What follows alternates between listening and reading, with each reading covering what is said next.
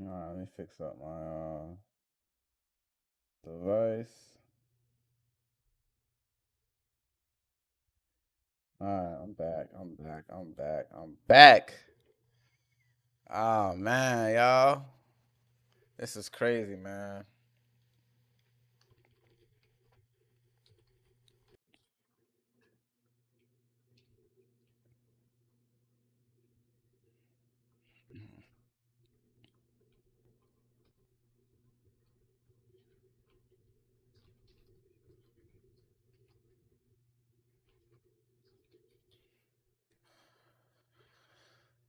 This is crazy. It's an exciting moment.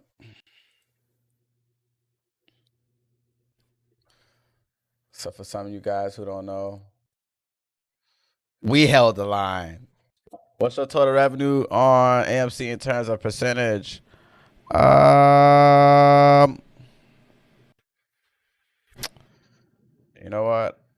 Let me take a look. I can't.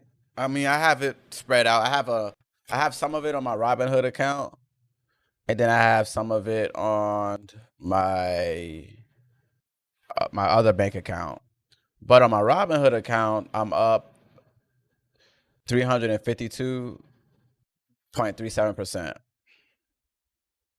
But I got some on my other account too. Um, yeah, but I would have been up a lot more than this, but I sold it. I mean, I didn't sold it, but I held it. I held it. When the price dropped down from 25, because I had to support the movement, so I didn't sold it.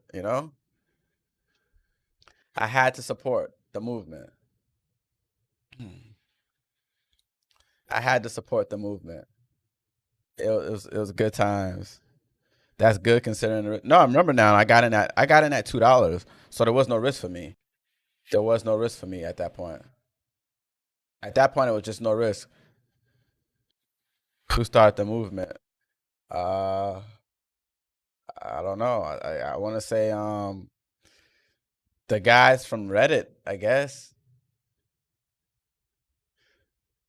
Like, let me show you what I did. Let me show you what myself did. So let me pull up the weekly chart here. What is this? What stock is this? All right. So what happened was I was looking at my charts, right? And then I was like, you know what? We got a new president. This was January. Where January at? Right here. I said we got a new president, and he should be able to, help people trust him to, believe that the virus is going to go away. So yeah, I'll share my screen. I'm gonna share my screen with you guys. Hold on. Let me see if I can remember how to do this the right way. There we go. There we go. There we go. All right. So I was like, we got a new president, and if he says the virus is gonna go away, more people are gonna believe him. That's what I said. So I bought some right here. And when I bought some right here, I was actually going to buy some notes, convertible notes, just so I can put my money in it. But I was like, you know what? I'm just going to buy because at a low point, this is the right way to trade because it's a support level based off of fundamentals. So I was like, you know what? I'm going to get in right here. Why not? Low point, this wasn't a swing trade in any of that. This was more of an investment play for me. And then all of a sudden, 1 week later now, because remember I got in at $2. 1 week later, someone posts on Reddit, and after that, it started to take off. Hold on, let me pull up the daily chart so I can look a little bit better. So about 1 week later, people post on Reddit, and then it starts to take off. Now, remember now, about here, I still didn't know anything about Reddit. I didn't know anything about. Well, I've heard of Reddit before, but Wall Street Bets. I didn't know anything about Wall Street Bets, so I was just like, "Oh, okay, $2. Wow, I made my money." And then, oh, you want to see the original post? Okay, I'll show you. Let me see if I can find it. I don't know if I can find the original post. Um, let's see if I can find the original post.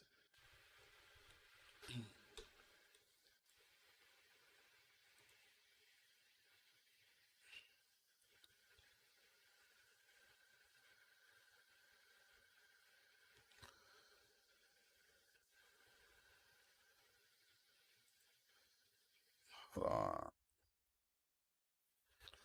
So I like to look at stock twits as well.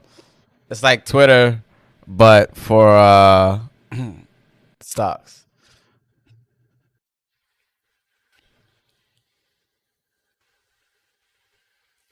Let me check out my messages. Alright, so good.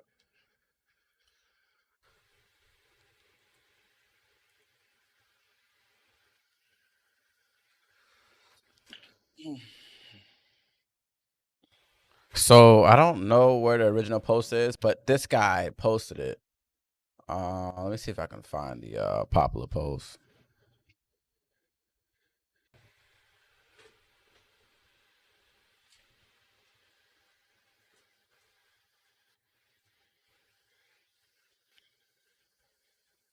$500 donations.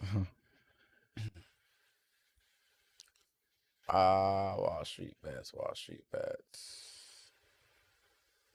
I don't know where he posted it at. Like I don't know how I'm supposed to find it. Let me see.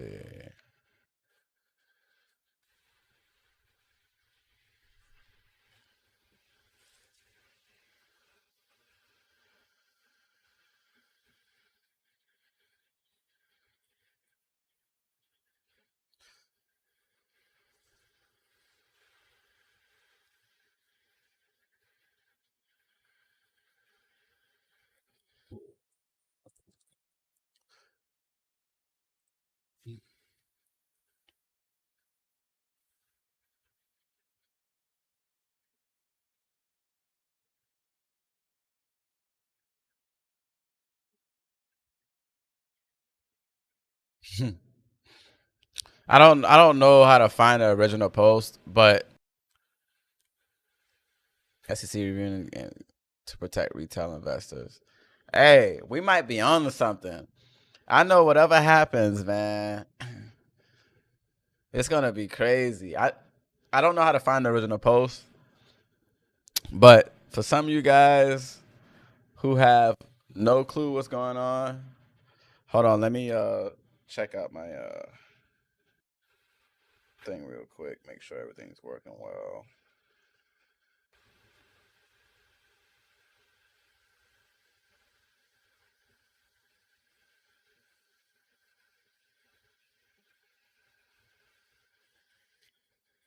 Make sure my stream is good since I just restarted it, guys. 1 second.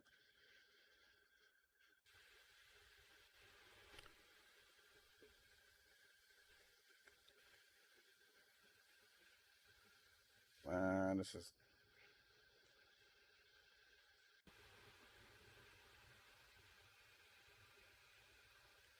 all right, guys. 1 second.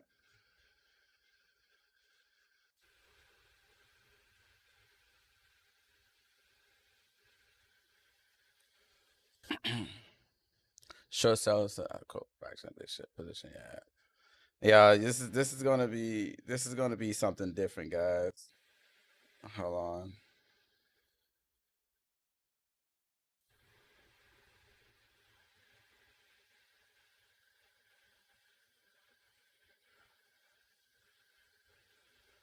All right, I need some articles, and they didn't include that. I assume he explained what was happening with the shorts. Yeah, yeah, yeah. I'm about to tell you right now. I'm just trying to fix my phone because my messages aren't popping up, and I know people are sending me messages. I'm going to explain to you what's going to happen, and then it's going to all make sense. A lot of people don't see. A lot of people don't know what's really going on. They just see a stock going up, and they're like, "Oh, buy it because everyone else is buying," which isn't the right way to do things. So that's why I say a lot of people are going to get burned from this. But hey, that's on you. That's on you, my friend. So basically, what's gonna happen is so I'm in AMC. Like I said, I'm in AMC, right? So let me see if I can click this.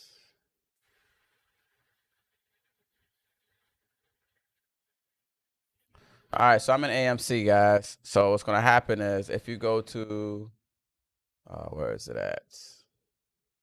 Options. what's going to happen is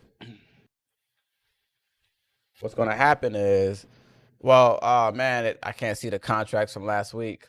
Oh man, I wish I could see them. They okay. So the contracts from last week is already expired, so I can't see them. But if you take a look at this, it's the same thing's going to happen. People that shorted this position, right? People that shorted this position, which is the big time banks, their contracts expired. So they have to pay back what they lost. Like, yes, you see 33%, 90%. These numbers were not a 100%, 99% last week when the contract expired on Friday. So, and you see how these have no change. This is for February 5th. But the one we were fighting for was the 29th, which was yesterday. So everyone that held their shorts yesterday who had options contract expired and they have to pay back all that money. And if when they pay it back, the price is going to continue to go up. And when the price goes up, they're going to have to pay back this money if they don't get out in time. And this is February 5th. So it's a domino effect. The price will still keep going up. Like, look at this. Look at this right here. See, people were shorting this stuff. They were shorting this stuff. Like, look, this guy was shorting this stuff, man. And this is how much they're down. And it'll only keep going up. It'll only keep going up. This is GameStop, by the way. Let me go to AMC. Because I pay more attention to AMC because, that's the one I'm in. So if you look at AMC, it's kind of the same thing. These guys got to pay this stuff back. And if they don't pay it back, I mean, they will pay it back. They have no choice. So where do you go to see who are the shorts and how many of them out there? That's what I was going to show you. Hold on.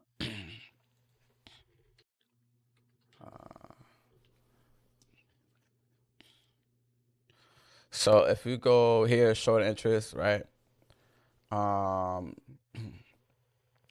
there's 44,670 people shorting, and then there's 52,000 outstanding shares. So that's a lot of people. That's a lot of people. So now 44,000 people have to pay back the small percentage of people who went long, which was us. Us. I mean, yes, it was a lot of us, but they have more money than us. But I mean, we kind of got more than them now because we beat them. But what happened was they went short. I think 140%. Yeah, that's what it said. It was 140%. And say it again. So 44,000 or 44 million, not thousand. 44 million people went short, and it's 52,000 or 52 million outstanding shares. So these guys, since they lost, all these people that went short, every single one of them, have to pay back amount of money, a certain amount of money. And that's the thing.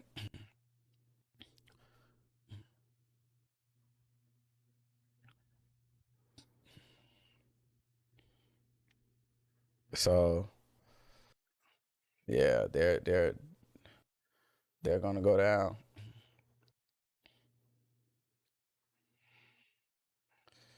So they have to pay back a lot of this money.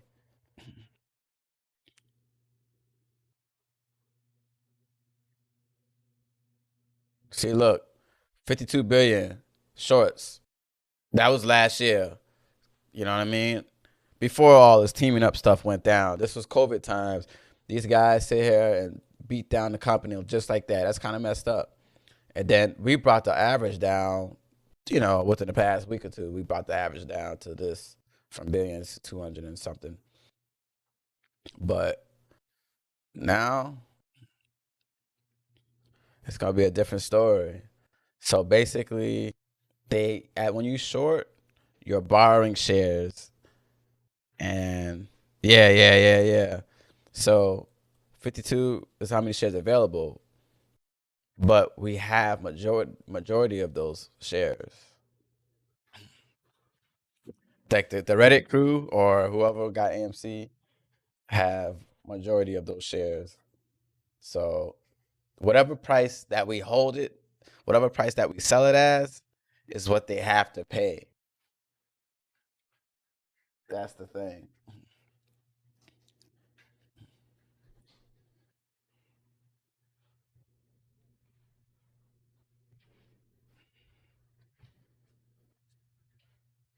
Do you know which firms are shorting? Let's see.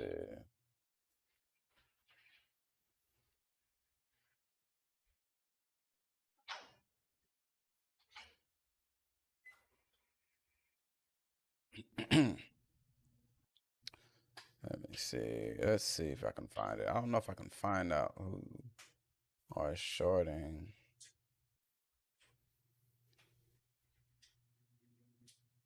I gotta see who's shorting it.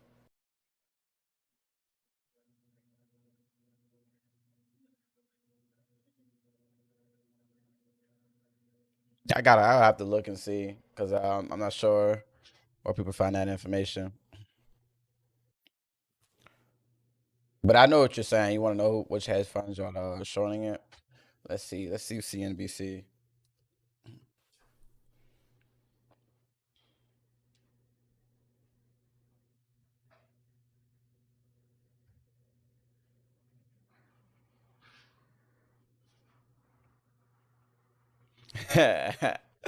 Oh man, I'm a part of history, man.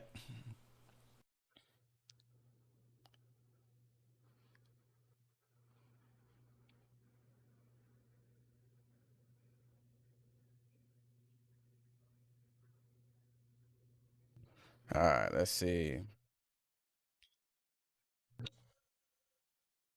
It's crazy.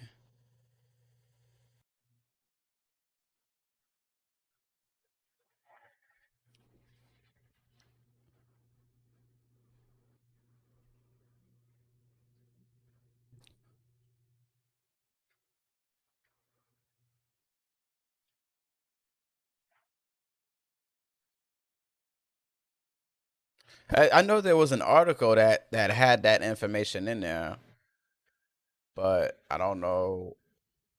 I mean, I've seen it, but let's see if I can find it.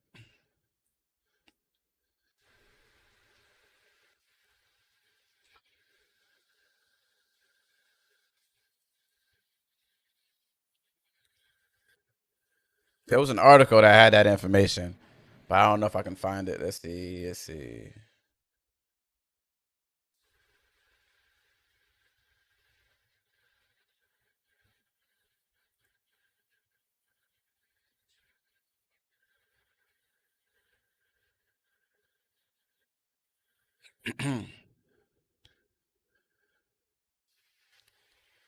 uh, I gotta find that information. I don't know where that information is, but there were some hedge funds that they either showed at GameStop or AMC,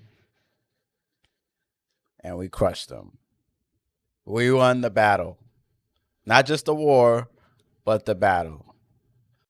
Let's see what stock to it says. Don't get scared of Robinhood blocking.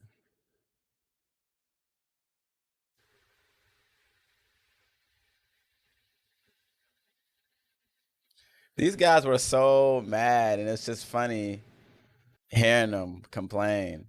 It's like you guys lost. The reason the market is doing what it's doing is people are sitting at home getting the checks from the government, okay? And this fair share is a bullshit concept. It's just a way of attacking wealthy people. And, I think it's inappropriate. We all got to work together and pull together. These guys were so upset, man. Work together, he says.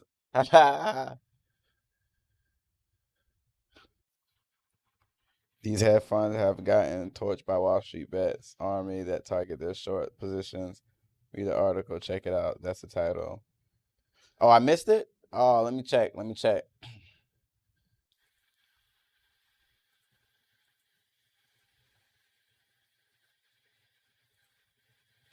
Uh, what? Where did you see that at?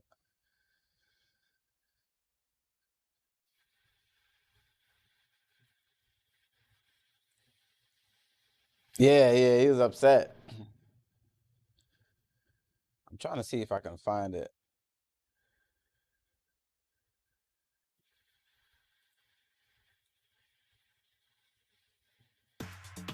Simple tax returns only. Snap your W-2 and file Fed and state for free. Guaranteed. All right, type it in Google. All right.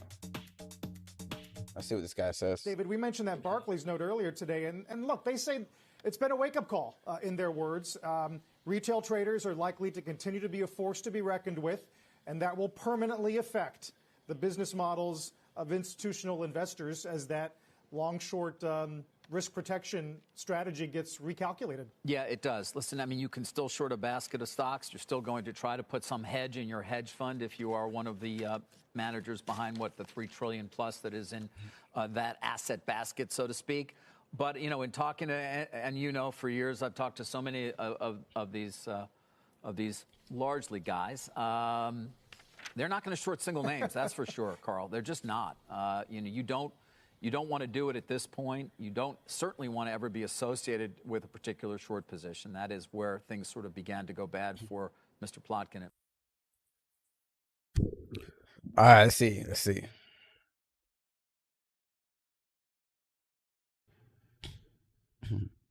Let's see what we have.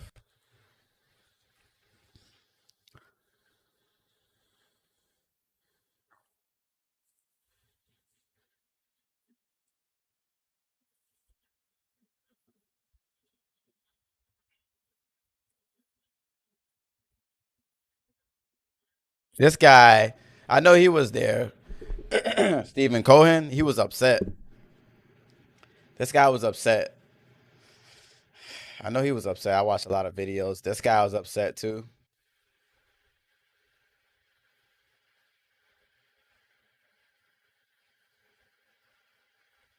Melvin. All right, so the names are up here.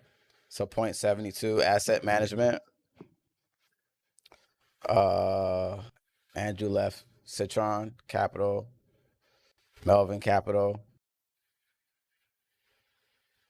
D1. These guys were crying. Maple Capital.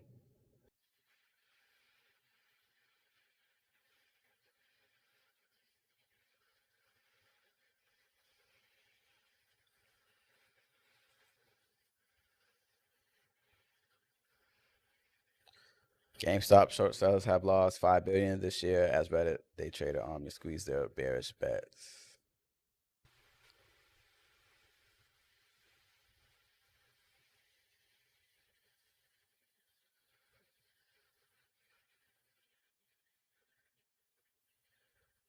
See, the thing is, now that they lost, they want to change the game.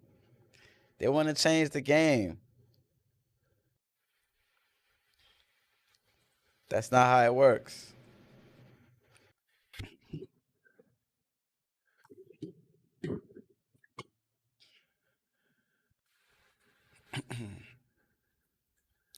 Well, I know, let me pull up my charts. They can't. I know. Let's see. I don't know what people are going to sell this stuff for.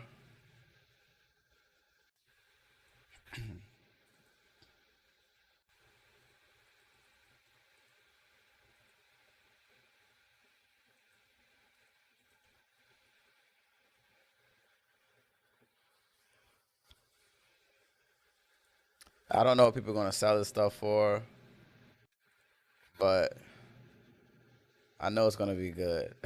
I know it's going to be good. By the way, who's the guy behind Wall Street's bets? Uh, he actually spoke too. Wall Street bets. He posted something too. Hold on.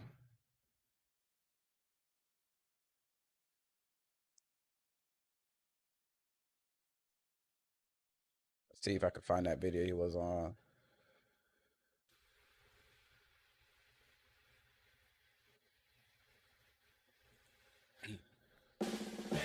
We made USAA insurance for veterans like Martin. When a hailstorm hit, he needed his insurance to get it done right away. USAA, what you're made of, we're made for. As you probably know by now, the wild move in GameStop over the last week was fueled by the Wall Street Bets group on Reddit. That online community rallied retail investors to execute a short squeeze that forced at least 2 major hedge funds to close out their positions at losses. At least that's what the hedge funds tell us. Joining us right now is Alexis Ohanian. He's the founder of 776. He's also the co-founder of Reddit. So, Alexis, you're really the guy that unleashed all of this. It's really good to see you. You're an investor who's been thinking a lot about this, but you've been watching what's been happening with Reddit, and just give us your thoughts on this. How have you seen this play out? Sure, and to be clear here, you know, I'm no longer on the board of Reddit. I'm not here to give financial advice. Purely though, like as an observer of these internet trends and having gotten a front row seat thanks to co-founding Reddit. You know, this is a culmination of a lot of energy and a sort of kismet situation where, you know, a lot of things lined up. I know Chamath was on here yesterday doing a pretty good job summing up a lot of the sentiment, the future governor of California. And I think the thing that for me has been so clear is that this, like a lot of things on the internet that really go viral and take on a life of their own, has become something much bigger. And I think even just looking at the comments around the internet is something that's very personal to a lot of people, and a chance for, you know, John or Joe and Jane America, the sort of retail buyers of stock, to flex back and push back on these hedge funds. And I do think this is a seminal moment. I don't think we go back to a world before this, because these communities, they're a byproduct of the connected internet, and whether it's one platform or another, this is the new normal. And we've watched the internet now over the last 10, 15 years, thanks to the rise of social media and all this infrastructure, really bring a bottom-up revolution to so many industries. We've seen this across media. We've seen this across so many different sectors. And his now name it's should be in the happening history to books. finance. Yeah. And I mean, it's nothing short of remarkable, and I really do think this is really the start of a new era for how we're going to sort of how we're going to perceive the public markets and then the interaction of consumers with it. Hey, Alexis, I am all in favor of the pendulum swinging and going back against the greedy guys. I mean, I don't know if you remember the corporate raider guys, Ivan Boesky, Michael Milken, and the bunch. My dad lost his job back in the 80s when Ivan Boesky bought out his little oil company, Natomas, because the reserves that they had were worth more than the stock, fired everybody. So I am all in favor to everybody else for a long time. But I do have to say, when I watch what happens with this, I worry about the retail investors that are following Chamath's bidding, following other people's bidding. Chamath got into this stock, but he got out of it before he came on yesterday to talk about how he had gotten out of it. I don't know who he thought he was selling those shares to, but I doubt it's the short sellers.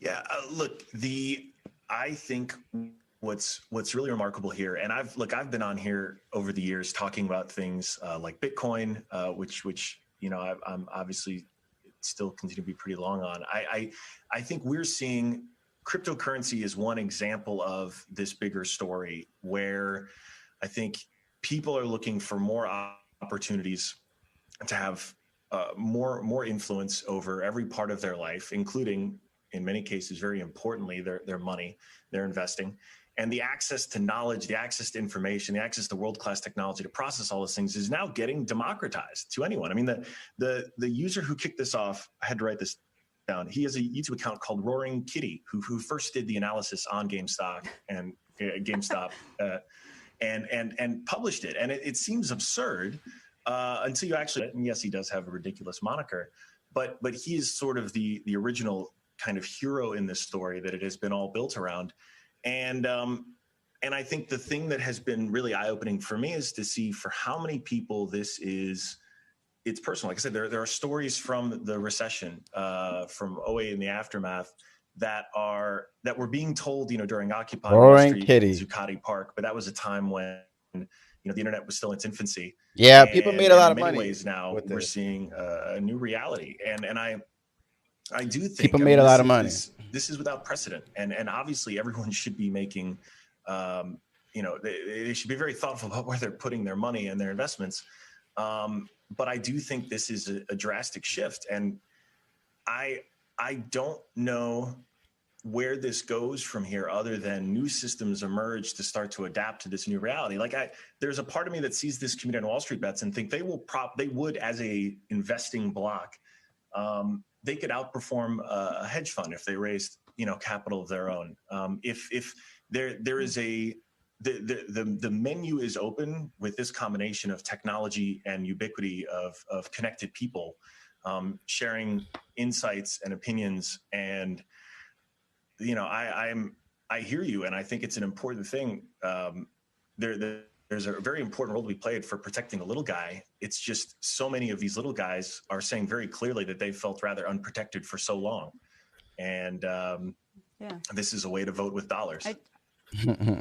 Yeah, again, I'm all in favor of that sentiment. I guess when you see GameStop run up to such incredible levels, though, it makes you start to wonder what comes next. I know you had been reaching out trying to see if somebody could introduce you to the CEO of GameStop. Did you ever get that introduction? No. But I think there's something to be said for the fact that this is going to be a path forward for relationship with the markets in a world where I do think the trends seem clear that retail investors are going to start to become a larger and larger percentage of market trading. And we saw it go up during COVID, as I think. What do you mean? What comes next? Like what's going to happen next, or making it easy for people to get started? What do you mean? But I think there's going to be a very new normal afterwards, where even the role of the CEO, and Elon Musk is obviously one who's done this very, very well, is to have a different kind of relationship with the market, because it's actually about this kind of community building that looks a lot more like a type of community building we're just not used to from CEOs.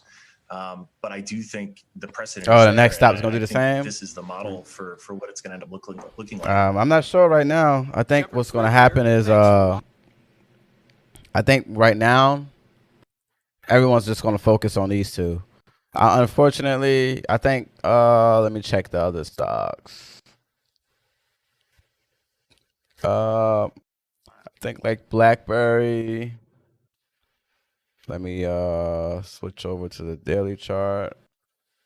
I'm not sure if these guys won their battle. I didn't look. I didn't know what their price target was. But I think the only ones that really made it out the flames was BlackBerry and Nokia. I'm not sure. I think Nokia might have lost too.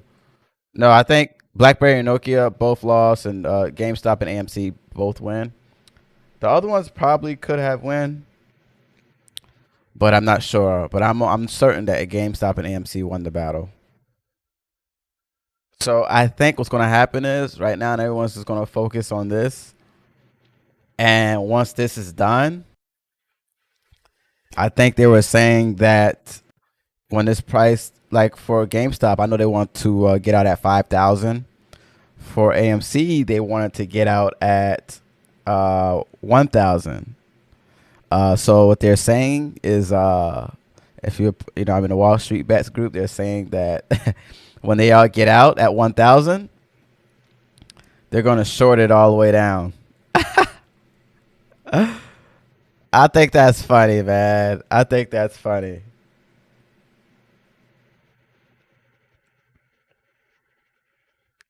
It's fun for me, man. It's exciting.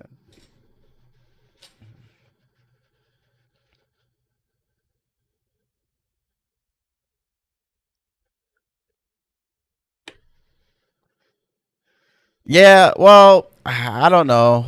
I wouldn't short. I'm not a fan of shorting.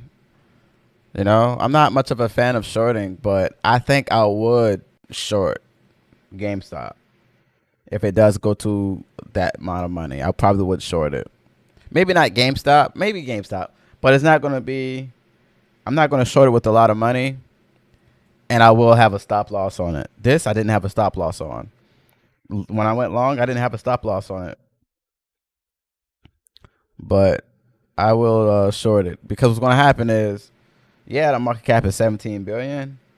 But, you know, there's people are, like I said, I bought AMC because I knew the movie theater was going to go open. That's why I bought it. But a lot of people didn't buy because of that. A lot of people buy because they know they could make money. So many people bought because they can make money. They don't even know the fundamentals of buying a stock. There are people out there that bought this stock at $26. People have no clue what they're doing. So 17 billion need to be injected to make GameStop double. Yeah, it does. But what's going to happen is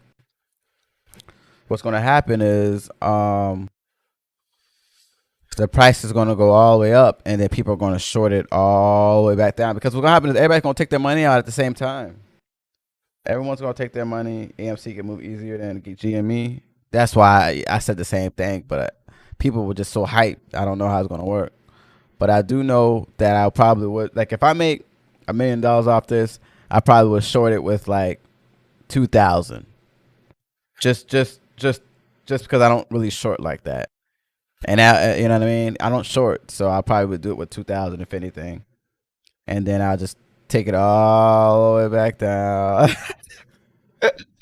Oh, man, poor AMC. But if it does come back down here, I'd buy again.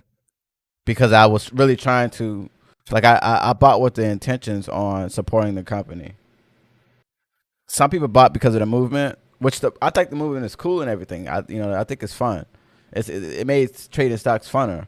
But like I said, I bought here way before the movement. So, but yeah, I mean, I think so. GameStop probably would move a little bit easier than, AMC would probably move a lot easier than GameStop. It's cheaper, so I don't understand. See, people don't know how stocks work. Like I said, people don't know how stock work.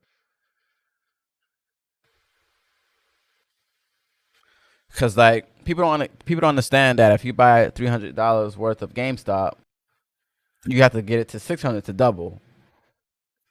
But if you buy $13 of AMC, it's 26, but it's much more.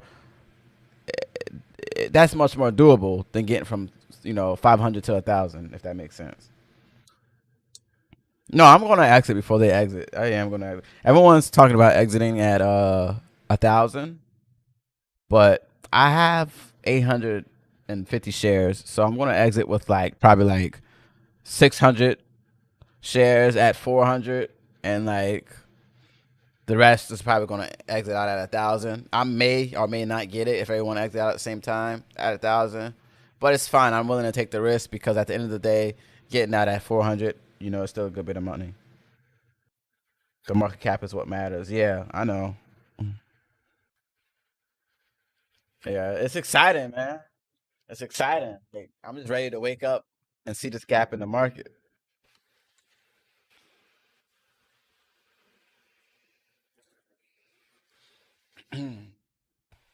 Unfortunately, my other stocks went down because of the movement. What's this one? Alibaba. I got an Alibaba at 213. So yeah, it did drop because of this, but I guess it is what it is.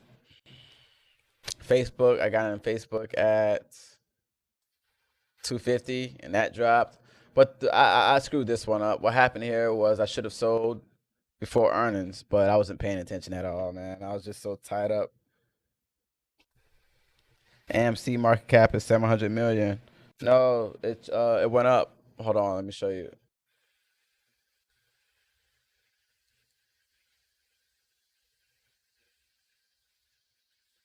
It's 4.5 billion. And that's probably, I don't even know if that's up to date or not. It's 4.5 billion. And because of the short squeeze, it's going to be worth more than that.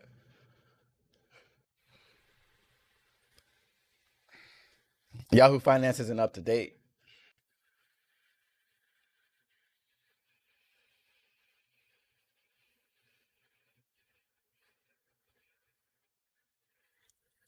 You got to remember, AMC. You got to remember, AMC got a $1 billion loan. You know what I mean? They got to be like when this first started happening. They got a $1 billion loan and they paid it off. So it can't be 700 million. Think about it. Think about it. I'm gonna show you, bro. I'm gonna show you. I'm gonna show you. Hold on. Let me see if I can find it. I wish it shows. See, I'm new to Weeble. I don't really use Weeble like that. I normally use my bank and then Robinhood, which I'm trying to switch from Robinhood to Weeble. But anyways, let me see if I can.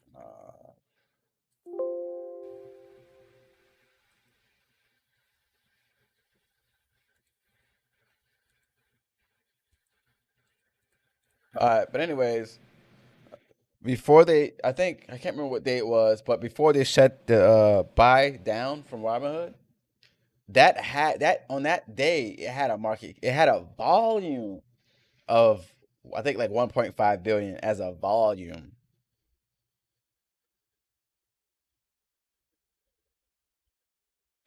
Yahoo values AMC as worth 11 billion. I'm not sure. It could be right. They could have probably already calculated the no, I don't know. It could be right. They probably already calculated the lost contracts. I'm not sure. I'm not sure how they calculated it. But I do know it's in the billions now, and I know it's going to definitely go up because of the short squeeze.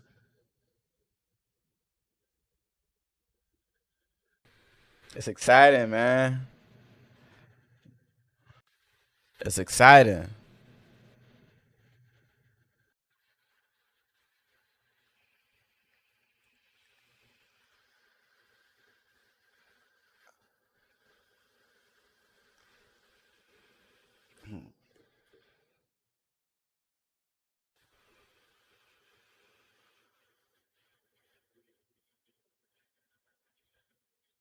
It's exciting, man.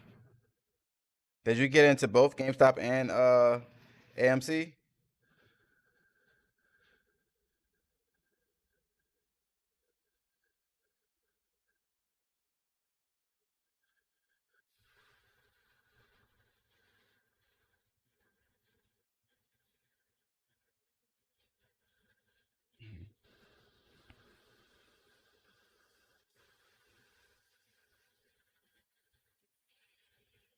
What up, Jeffrey?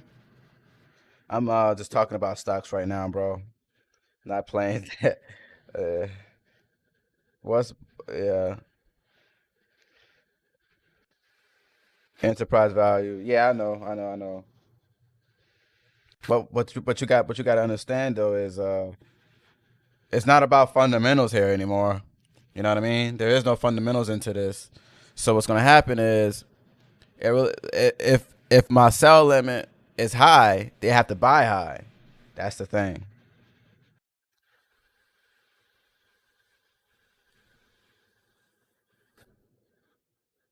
I'm more long term dividend investor.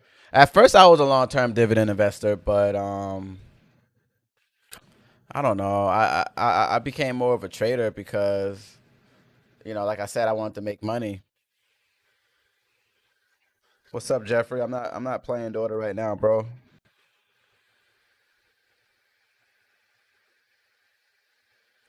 I initiated Bitcoin position. I got into Bitcoin back in 2016, I believe, when it was $900, and then I sold it. I sold it right before the COVID thing happened. Well, actually, you know what? I got in Bitcoin at $900, and it went to 20,000 at first. That the very first time it went to 20,000, and then let me see if I can find it on here. So I got into Bitcoin back, and oh man, you can still. I might start buying this soon once I get my. See, I'm a little new to Bitcoin, so I might start buying this soon and trading it myself. But let's see. Pull up the monthly chart of Bitcoin. Nah. All right. So about right here, I bought Bitcoin at $900, and then it shot up to 20 grand. and I thought it was gonna go higher than that, but it came down, and I sold at 15,000. I sold right here at 15,000, and then I bought more at 3,000.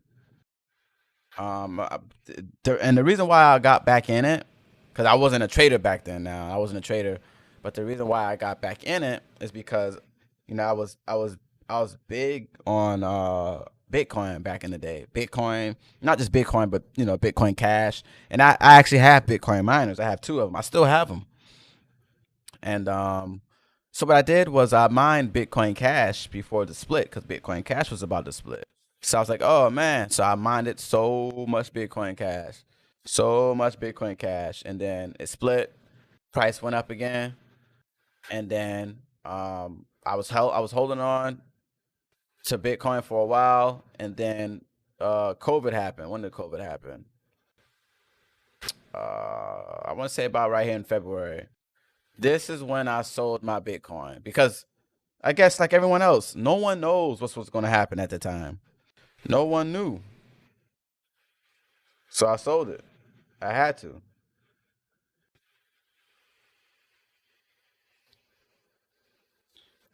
Uh, no one knew. Let me fix my stream settings real quick. Hold on. 1 second, chat. Oh man, where is it at? Stream setup.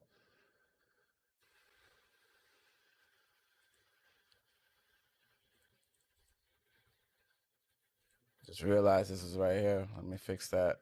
Oops. Didn't want us to do that. Alright, save. Alright, so like I said, no one knew what was gonna happen right there. No one had a clue what was gonna happen right there. So I tell you, my friend, hold on, let me see what you said. I mean, I don't like investing in currency too much. My Bitcoin investment was probably point 0.5. No, okay, so back when I got into Bitcoin, I was inside this company that used to pay you out. It was a lifetime contract, which expired. I know it sounds crazy, but it was a lifetime contract, and they used to pay you out in Bitcoin every single day. That's why I really got into Bitcoin because I was like, oh, if I pay $100, I can get paid for the rest of my life. Of course, and they say it's they'll pay you out until Bitcoin is no longer profitable. So about here is when I got into that company, and I took the company all the way up here. And then when it pulled back, then that's when the contract expired. I made some good money buying undervalued stocks. You gotta start sharing that information, man. I mean, I make some good money too, but someone always knows more than you.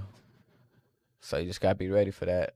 I'm just really excited about what's gonna happen in the coming days.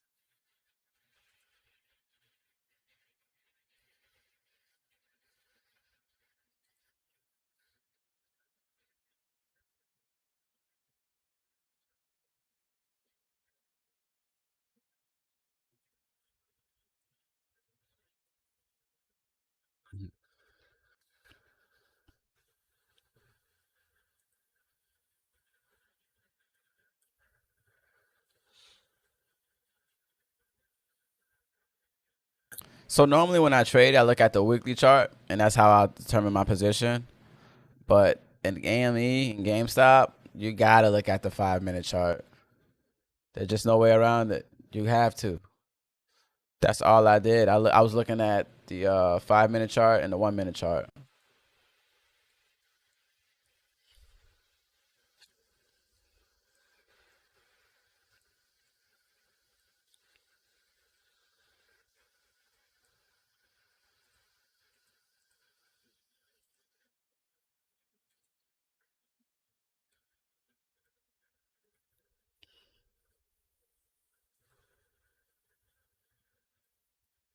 That's why I got all these line. Like I did mark it on different time frames, and then I zoomed in on it. I was like, man, you got to be ready for these cats, man. They want war. They want war, man. Like I bought more on the dip. I was like, yo, these guys want war.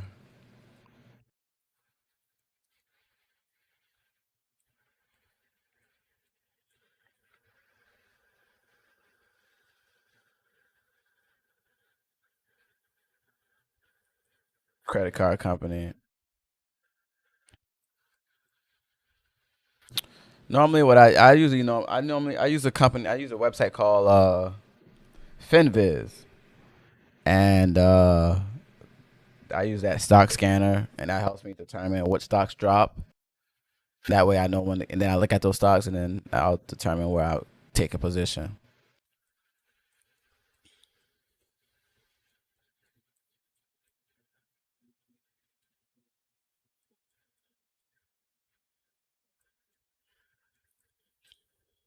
I can't believe we beat the big boys. Like this is, I never had this much excitement.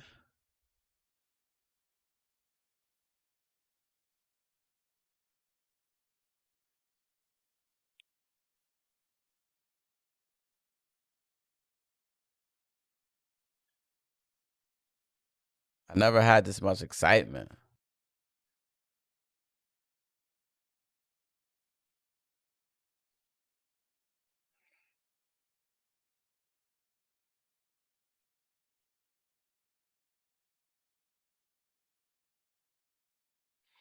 Let me see if they're talking about anything else.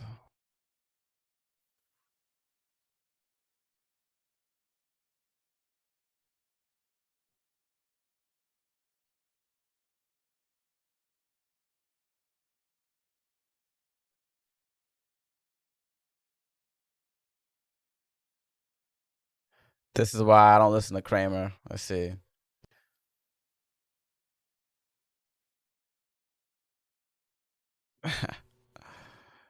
People don't like Jim Kramer too much. It seems like.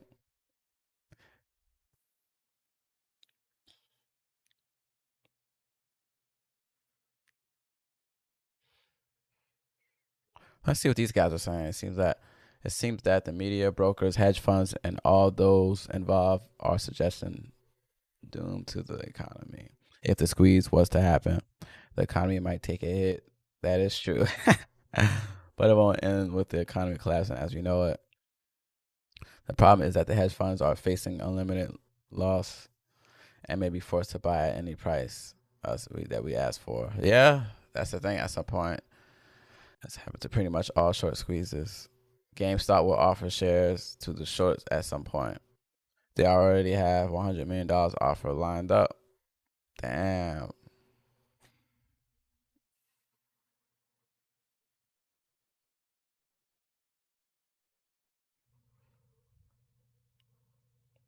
But they easily offer more. Why would they do this? Because it would make them. Wow. At the end of the day, GameStop is a business. They're in the midst of a huge transition, and the ability to clear debt and have more cash on hand during this time would be life changing money for this company. AMC did it this past week, and it happened. See, that's what I'm saying. GameStop, I mean, AMC, even while this is going on, they were able to clear debt. They're not going to go bankrupt anymore. They had a lot of good news. So even like, even without the let me pull up AMC again. Let's pretend that this never happened. And this, like I said, this is why I invested into AMC. I'm gonna show you guys. Hold on. So before all this COVID stuff happened, right? If you come here and you mark here, right? This is pre-COVID levels right here. And obviously COVID took this down, right? So my theory was, okay, if I get in at $2, when Biden comes, it'll at least go to 10. At the least. It'll at least go to $10. That's all I'm asking. I'm not asking for much. $10 is good enough, when it's $2. And then all of a sudden. So like I said, even so, with clearing all that debt, it's still a good company to get in. Like I made an assumption that people was gonna pour money into this company because the economy was going to slowly open back up.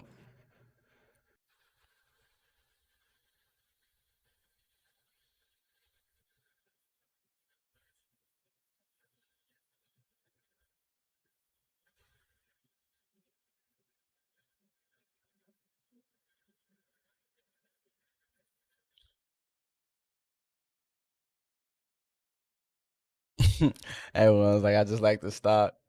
It's funny hearing them say that. I like the stonk.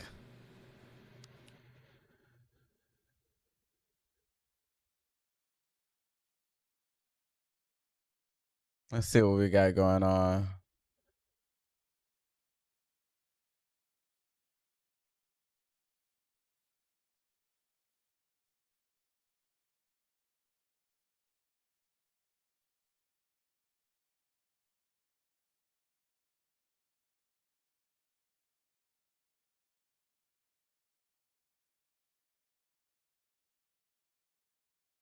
I'm holding for you guys like this.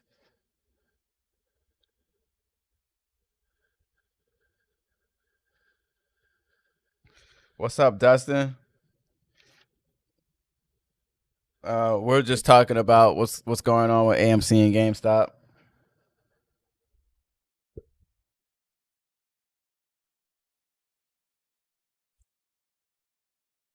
What's up, Sanex? So even buy at 13 isn't bad because it was 13 before COVID. It just depends on how you look at the company, man. Like it just depends. Like if you're okay with investing, then I mean, yeah, it's gonna come down eventually now because I believe it. I don't know. I actually don't know. It just depends on how you look at it. Actually, you know what? If you get in at 13, then I think it's not as bad because they paid off their debt. So even so, I think it's not a bad spot. Do you know how to read balance sheet? That's what I look at on my I look at balance sheets with my bank. I trade with a company called Merrill Lynch. They partner with Bank of America, and I look at balance sheets and stuff like that with that company. So normally, what I do before I make a trade is like I look at the market cap. Um, and it's like I said, it's a plus. If you made it to 2021, then it's a plus that you're gonna make it out and not go bankrupt. Not saying it's 100% certain, but the chances are a bit slimmer if you made it this far because a lot of the companies that went bankrupt last year. So I look at make sure they don't have any bankruptcy thing going on, bankruptcies, market caps, balance sheets, stuff like that. And then I come in and I mark the support and resistance level. See, when I look and see good stuff, and then I see what analysts say. And then after that, sometimes I look at stock twits because not saying I'm believing what everybody say, but sometimes somebody might post some kind of news that you may have overlooked or never heard of.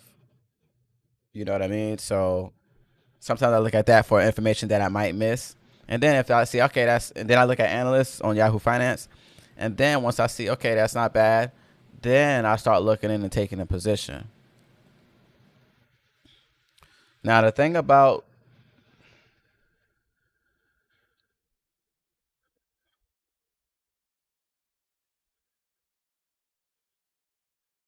let me fix my chat so I can see the chat.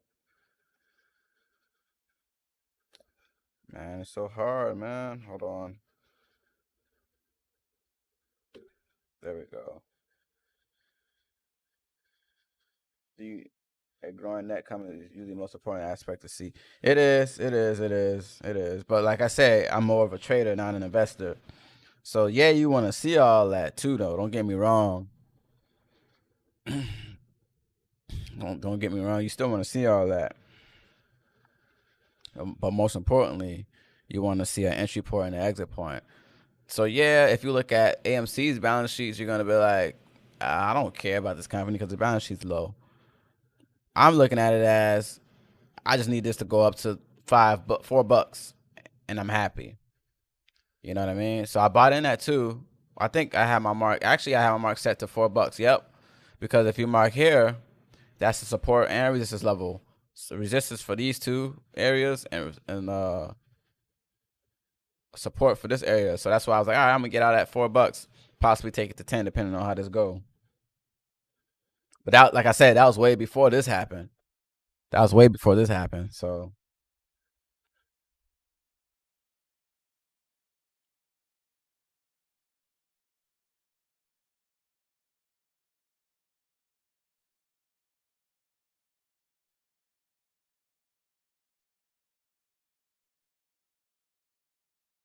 Yeah, Uber and yeah. That's true. That's true.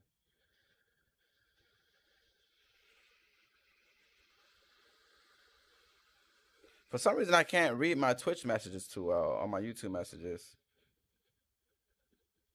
Let me just pull it up on my other computer and see. 1 second, chat.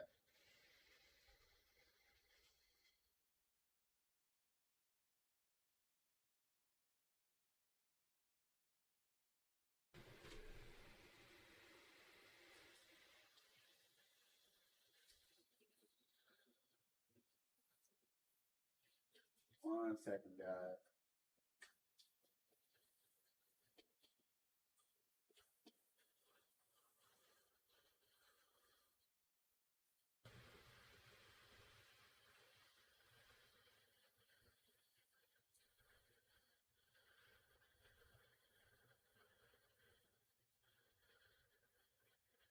All right, so I'm looking at my messages now. I can see them now. All right, what's up, Mac? What's up, man? See, I'm sorry, guys. I missed y'all's messages. It didn't pop up on my screen. My screen. I'm multi-streaming right now, actually. So I'm streaming on Facebook, YouTube, and Twitch. So hold on. Let me check to see what you guys say.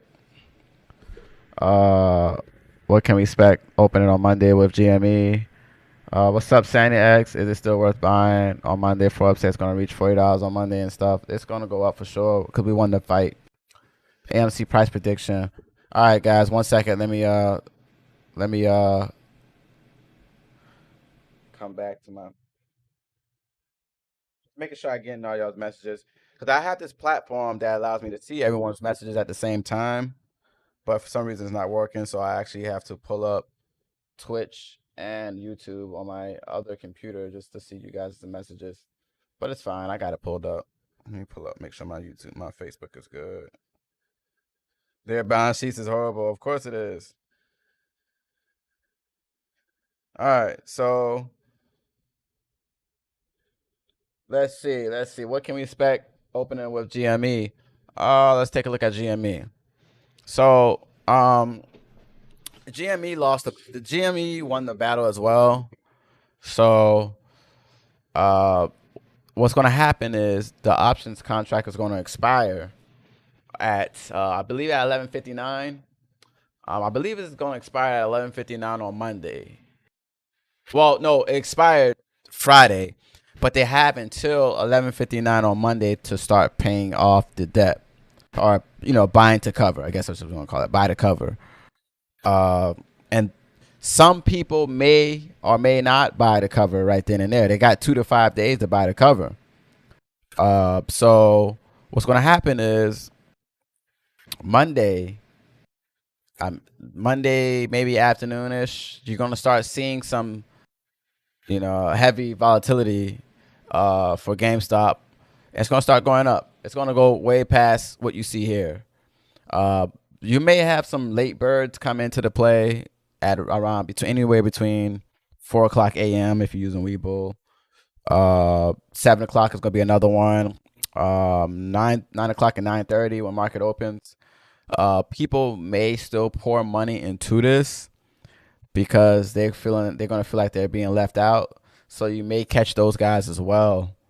I don't know. I mean, but for certain, it was going to gap up. So yeah, they are going to miss it, but it's going to gap up, and then people still may buy anyways. Plus, the big hedge funders are going to pour their money in as well. So people are trying to sell this at $5,000. I mean, I mean, I could be wrong when I say this, but I don't really see it going that far. But I don't know. I could be wrong, I could be wrong. So basically, any good buy lows for AMC? Give me 1 second, bro. So basically, um, as long as you guys hold, you can kind of take it wherever you want, to be honest with you, as far as GameStop. So, yeah.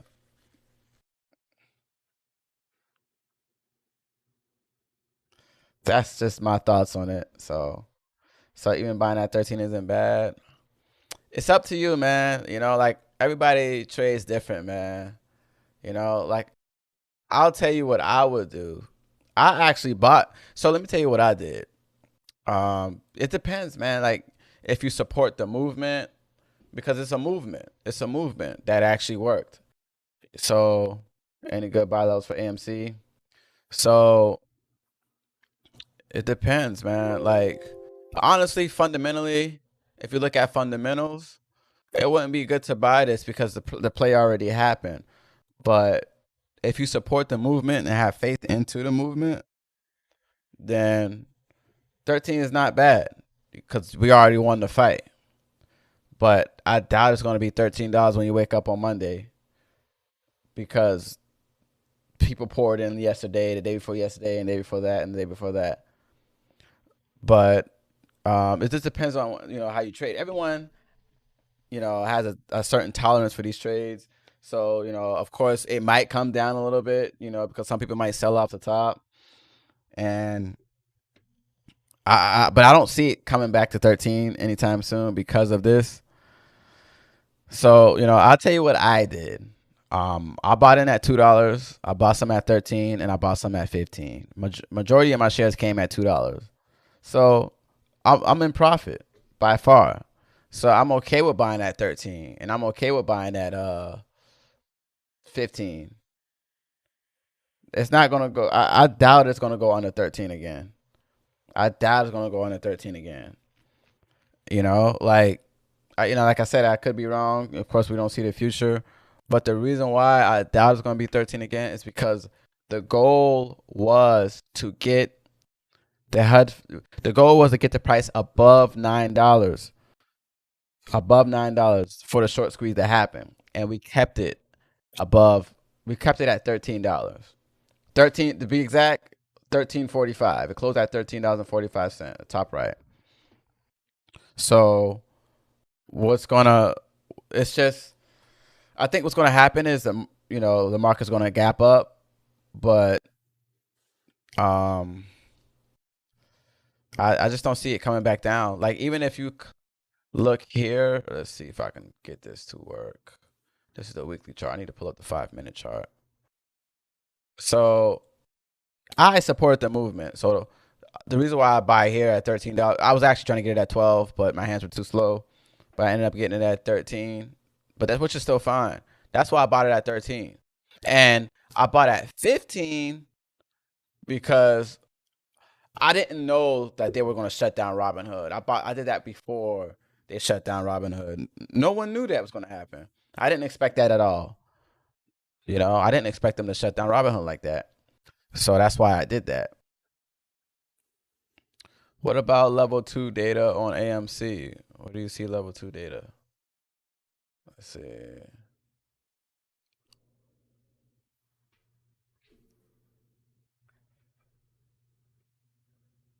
Yeah, so I think it's going to gap up on Monday.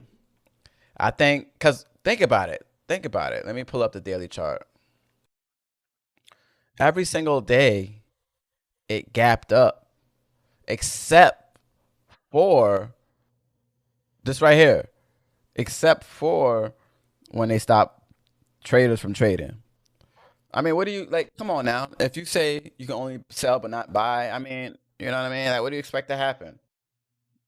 So that's why this happened. But the moment that they opened it back up, what do you mean gap up? Oh, so I guess I'm assuming that you're new to trading. So basically, I'm going to show you an example of gap up. I'm going to take this back to the 4-hour chart. All right, so as you can see, you see how this right here shows a little trend. It goes up, down, right? So basically, what happens is, I'm going to pull up the daily chart so you can see it better. So you see how this stock closed at $4 on the 27th. I'm not from North America, sorry. No, I mean, you don't have to be from North America. But this stock closed at $4 or $5, right? And when I say gap up, this stock opened at $20. That's what I call a gap up. You know what I mean? So Gap up means it closed at one price and the next day opens up at a price higher or price lower. That's what gap up is. So, for example, I'm gonna show you Alibaba because I bought this one as well, and this one gapped down. Let me see if I can find it. So, basically, that's not showing the gap for some reason. Oh well. So it's basically, oh well. So, yeah. So I think this one's gonna. I guess it shows it on. Maybe it shows it on a daily chart. Let's see if it shows it on a daily chart.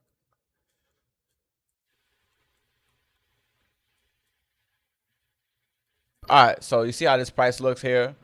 So it closed at $3.10, and then the next day it opens up at $2. That's gap down. That's called gapping down. You know what I mean? So think of it as the opposite way. It closes at, let's say it closes at $1 and it opens up at $5. That'd be gap up. So in this case, I think that it's going to gap up because, like I said, the goal was for it to not hit $9. I mean, the goal for us was to keep it above $9. The goal for the hedge funders or Wall Street was to keep it below $9. So I don't think it's going to be much pressure like it was before because they know they lost the battle. So let's pull up the options chart. So I can't show you guys the options from last week because it already expired. But as you can see, everyone that held, let me pull up AMC, that held a short position was down at least 99 to 100%. They were down a lot. So this is Friday coming up, February 5th. So even if we hold these levels right here, even if we hold these levels, these contracts again will expire in the negative. So think about it. Open interest is the number of contracts available, right? So for example, this one has 12,903 contracts, and every single contract owns 100 shares.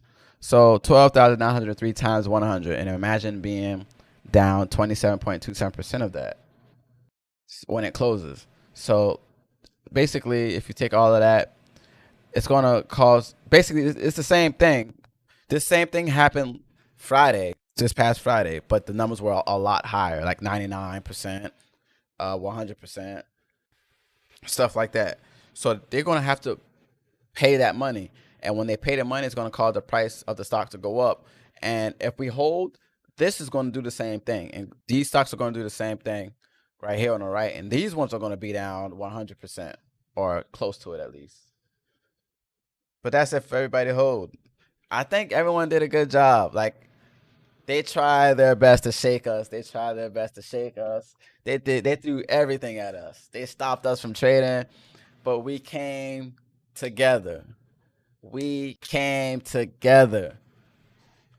All of us, the rich, the poor, the whites, the blacks, we held hands and we held the fort. This was the most I've ever seen people united. But it was fun. I never had this much fun trading stocks before. Like, normally for me, it's like, I'll buy here and sell here. I'm good. I'm good for the week. I'm good for the month. But this one, I was watching TV nonstop, watching YouTube videos. It was fun. It was exciting. But like I said, I have, let me pull up. Let's see if I got, I'm gonna go to a weekly or regular.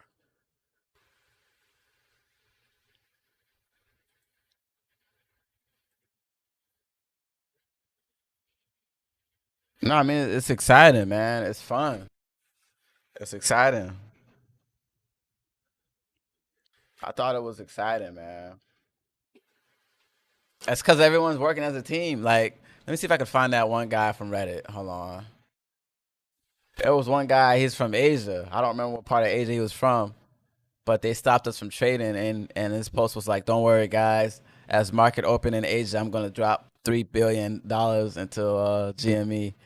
It's just so much teamwork, man. Like, I'm gonna see if I can find it. Hold on. Stephen Cohan deletes his Twitter account. Short squeeze alerts.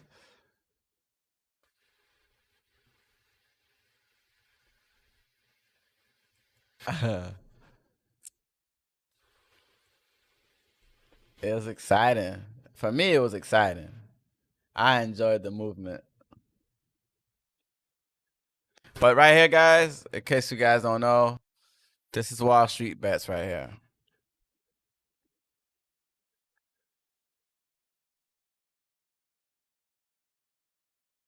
Yeah, I'm a bit new to using Twitter, guys. So I kind of just started using it yesterday. But if you want to follow me, you can. It is Skeeter Season TV. I'm gonna try to use it more, but right now, of course, like I said, I got Twitter, Instagram, YouTube, Facebook, and Twitch, and they're all Skeeter Season TV. If you guys want to follow me, of course, I'm known for playing video games. But I don't know. This right here excited me, so I haven't been playing much lately.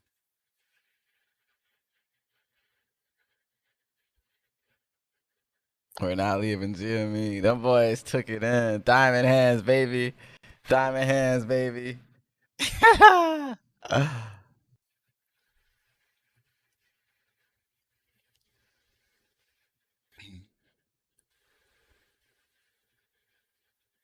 Look at this guy.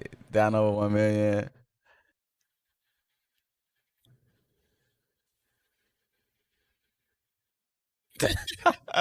This is so fun, man. I had a share of GameStop, but I sold it too. But it's okay. I ain't complaining about it.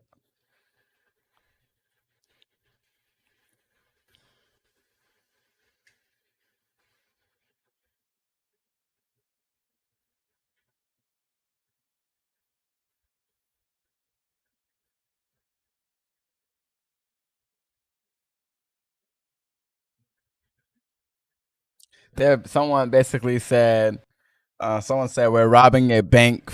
We're legally robbing a bank. That's basically how it is for real. That's the way I thought about it.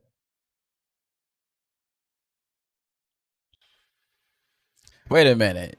You guys are buying GameStop stock? I thought I was supposed to buy an actual GameStop. Whoops.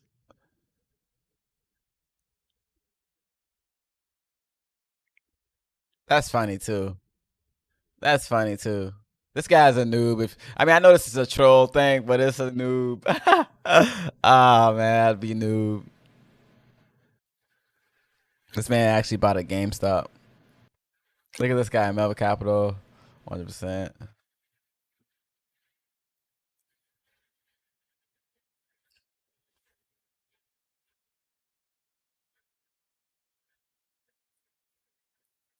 I'm watching this video right here, guys.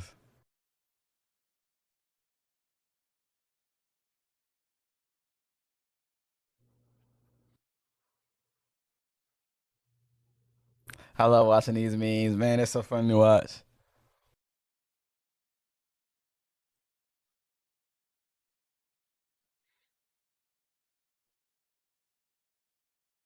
That's great. That's Skeeter Season TV. I don't really use it much. I just started back using it yesterday. But you can follow me on it if you want.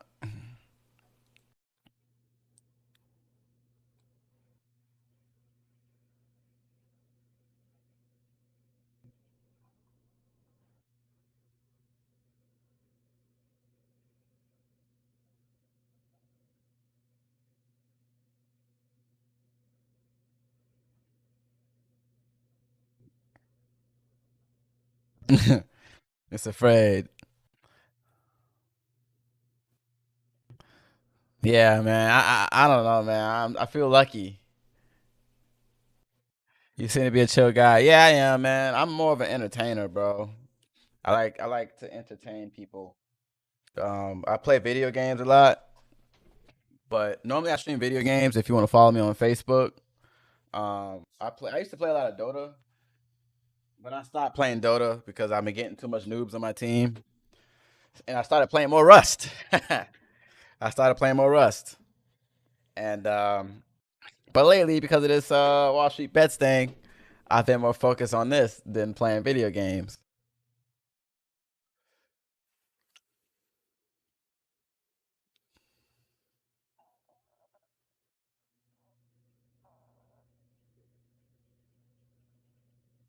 Yeah, I was just playing Rust, and my boy went to sleep.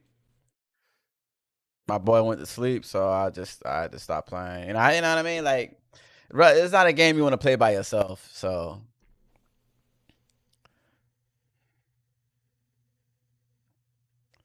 don't go for the Grand Slam. Nah, I'm going for the Grand Slam, man. We're gonna go out. You need to start reading books, my friend. I don't read books, bro. I read on the internet. Yeah, I was that guy in school when the teacher made us read books or go to the library, and everyone had these big chapter books, and I was that guy with the I Spy book. I don't read books, man. I hate reading books.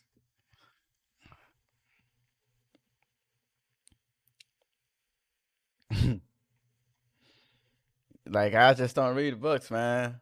Like, I was in high school, and when I remember, like, I was like a senior in high school. The teacher was like, "You guys need to start reading college books or books on a, 12th grade level." And I'm like, all right, guys, go to the library. I come back with this big book, but it's an I Spy book. Y'all remember those days? I mean, I'm a bit older, man. I'm 28, but back in the day, it used to be a book called I Spy, and it was like a list of things, and you had to find it in the book.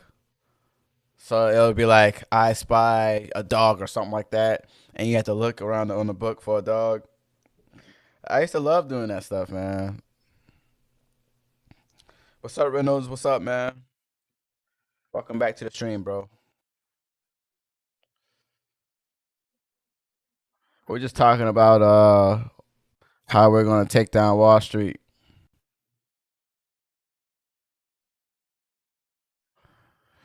We're gonna take down Wall Street. Let's see.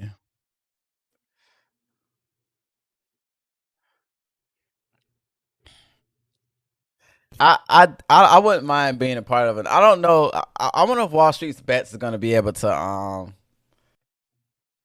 wonder if they're gonna be able to do another short squeeze. It was exciting. It was exciting. Been a while, bro. I've been sick quite some time. Hey, I hope you're feeling better, man. What's wrong? What's wrong, man? Hopefully you don't get COVID, bro. And if you do, I hope you recover from it, man. Cause I know they were saying that things are getting they got like another strand of COVID virus out.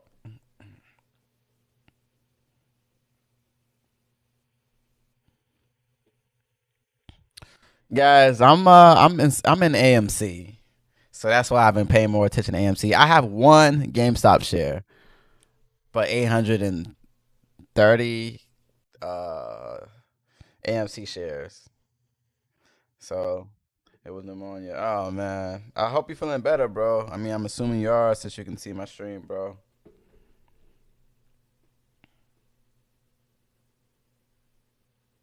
It's getting crazy out here in these streets, man. All right, let's see what these guys say about AMC. Why buy AMC helps save the beloved American company? All right, let's see. As we know, AMC is the second most shorted stock in existence. I know there's a website for this. Oh, GameStop is number one. AMC is number two. Oh, wow. I need to start paying attention to this. Like, I'll be honest with you. I've never knew a short squeeze was a thing.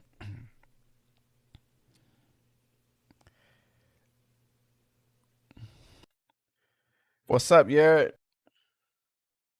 Hey, what's up? Black Wall Street needs to be born again. Bro, I've been saying that for a long time. I got a buddy right now in Atlanta was saying that. I've been saying that for a long time, man. Let me. I've been saying that for a long time. When I read people typing just the word hold, I remember the scene from 300. Do you remember that? I remember watching 300, but I don't remember the whole part. 80% better, bro. All right, man. Progress is progress, man. At least you're making progress, bro. I've been saying that about Black Wall Street for a long time, man. But yeah, I never knew that that short squeeze was a thing. Like I didn't know that that was a thing. You know, like I know about shorting stocks, buying stocks, options, all of that. But short squeeze, I never knew that that was a thing. That's crazy, man.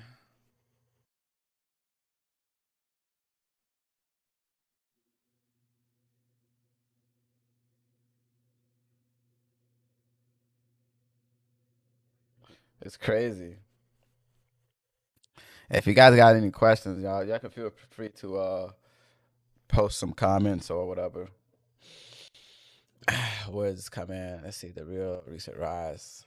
Let me see if the where's that news page at? I think I have a news page somewhere. Let's see if I can find it.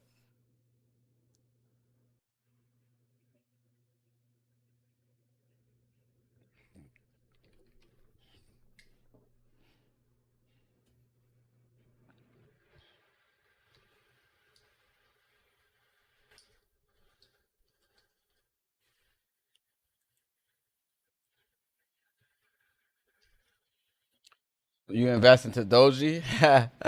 I did put a little bit in there because I was bored, and everybody was like, go, I think what happened was I couldn't buy any more AMC on Robinhood, and I had like $10 left, and they were like, buy, the Wall Street threads, they were like, buy Doji, everyone buy Doji. So I was like, all right, why not? So I had like $10, or no, you know what? I had like $8. And I was like, you know what? I'm just gonna spit this $8 in Doji. Why not? Because I wanted to help the movement the best I could, and I turned it into like $15. I mean, I know it's a little bit, but it still supported the movement.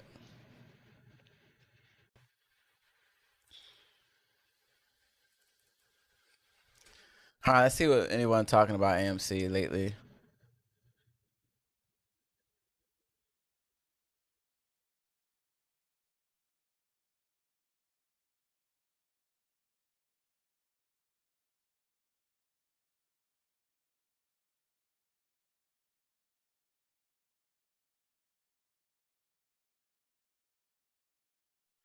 Saying no capital left for AMC. Spent the yeah. See, what I did was I bought a lot of AMC at $2.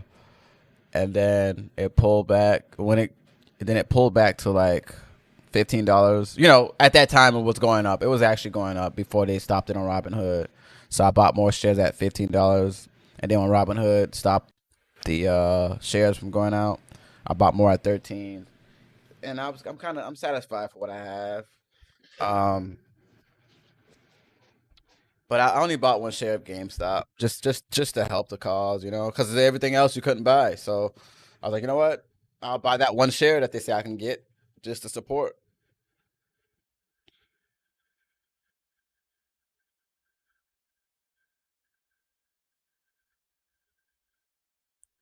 Only I did some DD.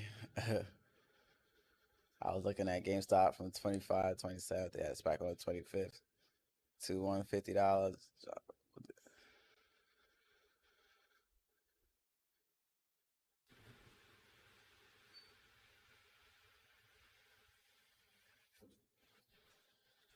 I'm not sure, but in my opinion, I believe we turned to low as 70. I mean $20.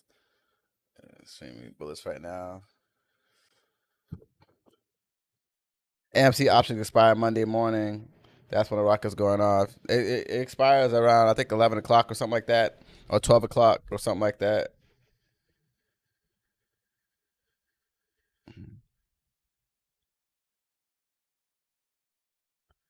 What did you say? What did Forbes say? You said Forbes said something. I speak with my friend, and he's doing the same thing as you're doing. What is he doing?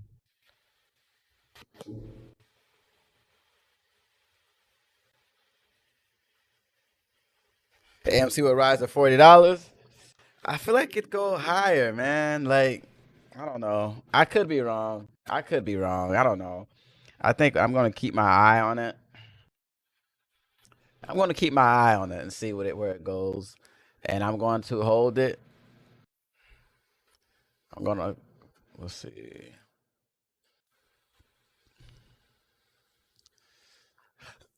I'm gonna hold it and see what it does, man. Like,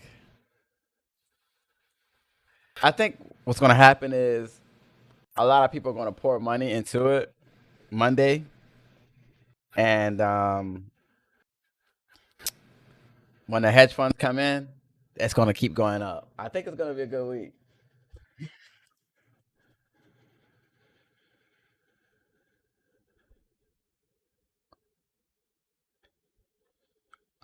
AMC would rise to $40. 25 million shares are pre-listed at $69.99. 69.69. 36 million pre-listed at 99. And we just close the live shares. Let's flip up 101. It's gonna be boom, boys. Where you see that information at? Where do you see that information? I want to see it. I can pull it up for the stream. Now we know what we're doing. We're getting that bag, baby. Where do you see that information, bro? I wanna look it up.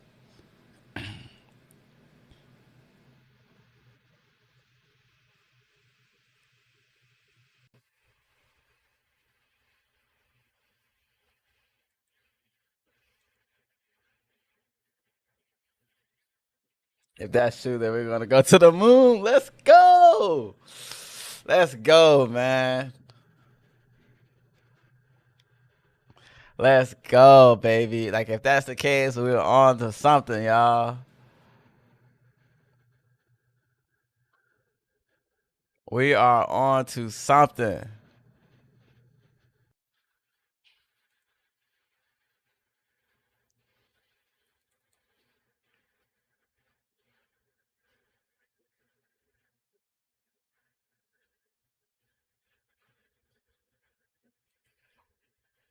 Oh, wait.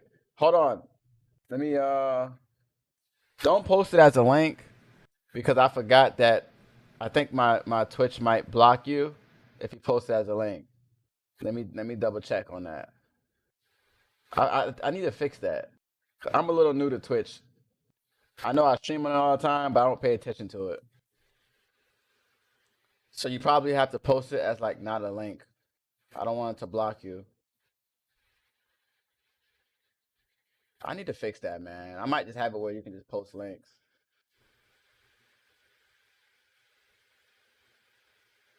I forgot all about that because people have been getting blocked from that.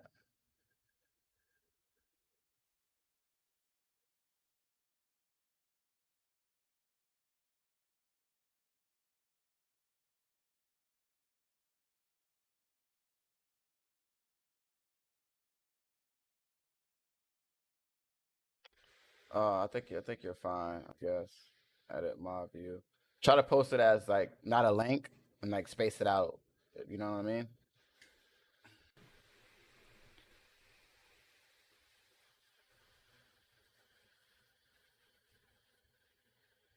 Let me make sure it doesn't block you. Unban. I don't want my boy to get banned. All right.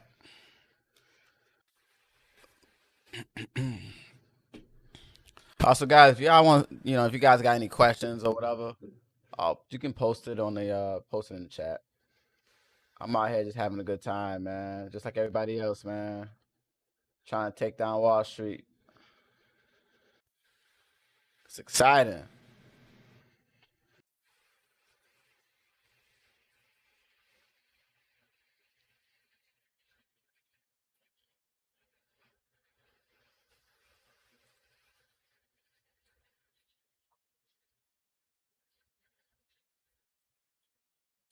I'm still trying to get my Weeble account to open up, man. Cause I've been trading on my bank, which is Merrill Edge and Robinhood, but Let's see. Let's see. Price target. $5 price target. Y'all boys crazy, man. People out here making money. Hold. This should be 100%. Hold. Hold.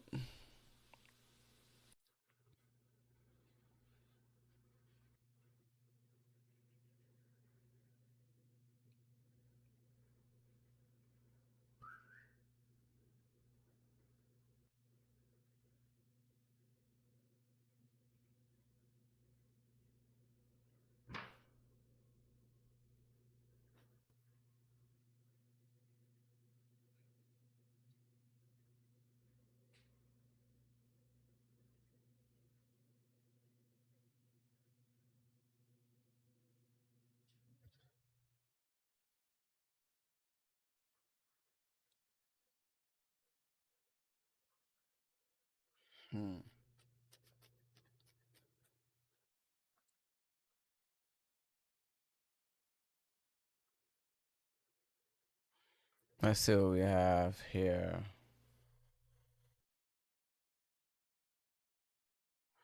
Oh, hold on. I got you, bro. I'm gonna get you out the timeout thing. See, I need to fix that, man. Hold on.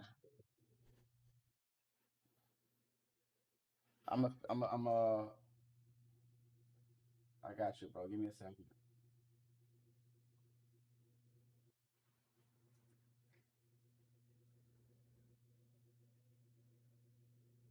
Hold on. Let me pull up my, this is on my other computer. HY. There we go. I think you're good now. You can type. If you're posting a link, space it out. And if you can't do that, then oh man, I gotta try to figure out where that I can't remember the bot I was using for my Twitch. I think it's called like Stream Elements or something like that. Let's see.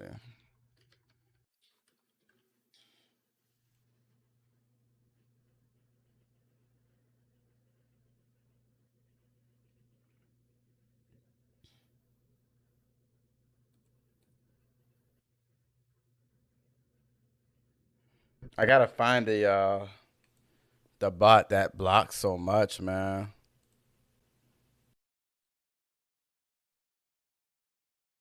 See, I took it off. It just doesn't work.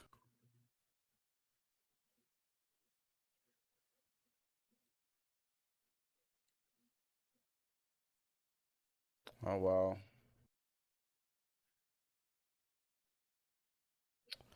I thought I took it off. But I don't know. I figured it out, I guess, eventually.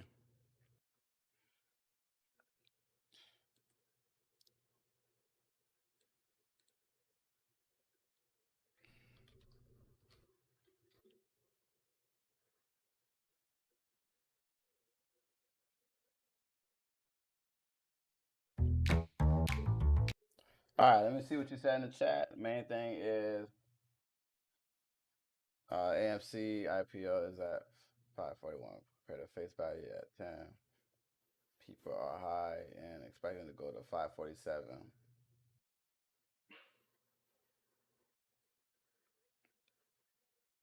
Let's see what this guy's talking about. Coming back, but we will come back. With creative thinkers and seasoned leaders in every sphere. We'll wait till they say something important, I guess. Let's see what's this look like.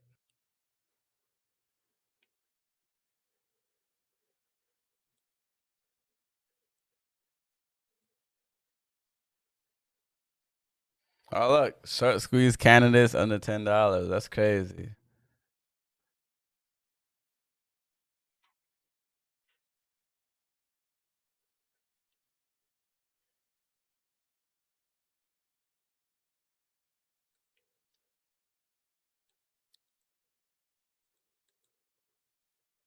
Well, reimagined as a virtual forum this year. It brought together CEOs, political leaders, experts, and They're not saying anything important right now. See, the thing is, this one says Silver Lake sells their entire stake for $713 million. Like, I don't know. Will this help us or will this hurt us?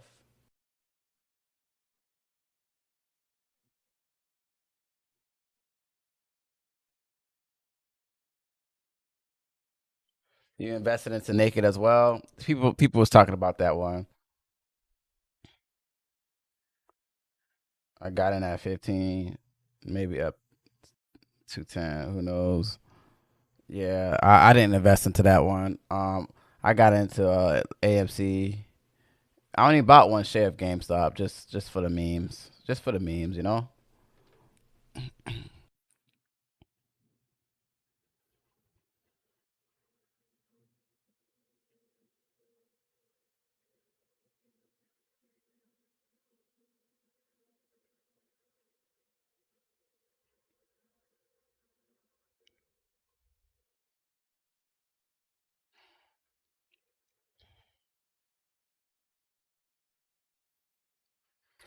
For the most part, the goal for this week was to keep AMC above $9. Yes, sir.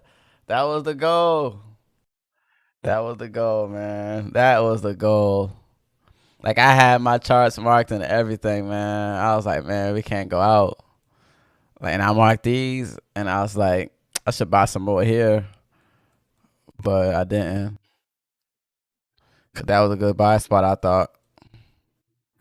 Let me mark my chart up again for next week.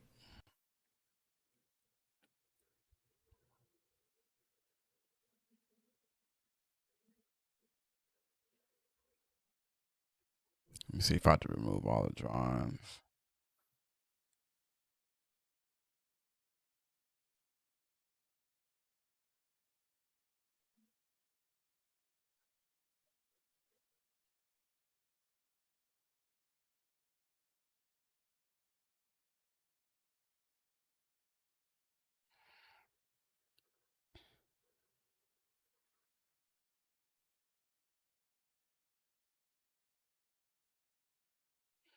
Massachusetts secretary.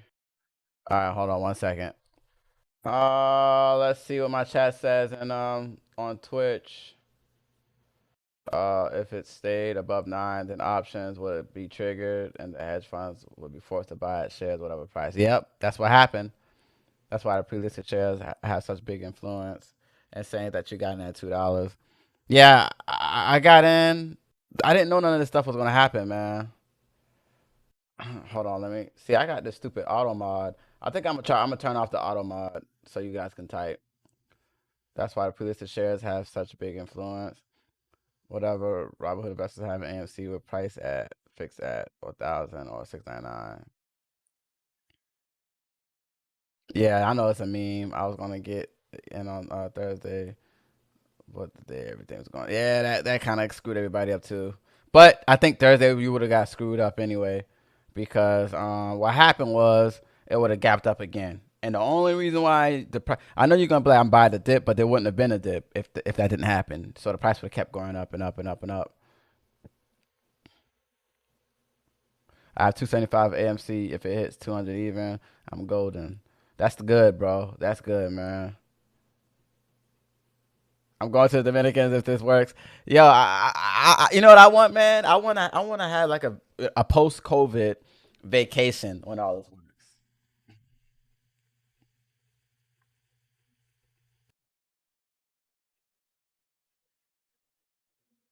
I want to have a post COVID vacation when all this works.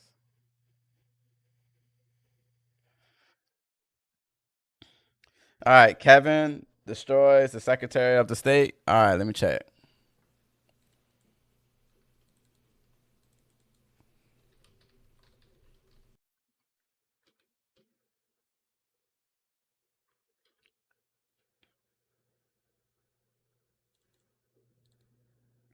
Hold on. Hold on, let me see. I think you sent me two of them. I think he's trying to say two.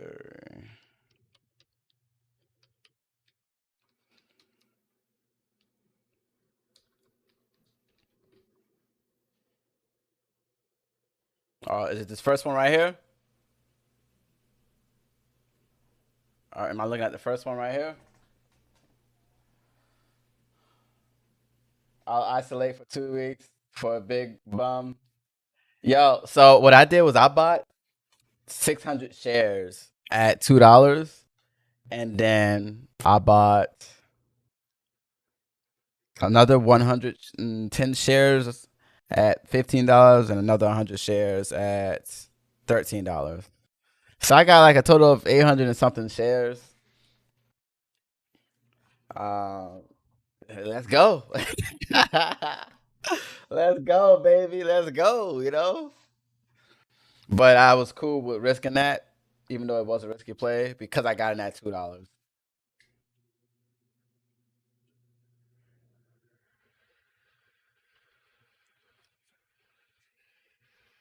The first video, I'm gonna turn off this auto mod so y'all don't keep getting banned all the time.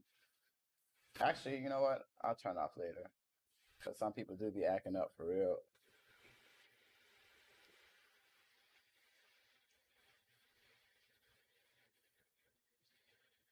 All right, so let me fix this up.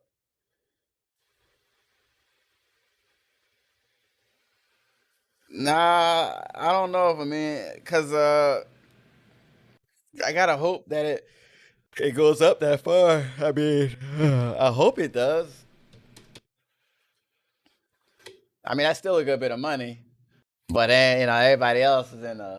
Them boy out there, they up there.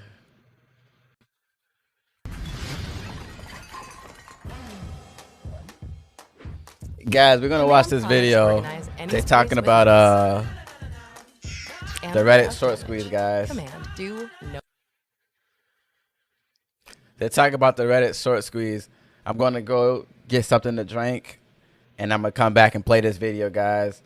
So in the meantime, it's gonna take me like 2 minutes to get something to drink and probably grab a snack. So in the meantime, guys, please don't forget, like this video, share this video, follow this video, Twitch, Facebook, YouTube, Instagram, Twitter. I'm all over the place, guys. It's all Skeeter Season TV. Invite your friends to watch the video with us. Right now, we're just trolling, having a good time, and I don't know what we're doing. We're just having fun talking about taking down Wall Street. Give me like 2 minutes, guys.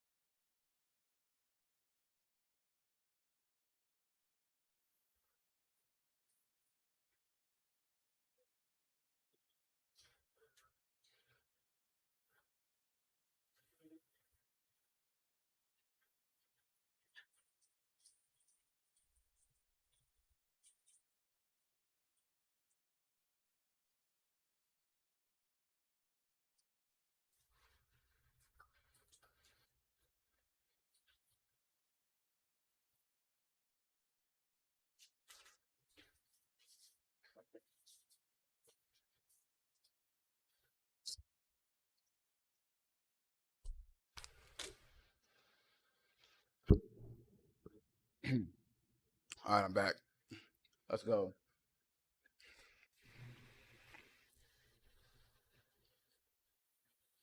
So is there something that needs to be done based on what the events of the past couple of weeks, Secretary? Absolutely.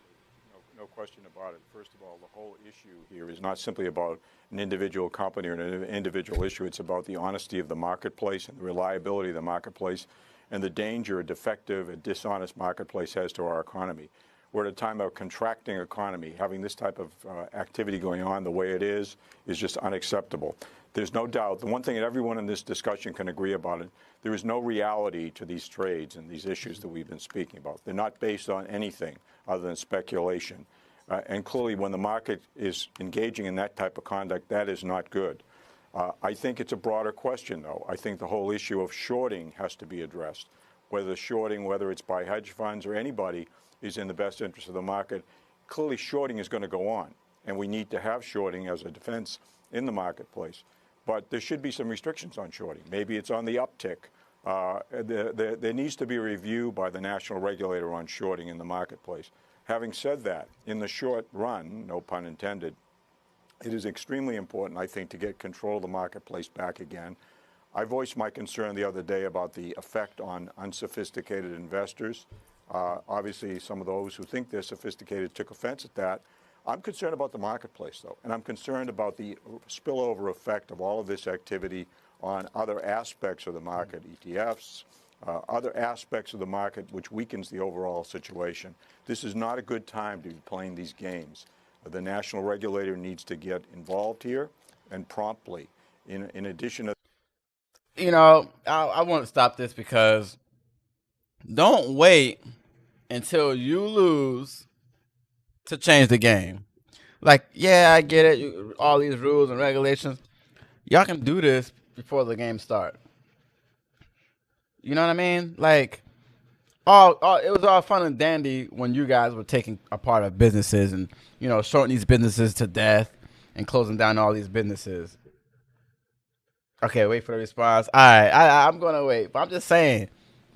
That, I think, as I suggested previously, if we didn't trade in these types of issue at all, this particular one I was speaking was GameStop, for a period of time, I think that would have an effect. I'm not just talking about those who trade through Reddit or individual investors. I'm talking about people across the board.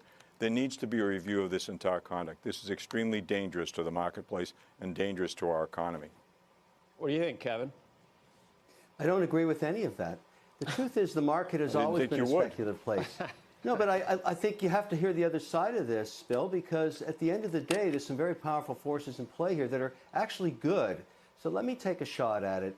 The definition of the market is speculation. When you buy and stay long a stock, you're speculating the profits you hope are going to come finally appear, and you take that risk.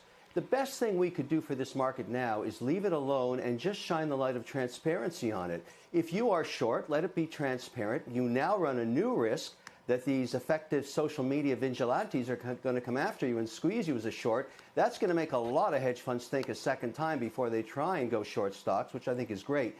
But here's the point that I think everybody is missing. 4 or 5 years ago, we had 100 million Americans with nothing set aside for their retirements. We still do. And that's because our educational system, including the one in Massachusetts where I had my kids and they grew up in, best schools in the world, I would argue, they taught them nothing about investing. And then along comes a platform like Robinhood, and all of a sudden, kids in their 20s and 30s that would never get touched by Money Center Bank or an online broker because they're not a profitable account. They only have a few $100s to invest. Vlad and his team create this platform and now have millions of people learning about the ways of the market. And the market, even for sophisticated investors. They're learning by losing, though. They're learning by losing. Every investor loses money, Bill. Every loser. Everyone learns from the market. I don't think we. So you're going to protect me from losing money? Are you kidding? Speculation is the definition of the market. I don't kid. Yeah, the bottom line is when you put money in harm's way in the market, you risk it. That will always be the way after both you and I are gone. And the more regulation you put on it, the more you hurt it. Because some people to investing a millisecond is an investment, and others 10 years. And you shouldn't have the right to define it for them. Let the market do that. That's what the market does. If we want viable capital markets, you have to let the market be the market. Just shine transparency on it. Don't try and make rules that have all kinds of second consequences that you can't determine at this point. There is no transparency. There is no transparency here. It's more transparent today. In many aspects. You can't say that what happened over the last 48 hours, the last 2 trading sessions, wasn't driven by transparency. We've never had millions of people at night talking to each other in social media saying, there's a hedge fund that's short, let's go get them. You know, you want to stick it to the man, I have no problem with it. Being made. The problem is, I think it's in order to fine. have transparency, you have to have some certainty, and there is no certainty in any of this. There's wild speculation based on nothing. That is not an honest marketplace. I'm sorry, but you're going to have to live with speculation. You're always going to have it. Speculation I can live with based on investing. rationality. Rational speculation is one thing. Dishonesty. How do you know that GameStop executives aren't going to take advantage of this situation and build a brand and make a pivot, just like Netflix did when they were shipping out CDs in the mail? You don't know. Because they've shown you no have evidence. no idea. Either do I. They haven't even raised any capital on it. If they were going to be doing that, why wouldn't they be raising capital now to try to do that? They're not. Well, maybe they will. We don't know. That's the market. My whole point is if they can raise capital at these prices, they should. Shepard Smith here. Thanks for watching.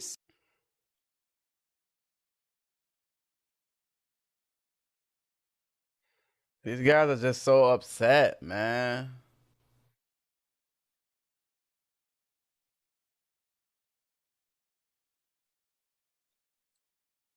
Did you know Geico can save you hundreds on car insurance and more? So I see what my boy Hush has to say. He gonna find his wife. That's funny, bro. You can tell the older guy has not been sleeping.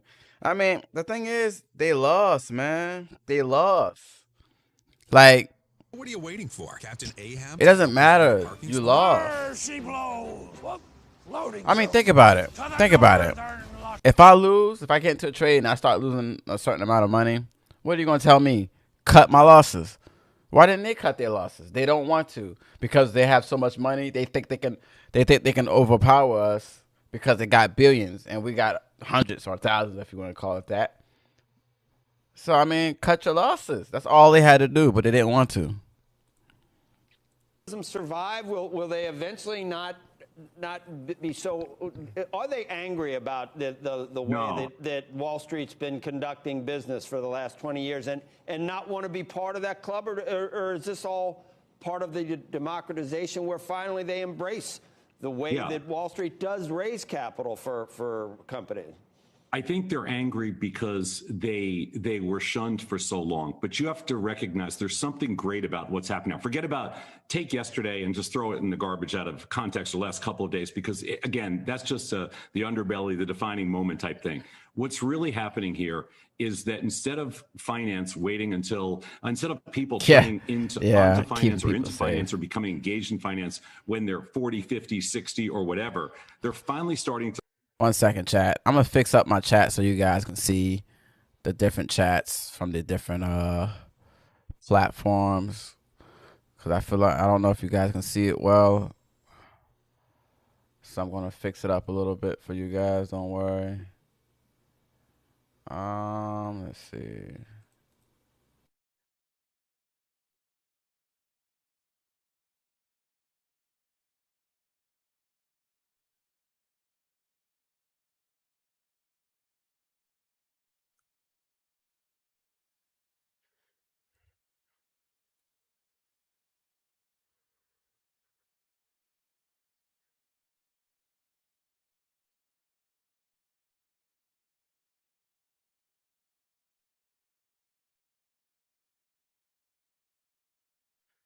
All right.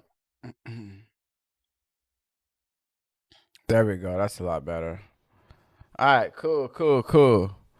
So y'all can see the chat now. So you guys can see each other. All right. Let's see what my boy had to say. He said, yeah, I don't know. People, they're screwed. Over 180% of AMC shares sold yesterday. And there's still high inflow of buying by retail investors. Yeah, bro. That's crazy, man. The main point of Kevin wanted to make is about our freedom to buy and sell and learn from it. It's not wrong to allow to come up and dictate. Yeah, they just lost. Some people are just sore losers, man. They're just sore losers. That's it. There's no ifs, ands, or buts to it. Because, like, me complaining about losing money going long, it's it's no different from you losing money going short. To learn and figure out, hey, this is really cool. And so we have an entire generation now, which is not only going to support capitalism, it's going to accelerate the growth of free markets and capitalism and massive amounts of liquidity so that, everybody out there is going to benefit. I mean, you're going to benefit, I'm going to benefit, the private equity is going to benefit, and all the markets are going to benefit. This is the best thing to happen to kind of the global economy in, I don't know, I can't even, probably in 3 or 4 decades. So this is a massive move that I don't think can be reversed. You're not going to see situations like the perfect storm of what happened in GameStop or something like that. You're not going to find a company that's, that's in a situation where it can create that kind of like a disastrous panic to the upside. But I think that in general, the move of getting young, not necessarily kids, but millennials engaged in finance is transformational for sure. Hey, Tom, we've been talking about this conversation that I had with Vlad last night all morning. We talked about trying to find this clip about this liquidity issue itself. I want to play it to you right now and just get your reaction as somebody who's in the business, who understands the dynamic at play. Sure, go ahead. There was no liquidity problem. And to be clear, this was done preemptively. So we did this proactively, and thousands of other securities remain tradable on the platform. Customers that held these positions were able to sell them. And we're doing what we can to allow buying and to remove these restrictions in the morning. Do you look at this as a liquidity crisis? I listened to this interview. It was done quite well, and I understand where Vlad's coming from with it. I think that it was more of a regulatory crisis than it was a liquidity crisis, meaning that I do believe that they had pressure from regulators that probably came in and said, listen, we just want to make sure you have enough net capital to support, everything that's going on here. And I think that if you're asking me, and I don't know, because it's like asking the coach of the Chicago Bears what you think about the Green Bay Packers quarterback. But I think that if you're looking at the situation, I would say they probably panicked a little bit. And you don't ever want to shut down trading, but I don't know if that had to do with risk. I don't really know, anything about their technology. So it's really hard for me to say, but I think it was a little bit of maybe a panic, but we'll see. I'm not sure. But is there a business model issue? Meaning, this was an important point that Becky and Joe were raising earlier. Is this a business model issue in terms of growing pains as a startup, not having enough of a capital? You guys got Robinhood? Or is this something else that's inherent to the model? Sometimes when firms like Robinhood go self-clearing, you take on a little bit, you obviously go for higher. It means you can internalize your revenue. So it means that there's more money that drops to the bottom line. But in the process of doing that, you get into a space, the clearing side, which is not generally your expertise. And it's not something you generally get paid for, other than whatever you're able to internalize. So I think what happened is it's part of the growing pains that they're experiencing from going self-clearing. Shepard Smith here. Thanks for watching CNBC. Wow. Let's see what he says. I know some people want to know about this. Whether you're curling or crunching, running or riding. Oh, I haven't seen this one yet. Let's check in on GameStop shares and where they're trading. It comes as Robinhood resumes trading in the stock, as you can see, up some 86%. Overnight, the trading app raised $1 billion from existing investors. And talking to Chris Cuomo last night, the app... I have Robinhood, but I also trade with my bank called Merrill Lynch. But I do have a TD Ameritrade account, which I don't use. Let's see. I do have a TD Ameritrade account that I don't use, and I just created a Webull account. I'm actually liking this Webull. I actually like this. I don't know. I like it. I like this one actually. But I had the Robinhood account before I got Webull, so that's why I didn't want to switch over. But I guess since Robinhood screwed us, yeah, I had issues with my dividends twice. It screwed us. I was lucky to get 100 more shares at AMC at 287 when Robinhood people got blocked. Yo, guys, take a look at this. Just take a look at this right here. I want you guys to see something. I want you guys to see what excitement looks like. Hold on, let me fix this up a little bit.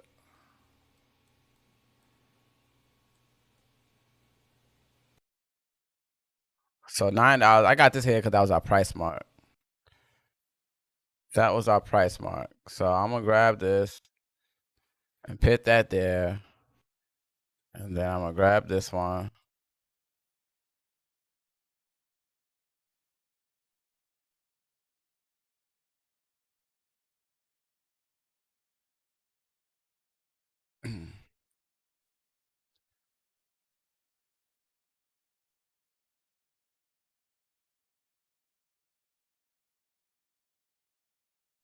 Guys.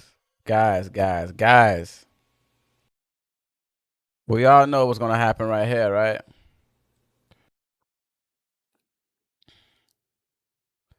This is the 1 hour chart, by the way.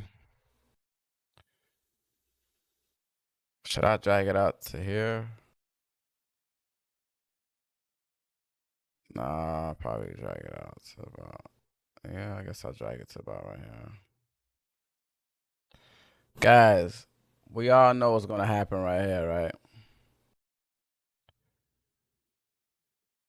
We all know what's going to happen right here, right?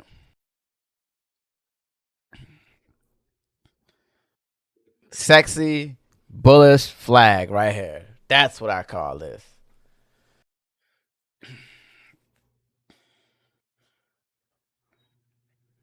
Besides everything else. Let's see. Compare to AMC and GME stocks.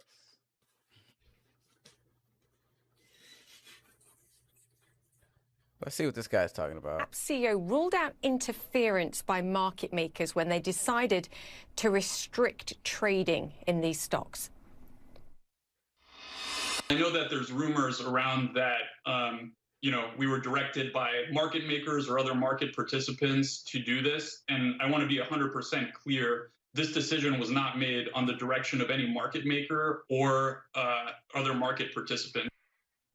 Listening to that with us, Dave Portnoy, the founder of Barstool Sports. To say he's been vocal opponent of Robinhood's actions is an understatement, but we like those. Dave, great to have you back with us. What angered you most about what happened yesterday? Well, I mean, they basically, the name of the company is Robinhood, steal from the rich, give to the poor, and they did the exact opposite. They stole from the poor and gave back to the rich. I unequivocally don't believe what he just said, Vlad. I think he's lying about that. There's just no rational explanation on why they would do what they did without outside pressure, interference. They had to know what they did was against all their clients. Their clients were the ones who were making money, and they basically cratered the stock on purpose. So I just don't believe anything that guy says. I wanted to take a cold shower after seeing him say that. The Robinhood CEO is not here to defend himself, and he has an open invite and long has to come on this show to defend himself and talk about what happened. What if the share price had been falling, though, Dave, and people would have been losing money? Would you have been as angry? Well, I mean, that's the risk that traders do. And the stock market itself has triggers when there's unusual activity. It halts trading. But the people who invest in this stock weren't doing it with their eyes shut. They know there's risk. And I've asked this a lot. How many times when the hedge funds are making millions of dollars, billions of dollars, there's an article that I saw, Citadel make $6.7 billion on volatility of the stock market. How often do they stop it and say, hold on? No, it never happens that way. This is the first time I can ever remember where you could only sell a stock, you couldn't buy it. If they were that concerned, they should have froze it, and you can't sell or buy. And if people want to liquidate at the price they had the stock, that's fair. But to crater it, and again, in the history of the stock market, don't ever hear the rich guys, the institutional firms, the hedge funds saying, hold on, we're making too much money. You better protect us in case it goes the other way. This seemed like it was just the little guy was winning and the rules changed on the fly. Yeah, it seemed like panic. I think to everybody it seemed like panic. They've clearly had to raise a lot of money as well to shore up their own position. They're like a young company, though, as well, and they've had this swarm of new investors coming onto the platform. I guess you could make the argument that they have to make sure that people have the money in their accounts to be able to buy these stocks. But, Dave, I think you raise a good point. This stock's up 1,000% year to date. Action should have been taken surely earlier and should have been communicated better. Yeah, and I saw his interview on CNBC, Vlad, and this is a direct quote from him. He said it was not a liquidity issue, and he said it was to protect the people on Robinhood. That's garbage. How did that protect the people on Robinhood? I'd like to find one person on Robinhood who feels that they were protected. they literally intentionally cratered the stock, unless they're the dumbest people alive. If you only let people sell and you can't buy, pretty obvious what's going to happen to the stock, and that's exactly what it did. It cratered it. And then they relaxed the rules. Again, Robinhood not here to defend themselves over what they were doing, whether it was to shore up their own position, that artificially created selling pressure, because that's clearly what we saw in the market. I think to your point, you know, Dave, the access to these platforms is free. And part of the way they do that, the business model, is they get all these orders from people and they give them to a bigger company. This case, one of them is Citadel Securities, and you've mentioned the name, so I'm bringing it up. And they get paid for that. And that's also, I think, what's created this sort of stinky sense that perhaps information on their positions was being shared with one of these hedge funds, quite frankly, but that hedge fund says it's not. Either you get democratization of finance and you get free access, or perhaps you need to pay for it and you don't have those concerning relationships going on. What's the answer? Yeah, Do you well, get charged for using this platform, or should it remain free? I have no problem with it remaining free. If you can't change the rules midstream is my bigger thing. And I did bring up Citadel, but it's well known that Citadel and gave money to Melvin, who shorted GameStop, and then you have Citadel, who's involved with Robinhood, and there's a lot of very interesting things. But essentially, it appears, from my point of view, that by cratering these stocks, they allowed these hedge funds to get out of their shorts. So that's what it looks like happened. And, you know, these people can go in front and say things that, if you are logically thinking about what they're saying, Vlad and others, they don't make sense. They just don't. It seems like we're being fed lines, and I just don't believe it. Dave, do you think the system's rigged? Yes, 100%. There's not a doubt in my mind that I think the system's rigged. Wall Street, I think if you ask most Americans, they'd say, yeah, it's a dirty game. I said this yesterday. Julie, it takes a lot for AOC and Donald Trump Jr. to be on the same side of an issue. But they were yesterday. We haven't been able to agree on anything. And suddenly everybody's like, wait a minute, this stinks. I agree with him. I said the same thing. I agree with him with that one. Yeah. We had to make a very difficult decision to protect our customers and our firm. Why? But we in no way. Why? Explain why you had to do it if it wasn't to protect the guys who had shorted the stocks, which are the big hedge funds. How are you helping the little guy investors? Well, I know that there's rumors around that, you know, we were directed by market makers or other market participants to do this. And I want to be 100% clear. This decision was not made on the direction of any market maker or other market participants. So why'd you do it? Decision. Robinhood, as a brokerage, has lots of financial requirements, SEC requirements. We have to put up money at clearinghouses. The amount of money that we have to put up depends on market volatility, and we're in a historic situation where there's a lot of activity and a lot of buying concentrated in a relatively small number of symbols that are going viral on social media. So we haven't really seen anything like this before.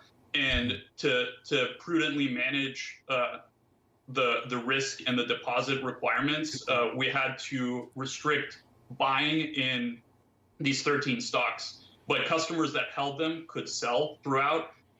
Thousands of other securities and stocks on our platform were available to freely trade. And our number one priority, as you mentioned, is to make sure our platform is reliable, stable for our customers. We're serving our customers and giving them the tools. But that's exactly what's in question now. We're doing everything in our power to turn it back on as soon as prudent. But that's the thing, is that the trust is in question, because it seems like the only people who are getting hurt were the big shots. And that if they were benefiting from this, your small investors now believe that you wouldn't have shut down the game. And just one thing without getting in the weeds here. You don't control the listing venue for GameStop. Now, I used to work in finance, so I know this stuff, but the audience doesn't need to. The New York Stock Exchange does. So if anybody was going to control the listing and shut it down, it should have been them, but it wasn't. It was you. And the reason that they do it is very limited. They do it because they think there's evidence of fraud, or they think that there needs to be a material disclosure by the company that hasn't been made. And that's done to protect the investor. You check none of those boxes here because you don't control the venue. You didn't know about any information that GameStop or any of these other stocks needed to put out. You don't have any reason to believe there's fraud that you've articulated. And you're certainly not protecting these people who've been living the dream of making money, especially at the expense of the big guys. So why should people believe you did this for the right reasons? Well, we have no choice. We have to comply with all financial requirements. And the SEC hasn't said you had to do this. Well, lots of brokers have to comply with these financial requirements and have issued restrictions on some of these names. And this is an industry-wide thing. You yourself mentioned that other brokers this week have imposed restrictions. And not speaking for other firms, but for Robinhood in particular, this isn't because there's deals happening with market makers we route to or market participants. But then why did you allow people to keep selling but not buying? The reason that is so troubling to people is that they were making money buying the stock because they were against the short side. And so by enabling them to sell but not buy, it sounds like you were allowing the hedge funds, and again, one of them owns a piece of you, and they had a big short position, and that looks like a stinky conflict that you didn't come out straight on from the start. Address that. Well, none of that had anything to do with our decision to do this. Again, this was just looking at regulatory requirements, financial requirements, and we 100% will always protect our customers, where the entire business is operating to empower individual investors and has been since its founding. And that's what Robinhood is committed to continue to do. So we don't want to restrict buying in these 13 stocks. We're doing the best we can to re-enable it as long as it's operationally and prudent from a deposit. Scam. What you guys say? Scam. Think about it. Think about it. Think about it. They should see these numbers, man. Like, there's a lot of things they could have done. One of the things they could have did was pause the new people from signing up. You know what I mean? Like, stop the new people from signing up, or give you a 72-hour window, or figure this out the day before. Like the same, what they think. I think they got like a whatever credit they had, like what they raised, like $1 billion, some number like that. Some number like that. I can't remember what number it was. But they could have gotten that stuff the day before. The same way they got it then was the same way they could have got it the day before, man. You know what I mean? But when he's got a good point. Yeah, they all got a good point. But I just be feeling like this Robinhood dude don't have a good point. He just talking. Like, help us for what? You know what I mean? You're not helping us. You're not helping us if that's the case. You know what I mean? So if it really was that bad, you know what they could have done? They could have let us place the order, but just not accept the money yet. And then just pay us for the order. I mean, just give us the stock. I mean, whatever they do on the back end, I mean, I don't know what they could have done, but whatever they did on the back end has nothing to do with us. That's on them. We don't care about your clearinghouse. That's not our job. Our job is to buy and sell stocks. We don't care about no liquidity, no clearinghouse. We don't care about none of that. As investors, our job is to make money. And we know how we doing it. If more shares could be bought, then they could sell. See, even if they stop buying and selling, which would make more sense, obviously. But the problem is, I mean, that would have been much more helpful, but still, we're still not allowed to buy more shares. So, I mean, at the end of the day, it still would be a problem regardless. But if they didn't let people sell, it would have been even better. But they restricted it, making the market trenches fight for your own shares, keeping them you that. And the thing about it is, when they say, you know what, tomorrow we're going to open up the markets for you guys, you know, it was a sign of relief. A sign of relief for some people, because they're like, yeah, I get to buy. And all of a sudden they're like, yeah, we're going to open it up, but you can only get one share. So, I mean, what are you going to do? Spend $10 for one share of AMC? What sense does that make, man? And you can only have a certain amount of shares. Like for me, they was like, hey, you can't get any more. You already have 600 shares. I'm like, so what? I want more. But I mean, but see, I got another brokerage, so it wasn't much of a problem for me. But now some people only have Robinhood. As Kevin said, people should be allowed to decide for themselves. Yep.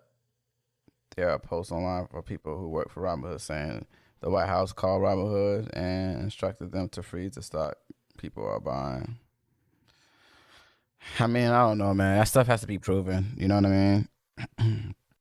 I'm not saying that it's not true, but you got to prove that stuff. I don't know how they're going to do it.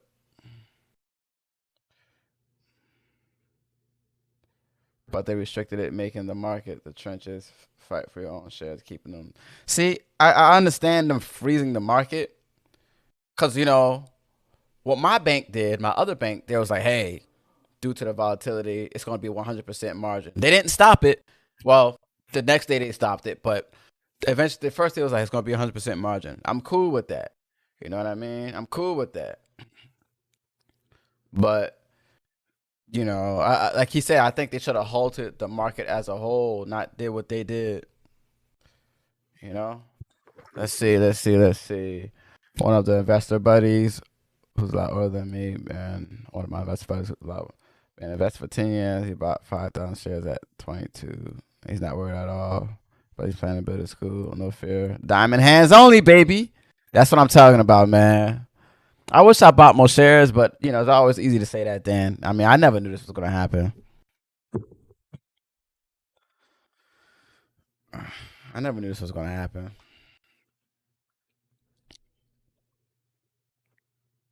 Where all this came from, of course, we've been covering how it came from Reddit's forum, Wall Street Bets. Want to bring on a member of that forum to chat about this now. Louis Rossman joins. Hey, if you guys got any other videos you want to watch, or if you just want to chat, or if you want to see charts, let me know in the comments. Right now, I'm just looking around, messing around, and you know, seeing what everybody has to say. I'm one of those kinds of people who get, you know, when the market's open, I get excited, and then when they close, it's like, oh, you know what I mean? That's me.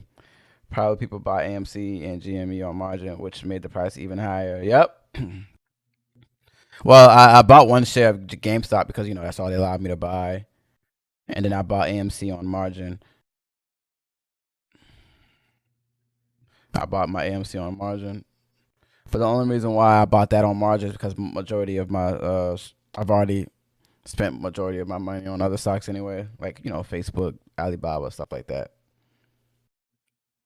Just like Trump in 2016 made people aware of politics, this is making everyone aware of the stock market. Yep. Well, see, the thing is, we knew about market manipulation. Like the day before when they were shaking up the market to get the weekends out, that's fine. That's fine because that's part of the game. I get that. Like when the price just dropped out of nowhere and all of that stuff, that is part of the game. Even though we know it's market manipulation, but I get it. You really can't prove it, or it's hard to prove. It's hard to prove, but it's also part of the game. But stopping the people from buying, we see that. It ain't no hard to prove. We see that you're stopping people from buying. You know what I mean? So us on the show. Louis, thanks for coming on here, man. I know that you were kind of watching what was playing out in Wall Street Bets for quite some time. The last couple days, you joined as a formal member. Talk to me about what it was like to see this theory in GameStop play out, and what made you want to jump in and play along as well. Now, the first few things I want to make clear is that I am a member, but no one individual member or group represents it. It's a group of, over this point, over 4 million people. So I'm just a person that clicked the join button. When I started reading the actual due diligence on it is when I realized why they were buying in, which was that there is over. Let me check out my boy real quick. Yes, you're right. We did, but most people didn't. My parents definitely didn't, and many of my friends, but now they all know about it. Yeah. 120% of these shares shorted, which means that at some point, the hedge funds that made this very risky bet are going to have to jump in. And rather than short it this much to where they could cover at a reasonable price, they shorted more than the actual available shares, which would mean that they would then have to cover. And I was honestly, I didn't actually read the whole due diligence. I just saw people buying GameStop in the beginning, and I thought, this is an obsolete retailer. And then it went from 4 to 14. And I said, okay, whatever. It went to 20 to 30 to 40. And then once it hit 40, that's when I actually started reading the due diligence section, because they do have a due diligence section that is very separated from the part where people post things in a humorous fashion. And there is sometimes some fairly good stuff there. And that's when I realized, now I see what you're doing. This is not a meme anymore. There's actual fundamentals behind the reason that you are doing this. And at some point I said, once it got to 104, I said, fine, I will put in like less than 1% of my portfolio so that if it goes to 0, I won't care. But if it does continue to go up, I can say I was part of this moment in history. Luis, you've probably heard there's a lot of debate that's happening right now about what this all means, what the motivation is behind some of these traders. And to your point, you're right. There are millions of traders that are on this forum. Everybody doesn't speak with the same voice. But how much of this do you think is really about sending a message to the institution? How much of it is really just about being able to play the same game and make money the same way? A big part of it was being able to play the game and make money the same way. And again, I'm just purely interpreting what I think other people are doing. I do not speak for them. But a lot of people were put out of work by the pandemic over the past year. You combine that with a lot of people that are not able to work or not able to make a living, don't have a job. And there's going to be more interesting people getting into investing as a way to make money. They have 8 hours free a day that they didn't before. So a lot of people now have time to sit there all day and read up on these things. And all of this information that they used to make the stock trade was public. The amount of shares that were short, this is all publicly available information. That now that you have 8 hours a day that you didn't have before, where you can just sit there and read through this stuff, a lot of people are finding that information. So they're just deciding, okay, why don't we make trades based on this information? And they did, and they made money at it. When the point at which it started to become a real middle finger to the establishment, I believe it was when the press started covering them in a negative manner, when brokerages decided that have ownership in the companies that shorted the stock, by the way, decided we're going to stop trading on GME. We're not going to allow you to buy anymore because it's in our financial best interest that you not be able to do that.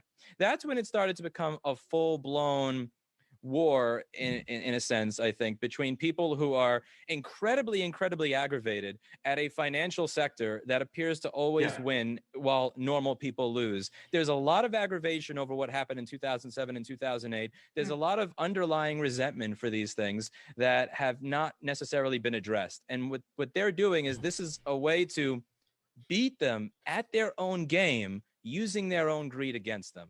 That is what's happening. I think that's a big part of the motivation.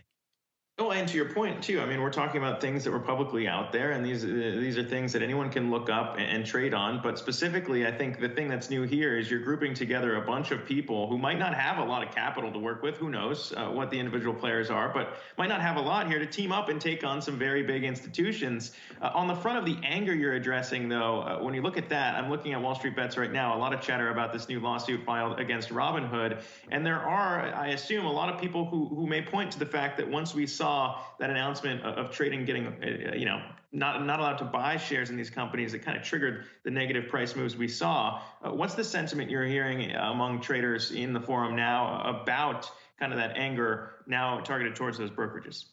That's market manipulation. That is at best immoral, at worst illegal. The SEC should investigate it entirely. So they are claiming that when normal, average, everyday people decide that they are going to look up research on how a stock is shorted and then purchase that stock at retail price, that is market manipulation. But when a company that has a financial interest in a firm that is shorting the stock says, we're not going to allow you to buy it anymore, that's not market manipulation. That's where the anger is coming from. And I think it is righteous anger at people who are skirting the rules in a way that we would not be able to skirt the rules. Would trading be halted on a stock because I was losing money? Would Agile Therapeutics get halted on December 22nd, 2017 because the FDA issued a CRL I didn't think was coming? No, that doesn't happen. But it happens when they make risky trades. And I think that there are a lot of people that are aggravated at people who make these risky trades, who do things they're not supposed to, not being held accountable. And this is an important moment because we're going to find out who is held accountable and who is to blame. And a big part of why I've been making the videos I've been making is because I saw it start to tip to the point where normal old media outlets were blaming the kids who caught the adults breaking the law rather than the adults that were breaking the law. Yeah, I want to be very clear, too, because that was not what we were doing here at Yahoo Finance, for viewers who might be tuning in to hear what you're talking about here with us today. And I appreciate that very much. I appreciate that. And I was kind of blown away by the technical analysis shown there in the Reddit thread, because it was very deep, and we saw our charts featured in those videos as well, which made us happy. But when you think about maybe where we go from here, obviously, as you said, you didn't throw a lot of money into this, but you did see it run up. You jumped in. You want to be part of a movement. I wonder how many people join you in that feeling here as we see GameStop now at 263, whether or not they're going to be holding, whether or not they might say, look, I don't care about profiting anymore. Now it's more about sending that message you're talking about. Well, what's very interesting is that it is currently holding the price that it is holding in spite of the fact that people are literally not able to buy in. So the whole concept of supply and demand is that when demand goes up and supply is down, price goes up. But when demand goes down and supply is the same, that the price is then going to go down. So you have demand that has been artificially decreased by brokerages that have decided, and that may wind up being illegal, to not allow you to purchase the stock. And in spite of that, this is holding over $200, which I think is absolutely insane. When I read that they were not going to allow people to purchase this stock, that you could not purchase even if you wanted to, I was looking at that thinking, this is going to go down to $10.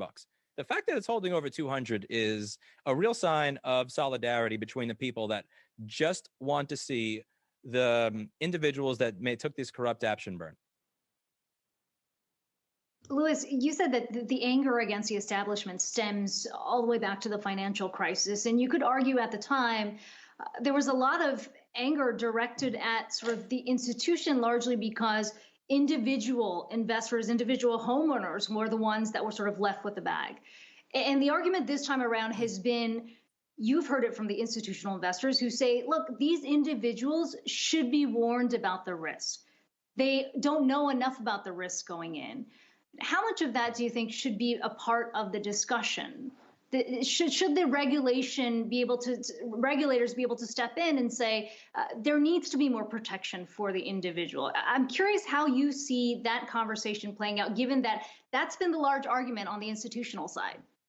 Well, there is the argument that I've heard that apps like Robinhood try to glorify trading. You know, you'll have the little confetti and things fall down at the end of the screen when you make a trade, and that they make it a little bit too easy to get into trading stock. And I understand that argument, but at the same time, I don't think that your average person is saying, you know what, I wasn't going to put $100,000 into a penny stock, but since I saw confetti falling on my screen, I'm going to do it.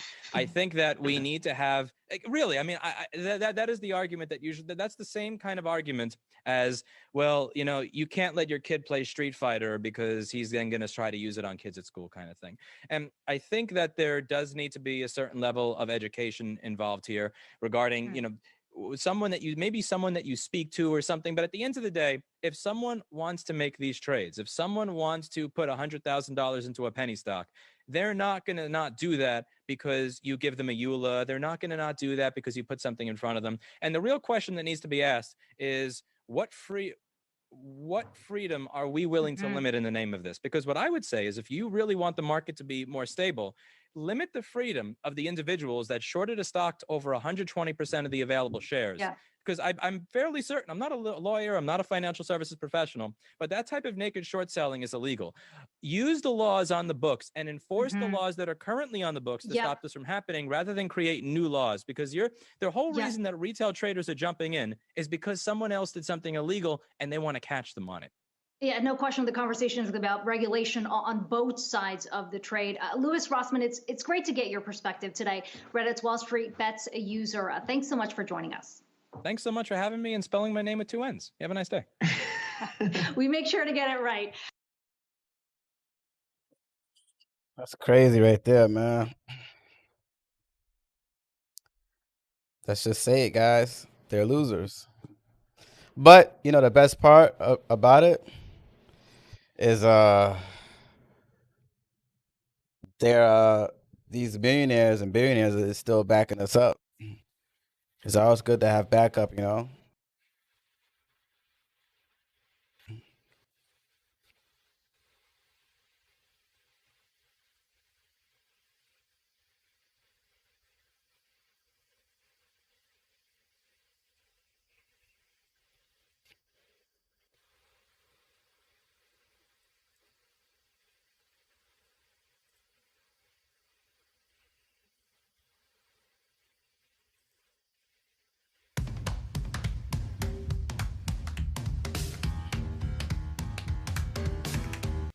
Well, by now, we all know that the saga that led to Robinhood restricting trades, a saga that was fueled by anti-establishment rage. But as our next guest points out in his latest column for Bloomberg Opinion, 3 of the biggest names in finance and business are actually Reddit's heroes. Bloomberg Opinion columnist Chris Bryant joins me now from Berlin. Chris, it's great to have you on the show. You talk about 3 people in particular: Elon Musk. He bought 2.5 million AMC. Wow, I didn't know that. Why are they resonating with Reddit traders? Well, hi. I mean, it's been an extraordinary week. SMT? What's SMT? Are you trying to say something stupid?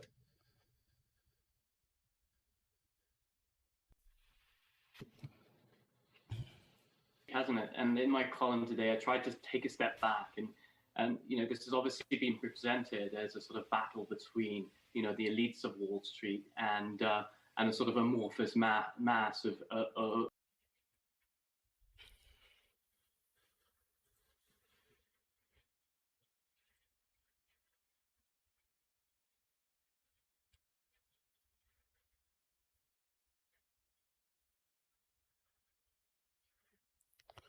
Oh yeah. It's all good.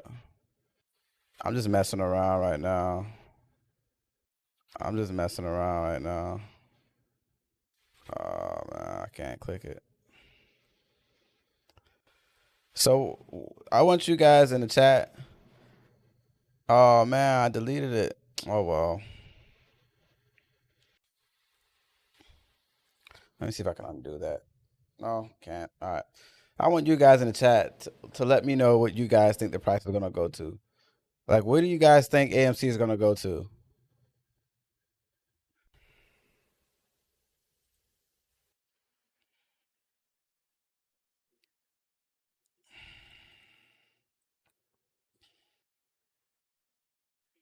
That's the all-time high. Let's see.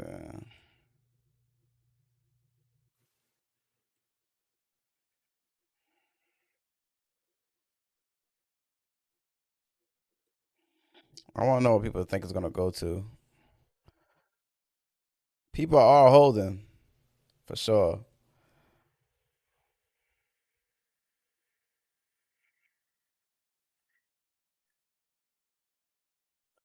What's up, girl? What's up, man? You think it's gonna go to 1,000?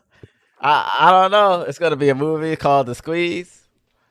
Oh man, I'm excited. I'm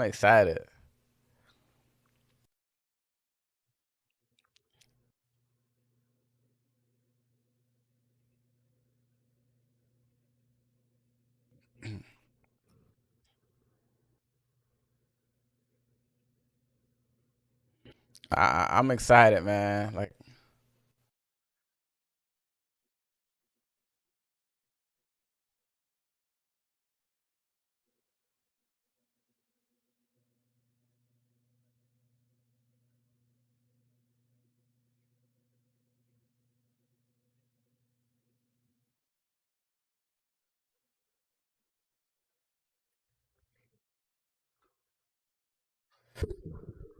all right, let's see what girl was talking about. What's up, girl? Welcome to the stream, bro. Thanks for stopping by the way. I learned one thing from this GameStop. That first white privilege. They receive issues and such. And now we're on Wall Street, Robinhood privilege. Yep. That's what I said, man. I said that same thing. I was like, this is the first time we've ever united together. Like, it ain't no rich versus poor, black versus whites. I mean, it is rich versus poor, but I mean, you got people like Elon Musk with us. So it ain't, really much rich versus poor. What do you think? 1.1 billion shares worth retards are gonna do? Yeah, set to 1,000 and to the moon. See, I got mine set to 400. I got some set to 400. It's some set to 1,000. I mean, I don't know. I just don't want to get caught up, It could go to 1,000. I'm gonna watch it real close though. I'm gonna watch it real close. Like, I'm just gonna watch it real close and see how it goes.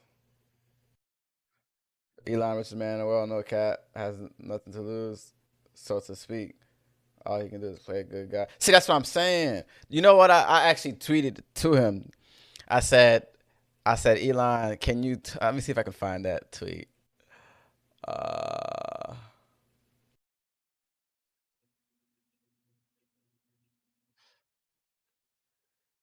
oh, look at these guys. While I'm here, let's just look and see what these guys got to say.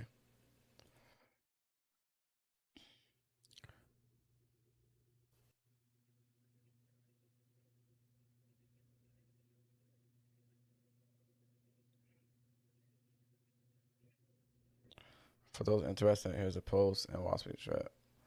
Drawing up the play to Gamma Squeeze GME, sending off the hedge funds to the hospital. Oh, shoot. Let's take a look at this. Let's take a look at this. I'm going to show you guys what I was talking about in a second. Hold on. But we got to read this, man.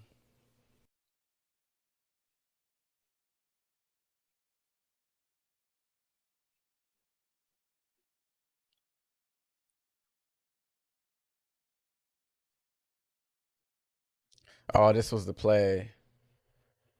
Hold on. Wow. So he knew.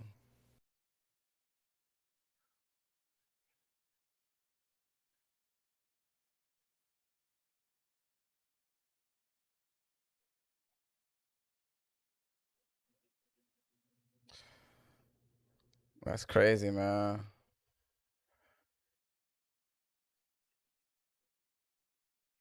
Hey, I tweeted earlier. I said, well, I did this yesterday. I said, if Elon Musk let us know he enjoys watching movies, I will let him know we are buying the dip. Because, Tesla dropped. Tesla dropped. Hold on. Let me see if I can pull it up. Tesla dropped. It dropped pretty hard. Well, I mean, everything dropped, really. Everything did drop I guess because of the frenzy going on. But I was like, if you let us know you like watching movies, because if he tweets that, the AMC price is gonna go up. If he tweets that and we shoot up, all we gotta do is take our profits and support him for supporting us. I was looking at what is it called? I think it's what's the health stock. I can't remember the stock off the top of my head. I got it on my TradingView platform. It's a stock that Chamath backs, and I wanted to buy some of his shares too, only because he stuck out for us, man. He stuck out for us. Look at these prices. Oh, this is Tesla right here. Let me pull up AMC. Like, I think we're on to something. You really think it's gonna go to 1,000? I mean, I don't know. We're gonna see. We're gonna see, man. I have some, like I said, I have some shares to sell at 1,000, and I have some shares to sell at 400.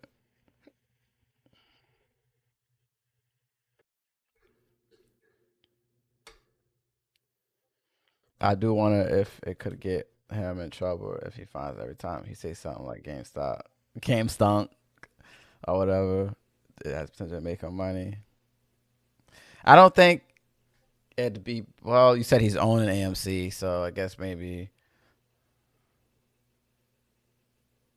No, I know what you mean. No, I mean, I think, but I guess it depends on how you say it. Because if he says, "Hey, I like watching movies," what can you? Yes, it's one of those things where it's like we know what it did, but can you prove it?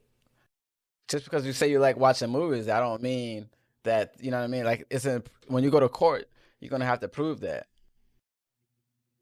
How do you pre-list shares on Ameritrade? I don't use Ameritrade.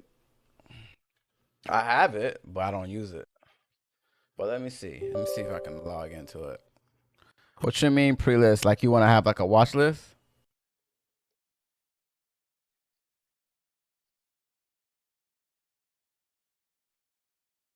Yeah, yeah, yeah, yeah, yeah. That's possible too. But what can he really say? He's the richest man in the world. Who cares? What you gonna do? Even if they take half of his profit, even though you know they're not, he's still the richest. That's still, well, I'm not gonna say he will still be the richest, but he'll still have a lot of money. Besides, even if they did that, people would just buy more shares because at a discount.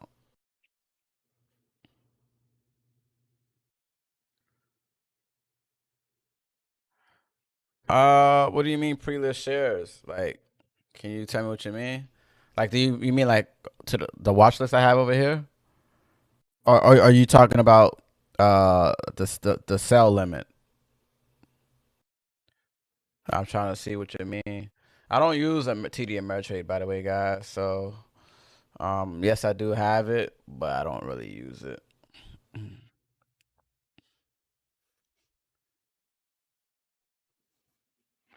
Yo, I have 13.1 thousand followers on my Facebook page. That's crazy. He could literally give every person on earth $24. I mean, I know what you mean, bro. I know it sounds crazy, but that is a lot. Every person on earth, $24. Yo, you must be doing some serious math to get that one. That's funny though, man. Let me see. I don't have anything in this account, but let's see if I can do it.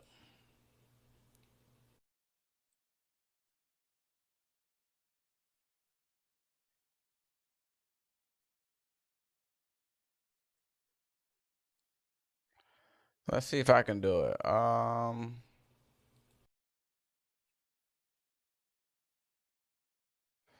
Let's see. So it's called sell limit. I'm not sure how you guys do it with TD Ameritrade, but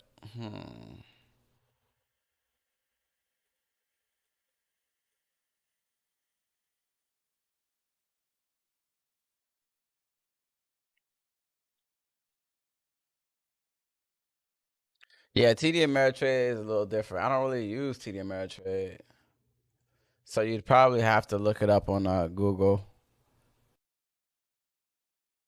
He can tell everyone in a tweet, "Yo, my homies, I'm gonna buy y'all McDonald's." That's funny, man. McDonald's would fly. Yeah, that's true too. Like, yeah, I know what you mean, but I'm trying to figure out how to. I don't use TD Ameritrade, so I don't really know how to do it.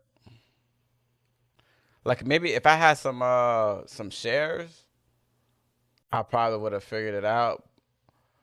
But I don't have any shares, so I wouldn't be able to do it. Hmm.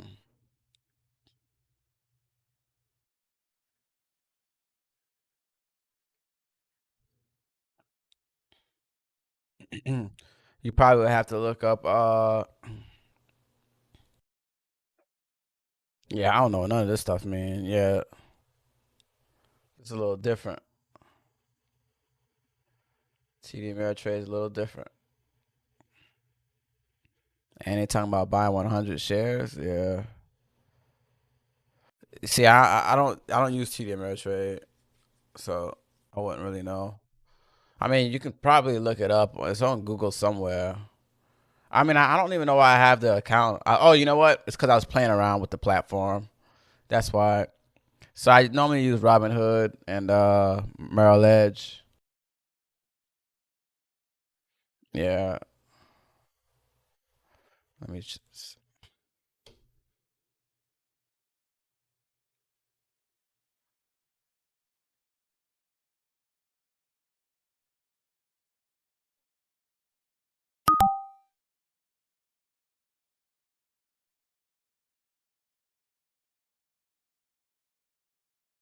I don't even know what I just did. That's crazy. I just did something. Um. Oh, it said cancel. Yeah, I don't know how to do this. hmm I downloaded Robinhood like a year ago. The free stock was going for. You know what free stock they gave me? They gave me GameStop. I know it sounds crazy, but the free stock they gave me was GameStop, and it was like $5. But I sold it because I was like, man, ain't nothing gonna happen to GameStop.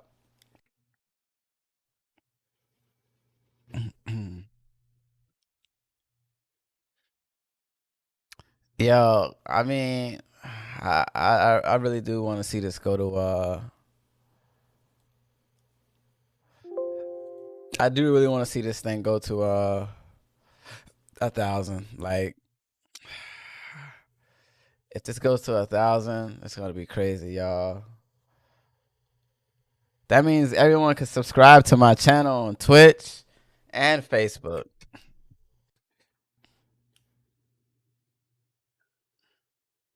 AMC and Doji to the moon. What up, bro? I got AMC. Monday gonna be a huge day. It sure will. I'm excited, man. What's up, Lizard?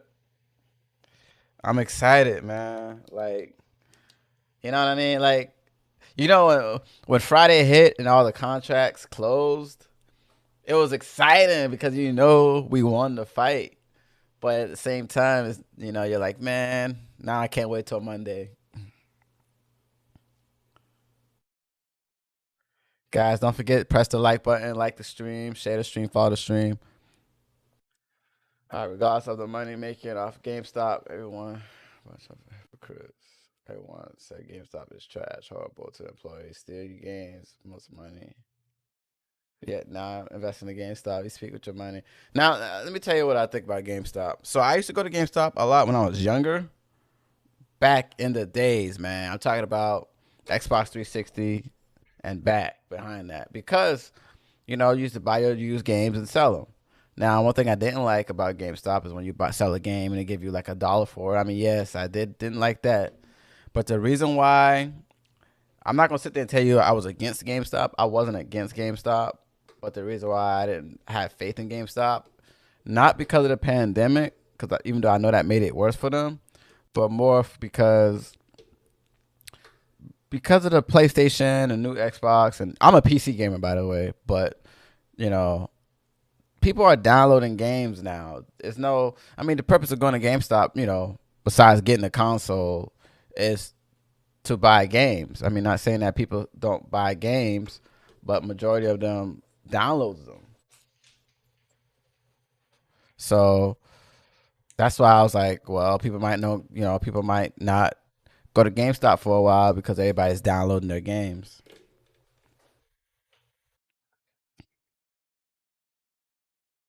I saw these 10 times at the register. They'll offer you $25 subscriptions, a magazine to buy your firstborn for $1.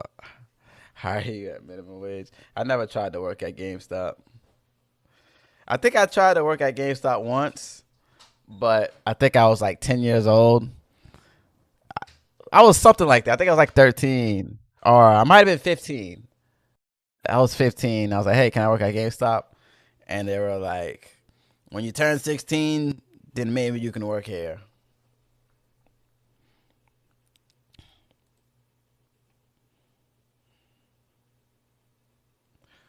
Who wouldn't jump on this if you could make it easy bag? Yep.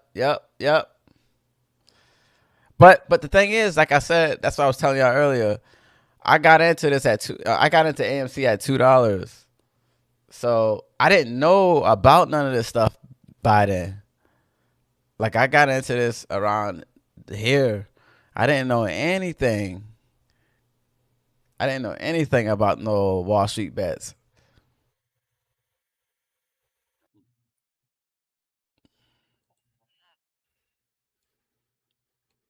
Amateur traders. But as you say, there are these three people who have managed to straddle that divide really well. I mean, Elon Musk is obviously the best known example, who obviously through his, You said invest in ZNGA. I don't even know what that is. What's that? I think I've seen that actually. Zynga, yep. I seen this one too. This play already gone though. Yeah. Oh, it's coming down though. I'm more of a swing trader. You know what I mean? Not like an investor. I'm more of a swing trader.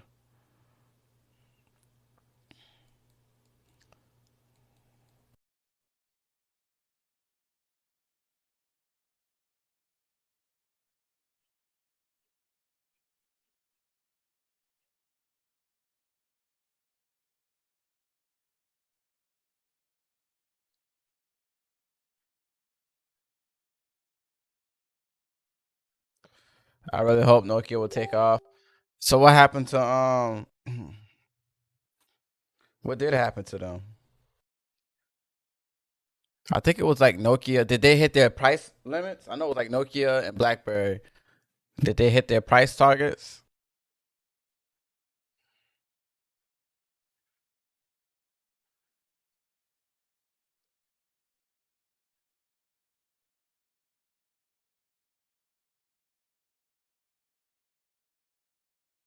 Give me that. Yeah.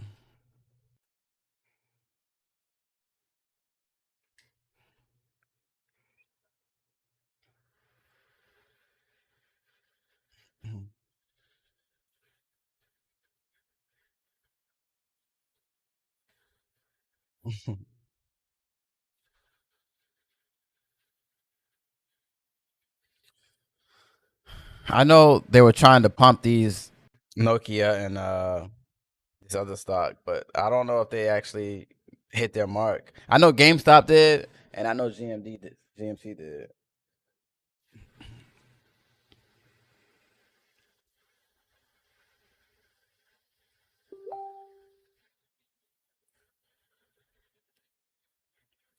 Let's see.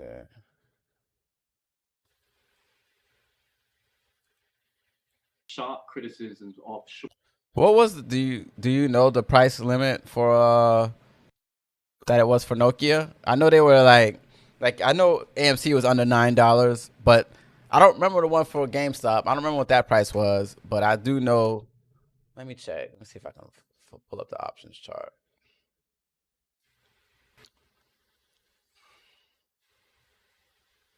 I mean, they're getting there. They're getting there, but this is this week though. So last week probably was a little bit better, and they got a lot of open interest too.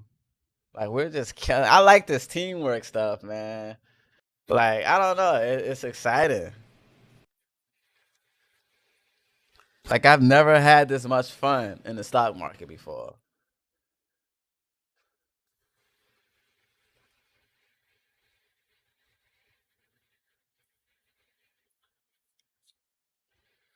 I've never had this much fun in the stock market, man.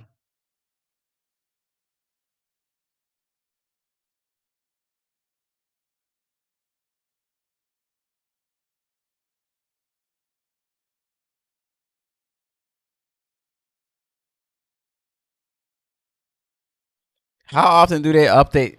If how often do they update these options contracts? Like for example, the prices, the strike prices. How often are these strike prices updated?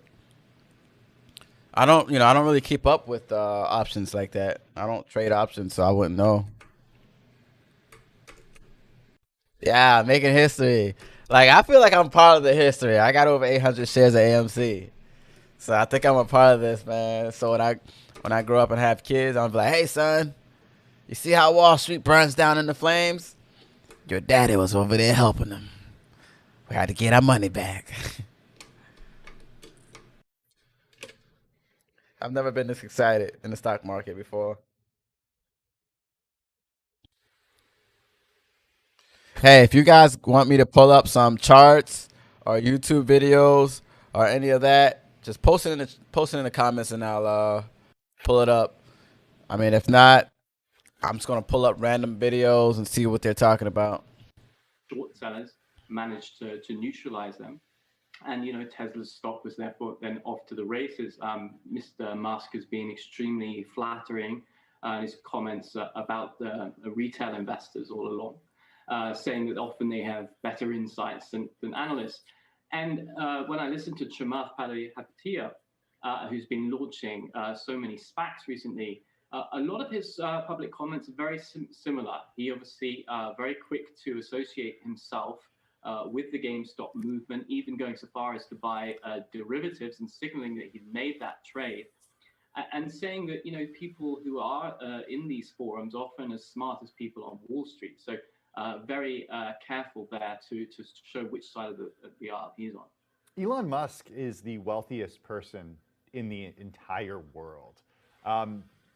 Chamath has a net worth of over $1 billion. How did these guys get sort of put on the side of the little guys?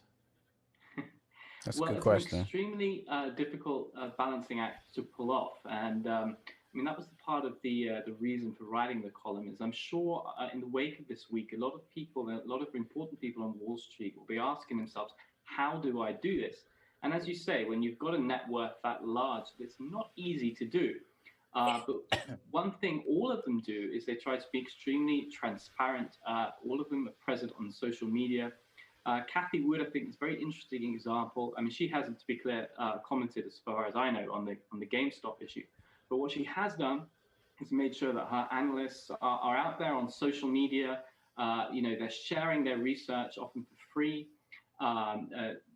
ARK Investment, which is her stable of What's the name of the video? which have been Is hugely it popular over the it past year. is it called that? Graham Stephan's video. They publish information on their trades, so people trading, amateur traders at home can follow along, and all that has made them seem very accessible to the ordinary trader at home, and that's obviously very different from the Wall Street banks and so forth.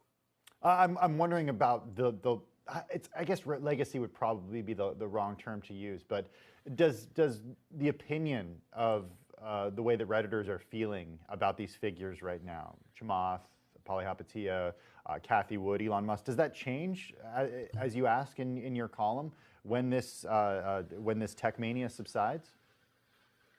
Well, I mean, obviously these three have ridden a wave, haven't they, of the cheap money that's obviously buoyed the stock market over the last few years, and obviously as well the technology wave that means essentially when Chamath announces a SPAC, the shares immediately rise. Tesla, worth 800 billion or however much. One day, it's inevitable that some of the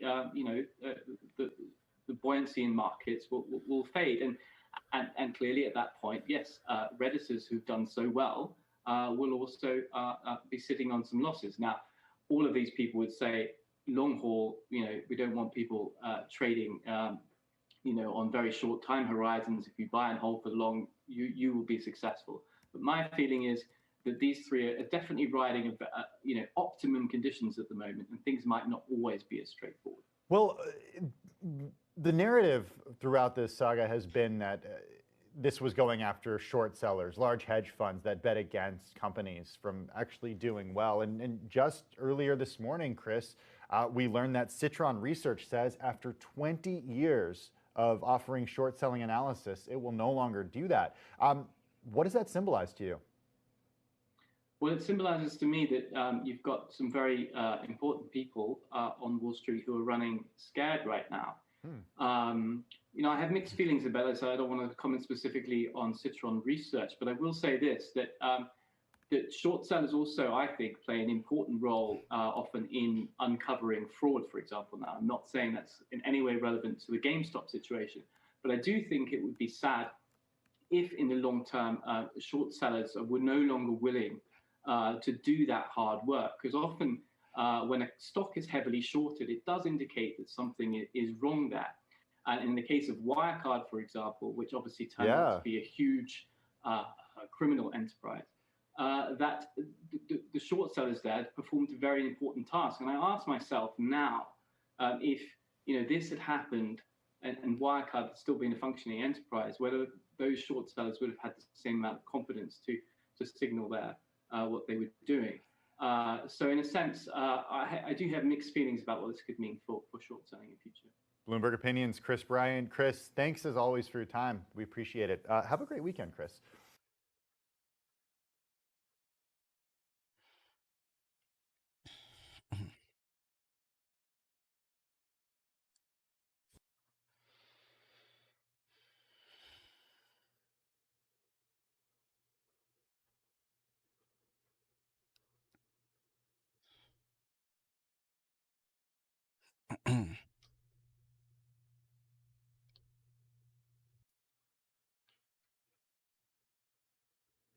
Oh, this guy? Is this the first one right here? Or the second one? Or both? But that was 1 month ago, so I'm assuming it's this one right here. Can't say it again. Who's that? A free TurboTax live tax expert. Why do you need a tax expert? His advice is free, and I can file for free.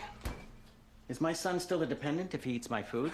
File a simple return for free, now with advice from a TurboTax Live expert. Grammarly does more than catch errors. With Grammarly, you can find really good, no, perfect. What's down, you guys? It's Graham here, and this is not a video that I was planning to make today. In fact, I was never planning to make a video like this, ever. But given the recent circumstances and allegations, I think this is worth diving into further so you understand exactly what's going on, why Robinhood and GameStop is now the center of controversy for market manipulation, and how this impacts you as an investor no matter what you're investing in. Because I have a feeling for most of you watching, this story goes a lot deeper than you realize, and it's so important to understand what's going on. By the way, if you want to help this video reach more people, go ahead and diamond hand that like button for the YouTube algorithm. That way, YouTube could recommend this video to an even bigger audience, which means this could potentially reach way more people who deserve to know the significance of what's going on and how this impacts them. So thank you so much for doing that, and now let me quickly bring everyone up to speed because a lot has unraveled over these last 24 hours. And by the way, if you've already been following this extremely closely and you want to skip some of the background information,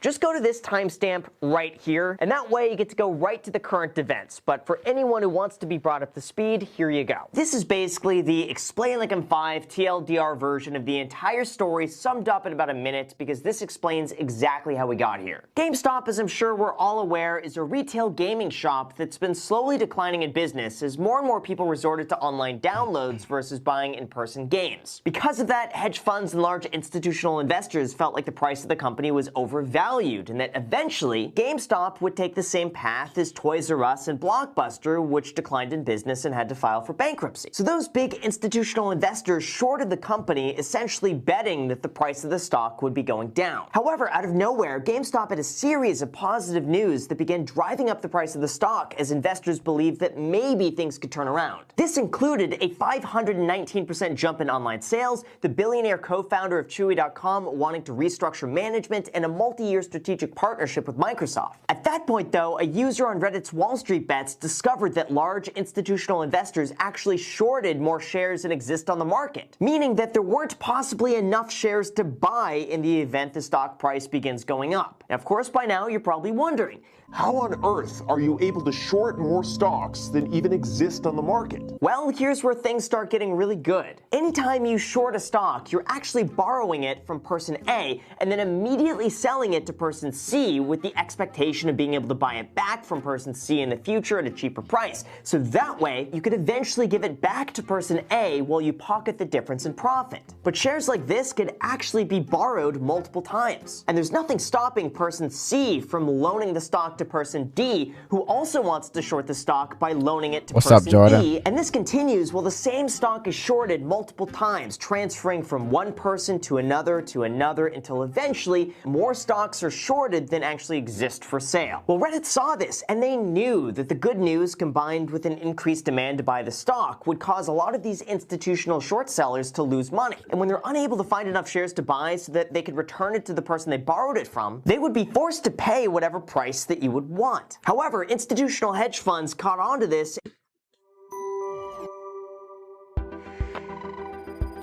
What's up, Jordan? Welcome to the stream, bro. I have one GameStop and I have AMC. Did Nokia hit their price target for Friday? They saw the stock price rising up. So they literally doubled down, sunk billions of dollars into an even heavier position to stay afloat. And now it's become a full-on game of chicken to see who sells first. Retail traders who could stand to make billions of dollars, or hedge funds which could go bankrupt. Now, because of this unique situation, there's been a few rather serious implications for all of us as investors that we haven't really seen before. First, the trading of these meme stocks have been halted multiple times due to extreme volatility. This happens when stocks increase so much, so quickly that it completely detaches from its fundamentals. And when that happens, the New York Stock Exchange reserves the right to temporarily suspend trading to give investors a small time to cool off. Well, as it would turn out, trading in GameStop was halted for volatility 9 times on Monday and 5 times on Tuesday because it went up and down too much in price too quickly. The Nasdaq CEO also said in response to this that they would halt trading in a stock if they link it to unusual social media chatter. But where do you draw the line between recognizing a market inefficiency in a public forum for everyone to see and market manipulation? Now, I'm certainly not a lawyer, and everything I'm talking about here is complete nonsense, so you should not even be listening to me. But how is Wall Street Bets publicly calling GameStop to potentially hit $1,000 a share any different than Cathie Wood's talking about Tesla possibly hitting $7,000? Think about it. Large institutional investors do this all the time, and their message is circulated through tens of millions of people throughout the entire world in a matter of hours. Now, I've been saying this for quite some time, but this is going to be extremely difficult to regulate because it becomes impossible to figure out where to draw the line and at which point you're liable for what you say online. Is it based on the size of their audience? Is it based on their influence? Who's to say what that is and when that mark is crossed? If everyone collectively agrees on a certain sentiment, who's to blame? Is it the person who started it? Or do you go after the entire group? Or maybe the website the group is hosted on is now responsible? Then, once you go beyond that, how do you actually prove damages or intentional wrongdoing? What if you just happen to like the stock and have diamond hands? Honestly, all of this is just open to interpretation. And while I always think it's a good idea to be completely honest with full disclosure, it's probably going to be a very lengthy battle if they try to regulate what someone can and cannot say in a public forum about their investments. And most likely it's something that is never going to be easily regulated. Second, I realize this is what everyone wants me to talk about. I'm going to fix the chat settings so I don't stick to this screen. Yo, Jordan, let's see. Any amount is good with the restrictions. Last few weeks, been struggling, but they're just giving publicity, you know. Yeah, I've been looking at it. What's up, Lizard? I already got my bag packed. Yeah, baby, let's go. Hey, so what is your price target for AMC? I'm going to switch this to like 15 seconds or something like that, so it's not stuck on the screen. Here we go.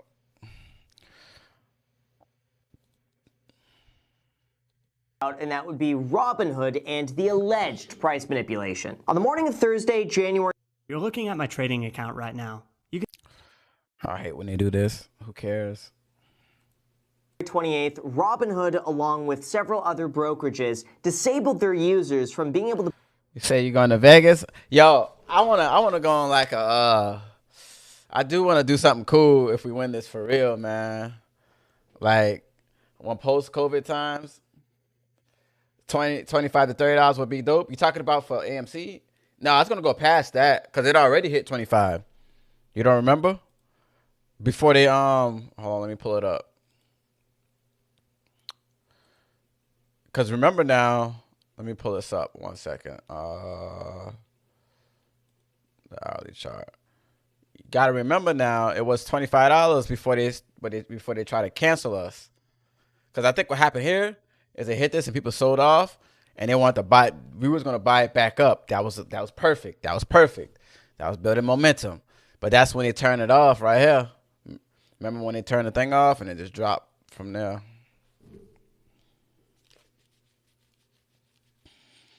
They did us so dirty, boy. AMC goal is $50. Nokia is $425. Ah, man. Let me see Nokia. You think they're going to do it, bro? They could. They could. Where did I come from?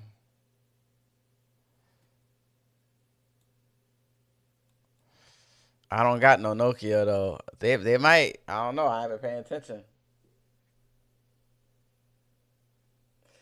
See, GameStop 1K. I've been hearing GameStop 5K and AMC 1K. I'm going to sell my AMC at, well, I don't know how lucky I'll get, but I got my price target set to $400.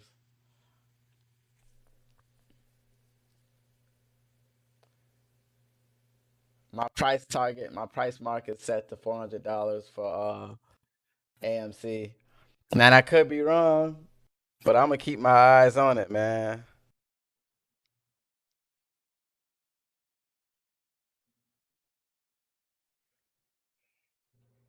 I'm keeping my eyes on it. And I'm keeping my eyes on the Wall Street Bets channel, too. Then pop off Tesla and talks with Nokia for positive 5G merger. That'd be nice. Guys, don't forget, I'm on Facebook, Twitch, YouTube, and Instagram and Twitter. So if you guys want to follow me on all those platforms, you can find me at Skeeter Season TV. I like to play video games. I stream anything, video games, stocks, anything cool.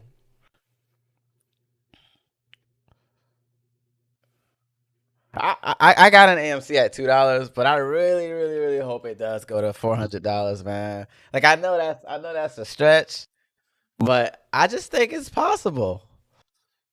Like think about it. Everyone's plowing in. They just raised $1 billion. They paid off their debt. If you look at the options contracts, let me find it.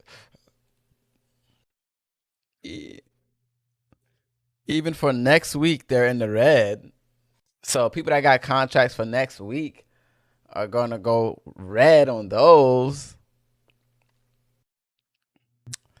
I think we're on to something here.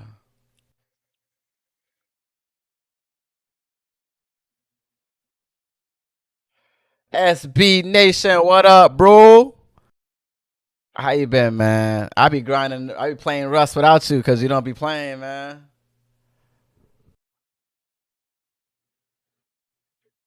No Army with you at Twitter. Hey, I appreciate it, man. I appreciate it. I think I've seen you on my Twitter, actually.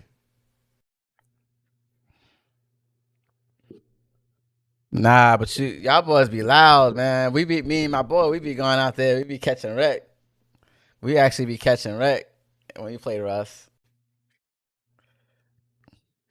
When I hop in y'all Discord, y'all had it sounding like a family reunion, man.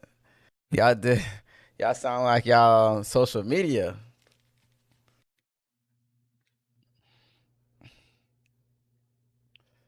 It's all about trident strategy.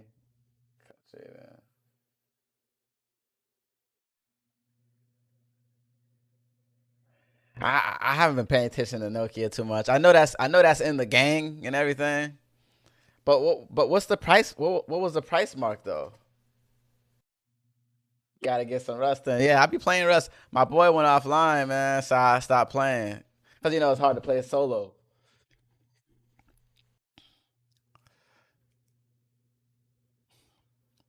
But yeah, nah. What was the price? Was it $5? I think y'all was trying to. And I guess that makes sense. Y'all probably was trying to keep it under $5 or above $5 or something like that. Nokia's third in line. Yeah, this is exciting, man. Like the thing is, like if my AMC play goes all the way up and I sell it and Nokia's still down, I would load in a Nokia. But I feel like by the time AMC loads up, it's gonna be too late. I could be wrong, but who knows? Oh yeah, I was trying to get y'all to $10. That's what it was. Y'all was trying to get it above $10. Damn, y'all boys was far off from that. Y'all wasn't chanting it like how we was. We was out there like AMC, AMC. You know how they stormed the Capitol? That's how we was with AMC.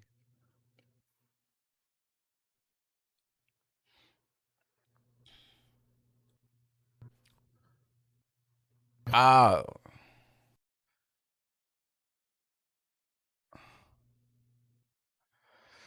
All right, let's see what this video is talking about. To buy certain stocks like AMC, GameStop, BlackBerry, Nokia, and a few others, only allowing them to sell their positions, thereby inadvertently causing the price of those stocks to drop substantially. That completely eliminates the natural price discovery of the stock market, where people are free to buy and sell a stock for whatever they feel it's worth. Because of that, you said about $5. Let's see. Oh, y'all was almost there, bro. See, I already had all my money in AMC. Not all my money, but enough I was willing to lose in the AMC, so I couldn't help y'all. I bought one share of GameStop, and that was in post-market hours. But y'all really was close, but they beat that down. They was like, nah, we ain't gonna lose everything.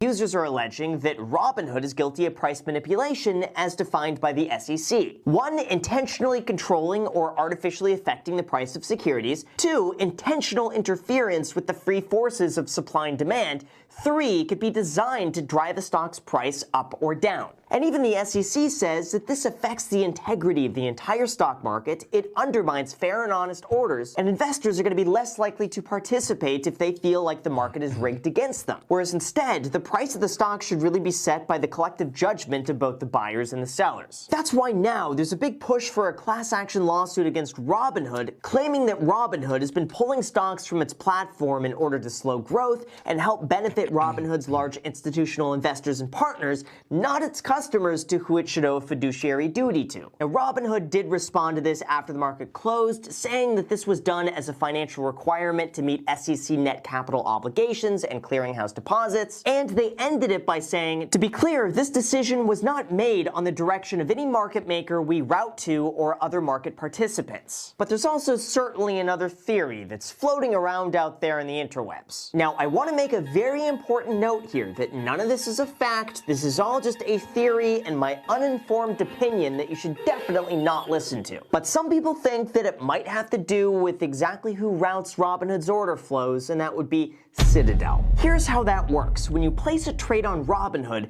Robinhood is not the one who executes that trade. Instead, they instantly outsource it to another company that pays Robinhood for the right to execute your trade. And in this case, that company is Citadel. But that same company, Citadel, recently lent $2.8 billion to Melvin Capital, who was on the brink of bankruptcy because they had shorted GameStop, lost $13 billion, and the stock wasn't going down. So this is now potentially, in theory, allegedly where some of this starts piecing together, according to other people who think this is true. So many people argue that this is a conflict of interest and blatant price manipulation to protect Citadel, who loaned money to Melvin, who is losing money because of GameStop and Robinhood. Now, to be fair to Robinhood, this did happen to other brokerages as well, who happen to use Apex Clearing to process their trades. Or maybe it has less to do with the brokerages and Meet Chris and Mark. They've both heard of Bitcoin. Alright, yeah. Nah, yeah, if they didn't have the restrictions, man, all 3 of them would have went. When AMC beats the options, they're moving funds to Nokia. See, here's the thing, man. Here's the thing. I'm down with that because I enjoy the movement and I've never seen so much unity. But I think that when this price shoots up, hold on, let me find it. That these option contracts here,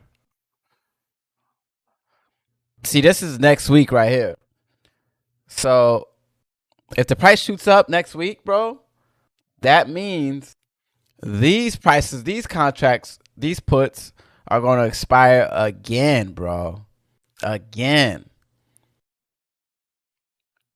Like every single one of these ones right here are going to expire. And if it shoots up to $40, every single one of these are going to expire. I mean, yeah, it's not as much as the other one was, but it's plenty of room for growth. At least above $13. Like, even if I hold it past $13, I mean, even if we hold past $13, like, I think this could be big, man. What's tomorrow? What's next week? Because I think when they pay it off, the price is going to shoot up. And if we make it till Friday again, the price is going to shoot up again, bro. I just think so. Like, look at all of these open interests, bro. Oh, man. Like, this can get crazy, man. Look, 7.6K. Just imagine every single one of these numbers and times it by 100. This could get crazy, man. This could get crazy. This could get crazy, man.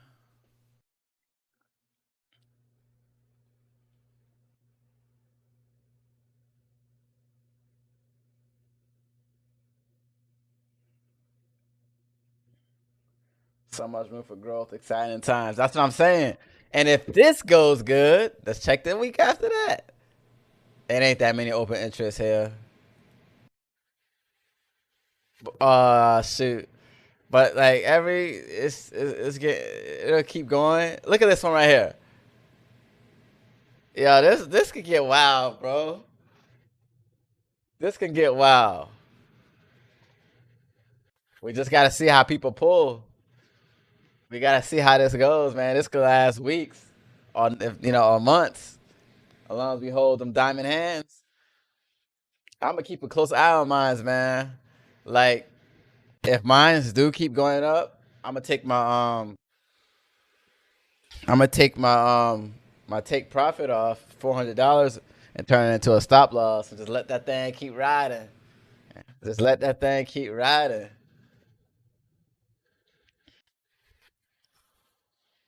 Wow, this can get wild right here, man. We about to bankrupt Wall Street. Like, what happens if we bankrupt Wall Street? This is exciting. I don't. Oh man, I'm gonna have. Well, like, let me look it up. What happens?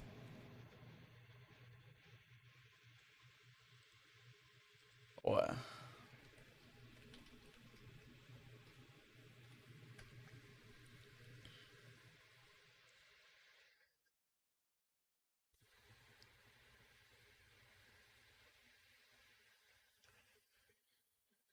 I'm gonna look it up in a second. Let's finish watching this video first. Also, guys, don't forget, follow me, Skeeter Season TV, YouTube, Facebook, Twitch, Instagram, and Twitter.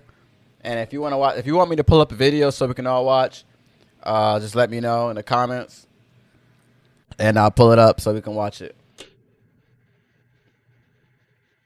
All of that order flow. It has less to do with the brokerages and more to do with the companies that route all of that order flow. Well, many people seem to think that these companies would rather face a class action lawsuit and pay a fine than potentially risk billions of dollars and go bankrupt today. I'm really trying to do my best to be as neutral as possible when it comes to this, because I don't think it's fair just to point our fingers at Robinhood when most likely this is a lot deeper than I'm sure a lot of us realize. And it's certainly going to require a lot more research to get down to what's really going on. But I hate to say it, guys, as interesting as it is to think about Robinhood trying to protect Citadel, trying to protect Melvin Capital by disabling the buy button, the actual reason could possibly be a little less exciting than you think. Remember, the buy button of GameStop was temporarily disabled across multiple brokerages extending way beyond just Robinhood. Even the CEO of Webull went on record yesterday to explain that their clearinghouse, Apex, was dealing with a behind-the-scenes issue and had to disable trading against their wishes. See, when you buy or sell a stock, that money does not immediately change hands, even though it'll show up instantly for you in your account. Instead, the money goes through a clearing process where all of those transactions are recorded and settled about 2 days later. But what happens if the person you bought your stock from goes bankrupt before the clearinghouse is able to settle the transaction? Then all of a sudden, the broker can't deliver your shares, so they go to the clearinghouse, but they can't deliver your shares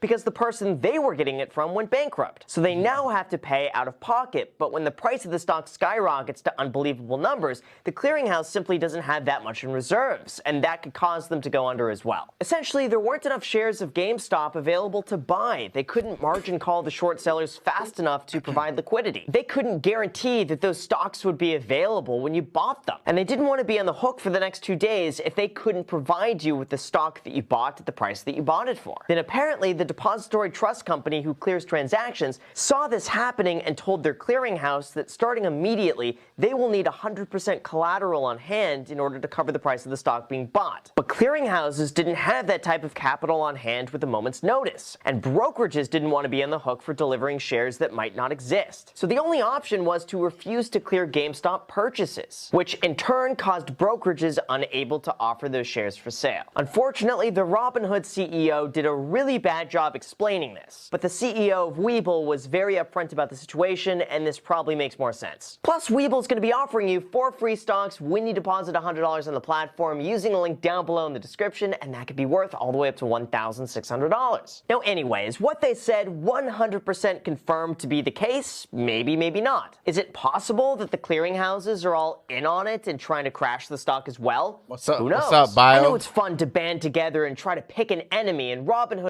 What's up, Bio? Welcome to the stream, man. Hello from Australia. What's up, man? I appreciate you stopping by the channel, man. Right now, I'm multi-streaming on Facebook, YouTube, and Twitch all at the same time. So, thanks. I'm just watching. We just talking about AMC and GameStop, and you know, and random videos that we find on the internet.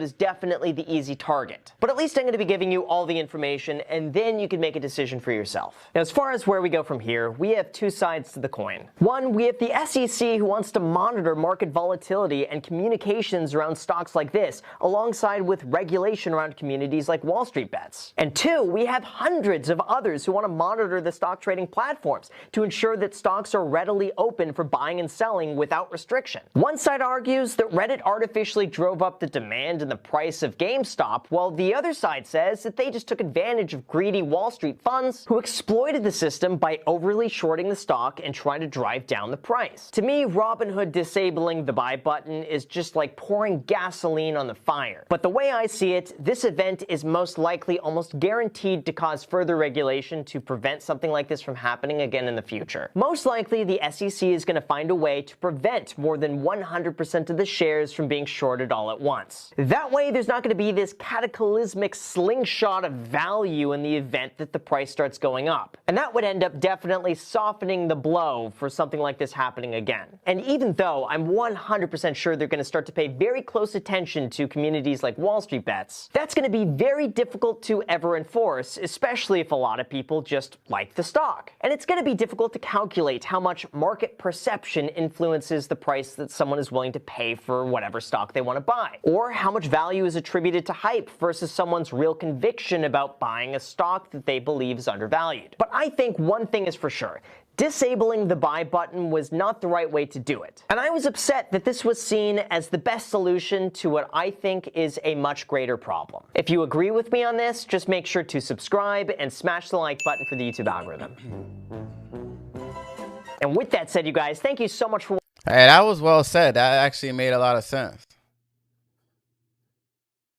Let's see what this guy is saying.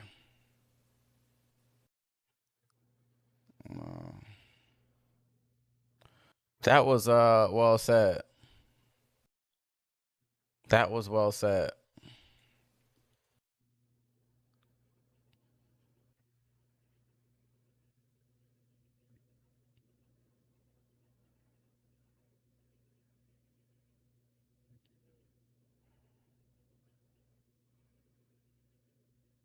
Oh, this is a good one right here. Yeah, he did. That was well said because it makes more sense. It makes more sense. It cost them a few billion. You know what they should do? They should be like, I think they should be like, all right, you know what, guys?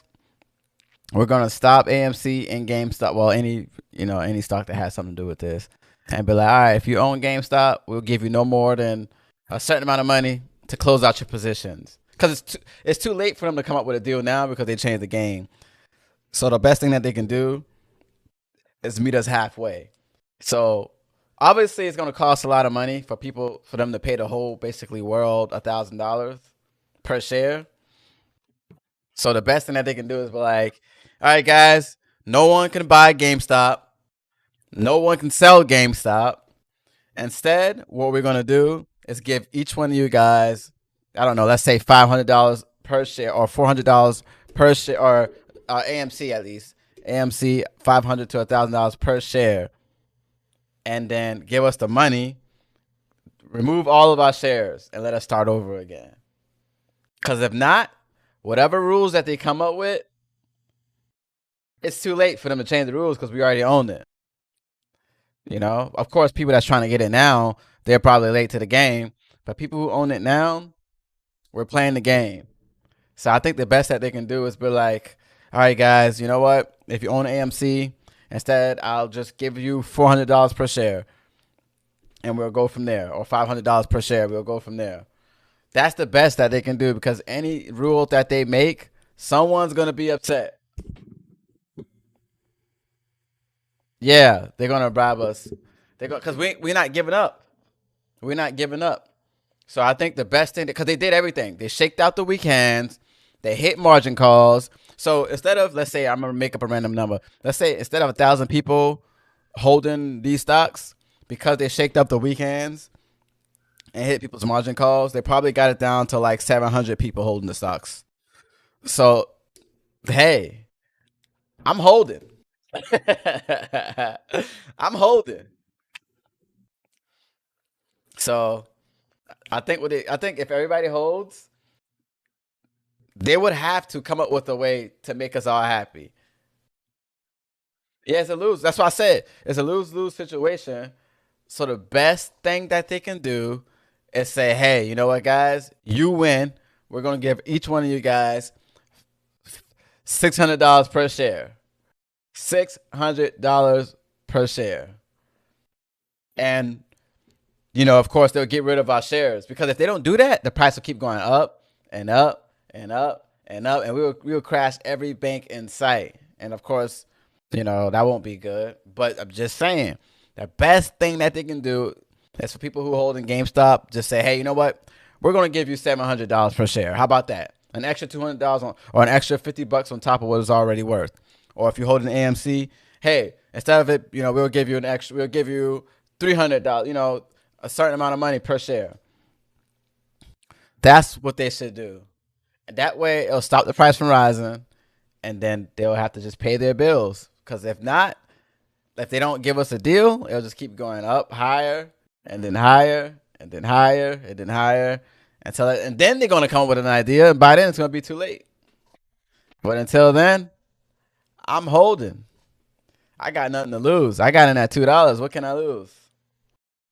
I don't know if you guys caught this, but there's a subreddit called Wall Street Bets. And what they do on Wall Street Bets is they find angles and a thesis, and then they bet on a stock. The stock they picked for the past couple of months has been GameStop. And boy, actually, did they... Jason, hold on a second. Ram and jam. That's not true. So I had actually a guy on my team put together 2 really important documents, and I'm just going to read them because it's full of so much interesting shit. And then we can talk about where are these documents from? You saying from the Wall Street Bets? No. I had a guy go in, one of my team members, one of my colleagues, and go and summarize the entire saga from the beginning. And then we can talk about the corporatist scumbags at Robinhood and how they're fucking people over. So let's do that in that order, okay? Hey, in case you guys don't know, this guy's a billionaire, not the white guy. But I don't know who the white guy is. But the Indian guy, he's from Sri Lanka.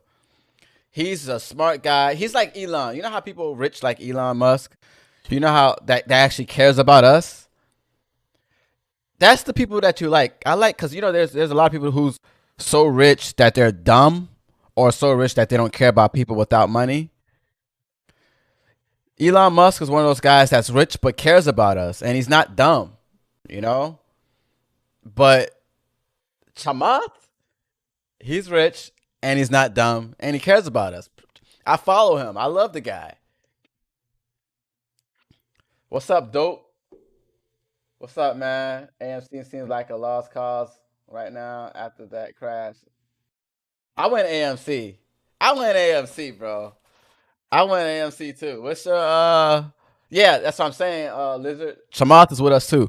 I don't know if you know who he is, but when you hear him talking, you'll be like, yeah, this dude know what he's talking about. Hey, what's your price? What's your take profit limit for AMC, bro? I just want to hear. I like to hear what people say. I like to hear people's take profits. Nah, I got in at $2, but I didn't sell because I wanted to be a part of the movement. Bro, when that thing, I got in at, hold on, let me find it for you.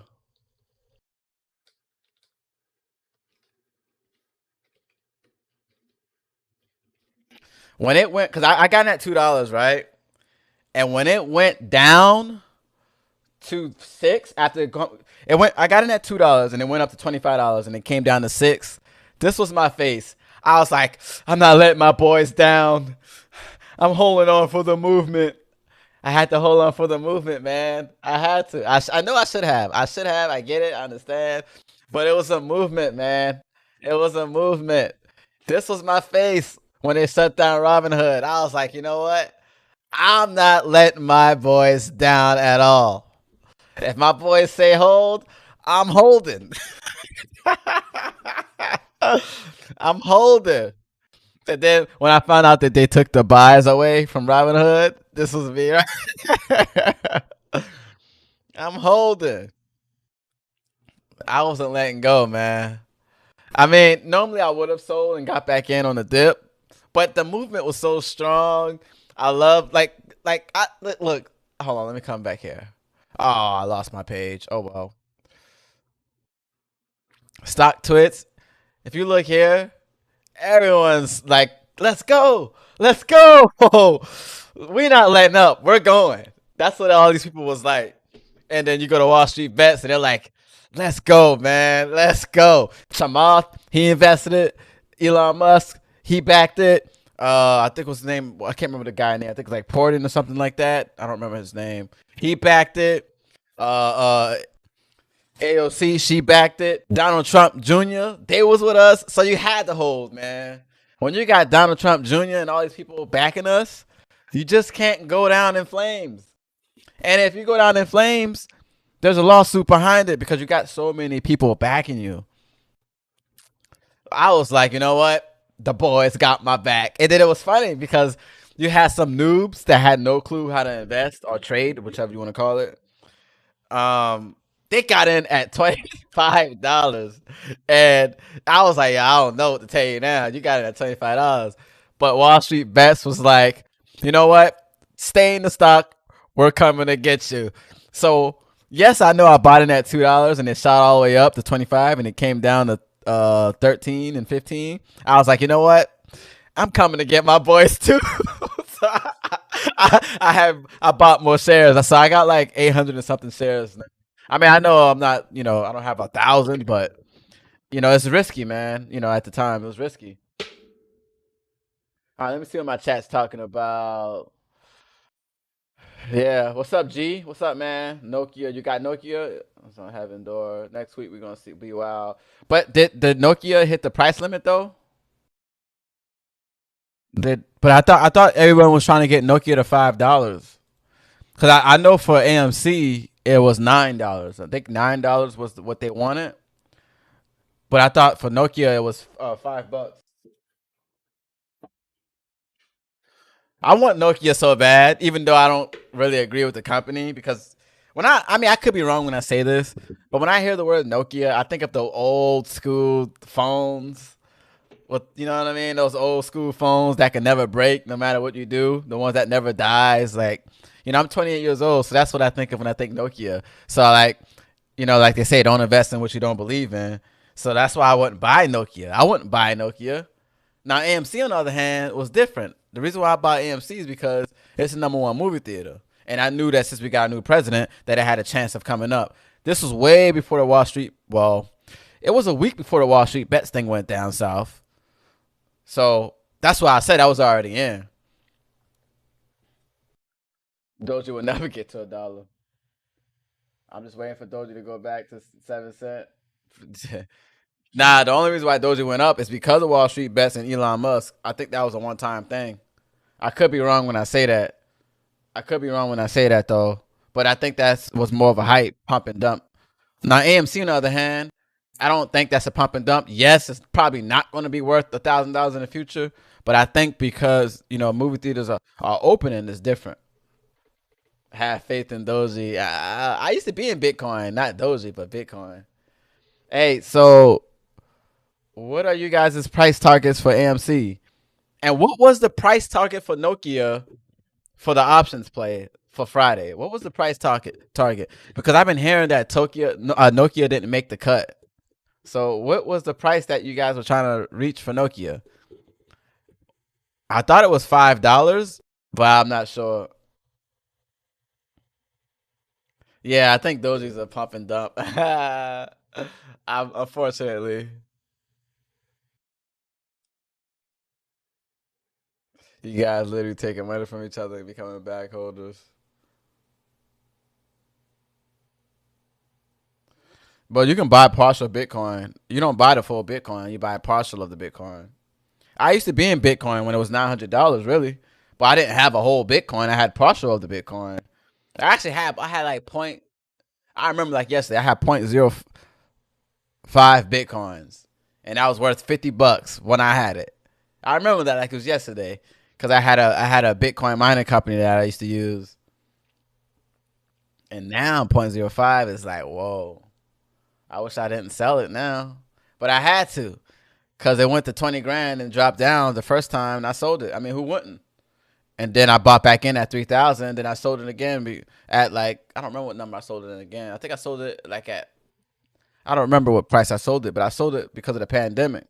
I mean, who wouldn't, you know? Like, when the pandemic hit, I sold everything because, you know, I didn't want to be caught holding an empty bag.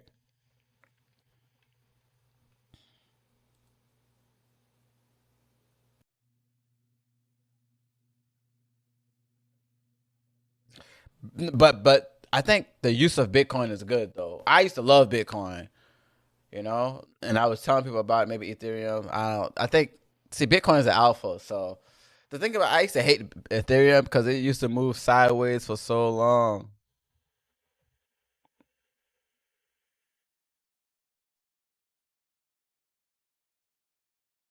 Let me go back to this video. Let's go back to this video and see. Also, guys, if you guys want me to pull up another video, just post it in the chat and I'll pull it up. But let's see what these guys got to say. Why they call him the dictator? Let's start with the read your biased and no, shut up, boring document. Go. You're an idiot because you just want to defend people because you blindly stumbled into a fucking trade that actually made a little money. Lo and behold, you actually invested in a company that literally they got on television yesterday and they fucking lied to Americans right to their face. This is a company that was insolvent. Because now let's just put a pin in the following data point, which I believe to be true. I know more about this than you do because I live in these markets. Okay, so I understand what it means to be putting on trades, to being short, to being gamma squeezed, to have longs, to do all of this risk management. You're an early stage investor. So I know the intricacies of this stuff and what's happening in here. This company was insolvent. They did not have the capital requirements to post the margin that was being asked of them by their partners. And so this was a platform level decision to ban and block people from trading securities. It cost individuals hundreds of millions, probably billions, maybe even tens of billions, and these motherfuckers should go to jail. Now, let me give you the timeline before we get into that. June 2019. In June of 2019, a Wall Street Bets user named Deep Fucking Value began buying long-dated January 21 calls. What that means is in June of 19, this person was betting that the stock would go up by January of 2021. He spent $50,000, which, by the way, today is worth about $25 million. By the way, Shabat, we should just highlight that there are forums where individuals that are trading stocks talk to each other and share tips and promote things to one another. That's where this was taking place. Yeah, and by the way, those forums exist in the professional organized world too, amongst hedge funds. You know, I've been invited to idea dinners where we all get together and we talk about the ideas that we have, and we're all expected to do fundamental analysis. But some of those ideas are actually momentum-driven ideas. And a lot of the biggest dislocations in the market, just as a setup here, have been because of momentum-driven trading by organized capital. Okay, so we've been stuck with this for a while. So this guy, Deep Fucking Value, posts this, and every month since, he's posted a screenshot of his position, and he's titled it GME YOLO Update. August 22nd of 2019, Michael Burry, who is this guy famous from The Big Short, who's the guy that caught the mortgage thing, he discloses a 3% position in the company, and he highlights that 90% of GameStop's 5,700 stores are free cash flow positive. That's like pretty good. He urges a buyback, and he notes that the company was trading at or near net cash levels. So he's making a deep value oriented fundamental thesis as well. Chamath, I think also it's worth saying what GameStop is, because even my wife asked me, what the hell is GameStop last night? GameStop is a retail store where people buy video games. I used to go to the mall all the time and buy video games there. And consoles and headphones and other stuff. And they'll buy back your old games. And so the stock got beat up over the last couple of years as people stopped going to malls and stopped buying stuff in stores, and everyone thought the company was going to die. And so these guys observed that maybe there's real value in this company and it's making money. Digital downloads are now the standard. No one buys DVD ROMs anymore or anything like that. So and the Chewy founder, who is very successful at e-commerce, came in to run the company. Yeah, that's the best part of the story. So June 19 was the original post. August 22nd of 19, Michael Burry comes in and says, I'm long. Then a year later, August 31st of 2020, Ryan Cohen, who's the founder of Chewy, takes an almost 10% position in GameStop. About 2 or 3 weeks later, on September 19th of last year, a member of Wall Street Bets writes a post on GameStop, and he notes that GameStop has 120% short interest, which I'll get to in a second, so hold on. What does that mean, 120% short interest? And he defends the company as a result of a few things. He says, number one, there's a new console cycle coming, just as Jason mentioned. Number two, consoles are not going all digital immediately. GameStop loyalty programs have 55 million users. They have a strong balance sheet. Ryan Cohen just bought a stake. And the shorts were underwater and would be forced to cover if the stock ran up. He predicted the convergence of all these factors would lead to a big squeeze. Now, November 16th of 2020, Ryan Cohen writes a letter to the GameStop board, and he urges the company to conduct a strategic review and share a credible plan to capture market share in the gaming industry. He said that they need to evolve into a technology company that delights gamers and delivers exceptional digital experiences. I'm just quoting here. Not remain a video game retailer that over-prioritizes its brick-and-mortar footprint and stumbles around the online ecosystem. November of 2020, someone in Wall Street Bets highlights that a hedge fund called Melvin Capital was going long GameStop puts. What does that mean? That they are synthetically shorting the stock by buying the right to sell it at a different price in the future. Okay? And that they had been long that position for more than 4 years. So all the way going back to 2016. Fast forward to now 2021 of this year. January of 2021, GameStop strikes an agreement with Ryan Cohen and adds him to the board of directors and gives 2 of his affiliates, his former COO and CFO of Chewy, also 2 board seats. They collectively, bring their experience in e-commerce, online marketing, finance, and strat planning. The stock goes up 13% on that day and closes at about $20 a share. 1 day later,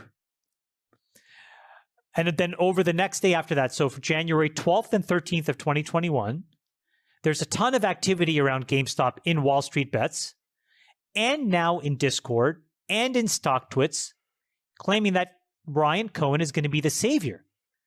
And then by January 14th, so 3 days later, the stock closes at $40. So now it's up 125%.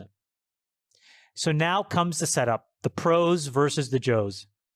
From January 12th to today, there has basically been a battle by institutional investors on one side, shorting GameStop, and retail investors on the other, buying the stock and also buying the right to buy the stock, or what's called call options. And this is what has created this crazy nonsense we've seen.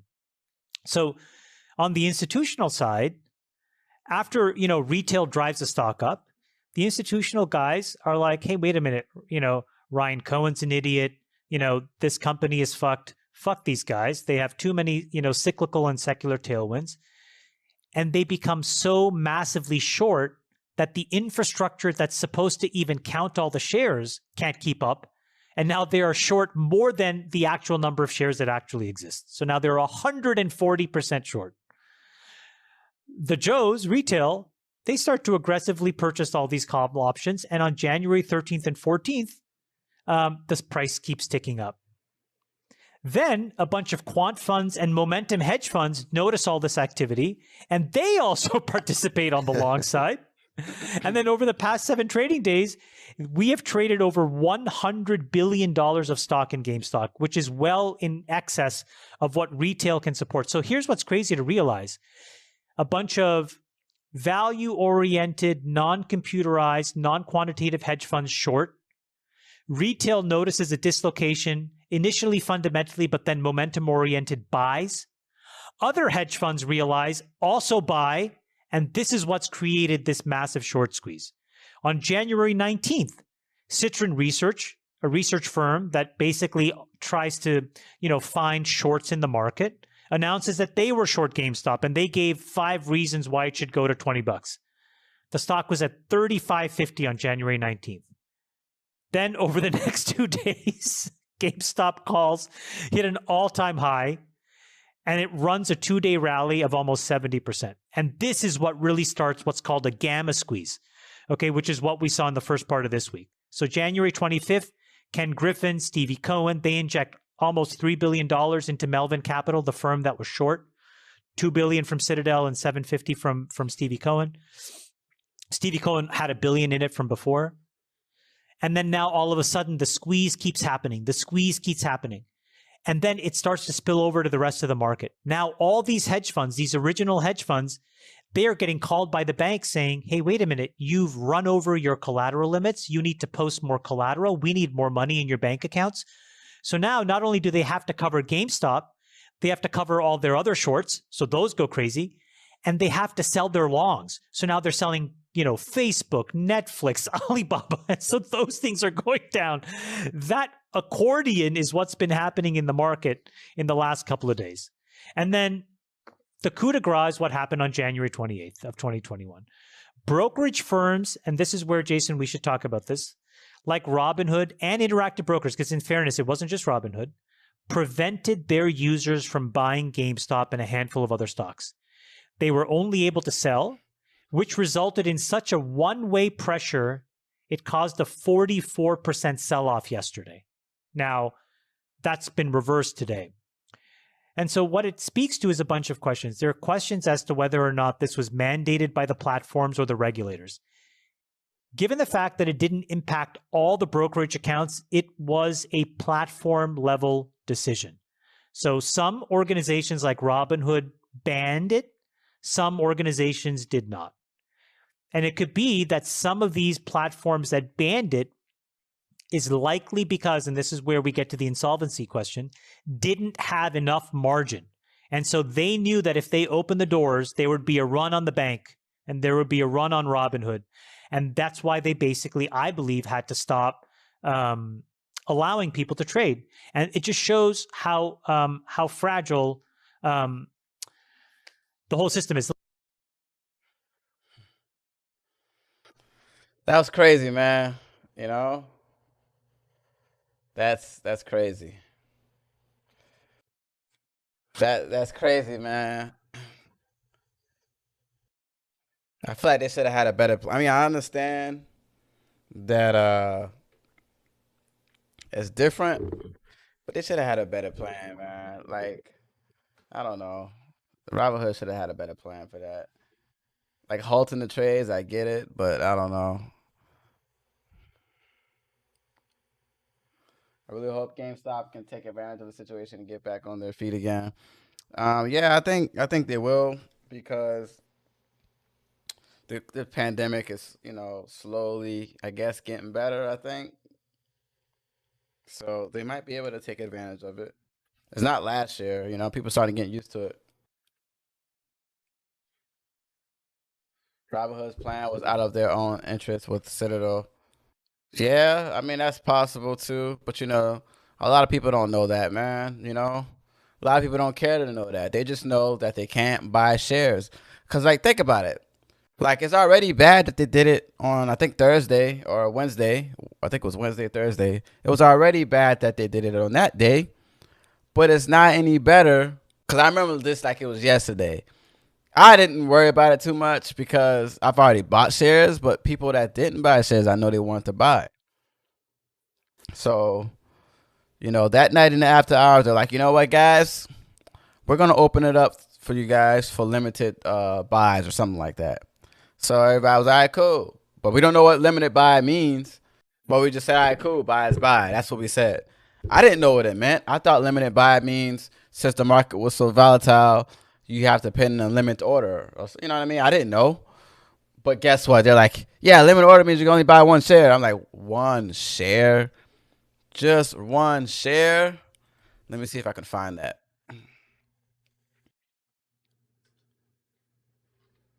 Hold on.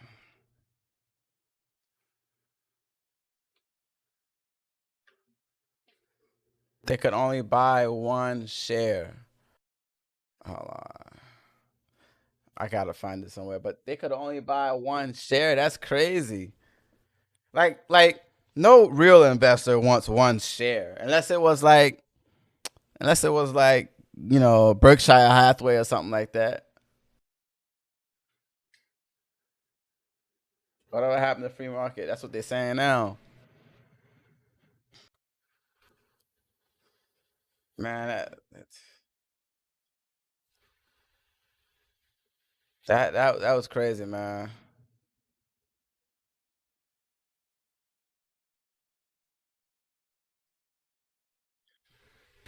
Let's see if they got any more news for AMC. Guys, I'm in AMC, so that's why I'm excited.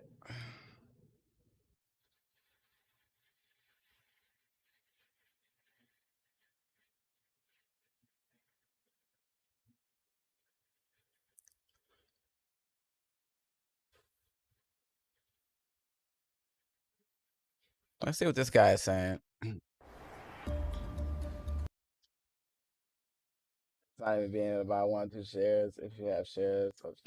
Yeah, see, that was another thing. So, you know, I was like, you know what?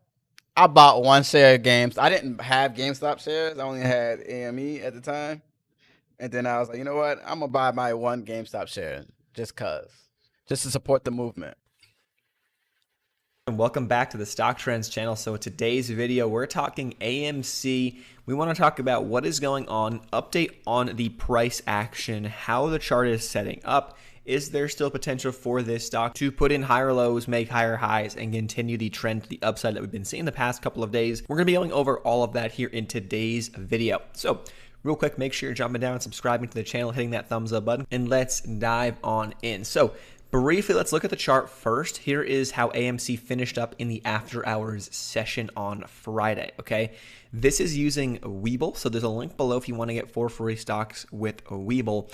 But the thing is that you can trade through 8 p.m. Eastern, all the way up until 8 p.m. Eastern every single day. That is after hours trading, and then pre-market trading starts at 4 a.m. So after hours trading, we actually ended up 1.43%, pushing up towards the end of the after hours session, falling off in the beginning, recovering, and then kind of pushing back up towards the end, closing the after hours at 13:45 while we closed the day at 13:26. So we actually saw a really cool pattern develop at the end of the day here in AMC, where we had this downtrend for quite some time throughout most of the late morning into the early afternoon hours. And we drew this downtrend line on the live stream over on my personal channel, which should be linked in the description box down below. And then we saw it happen live as, you know, AMC broke out of this downtrend, popped back above 1250, and then pushed up, hitting up towards 1420 or so by the end of the afternoon, and then sold off a little bit into the close. But that said, you know, we want to talk about more. So let's go back to some of the news. Let's go back to some of the other stuff here regarding AMC. And so we want to look at what's going on. So we have some class action lawsuits against Robinhood alleging that they switched sides, sacrificed Main Street investors in favor of Wall Street. And what I want to know in the comments section down below, what brokerage you used. Did you use Robinhood? What were the issues that you saw? Because they restricted trading at some points on Thursday, and then on Friday they had limited trading for certain securities. It's go time. As in, where did my weight go? Away, thanks to... And I want to know how that affected you guys, how that really, what happened. Are you pissed? Ultimately, what were the issues? What were the biggest issues that you were noticing?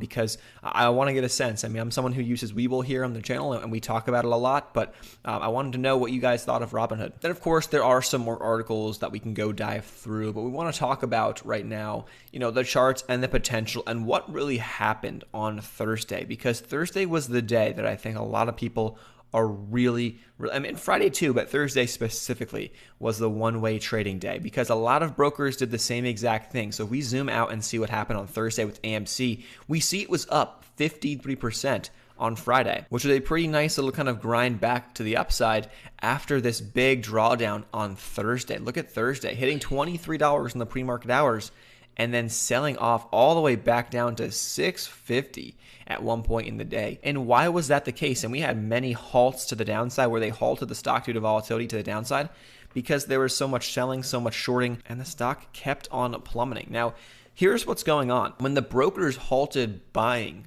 of certain securities, AMC being one of them, it made it a one-way trade. So whether or not hedge funds and shorts all piled in and shorted the stock and made a ton of money on the downside, whether or not that happened, we don't necessarily know. Obviously, everyone has their suspicions that that's what they did to kind of, make their money, when they could, right? Because they got squeezed the day before or the couple days before, and so they're making their money when they could. But there is more behind the scenes. There are clearing firms that need to have cash. They need to have the cash to put up for these orders and have the funds ready.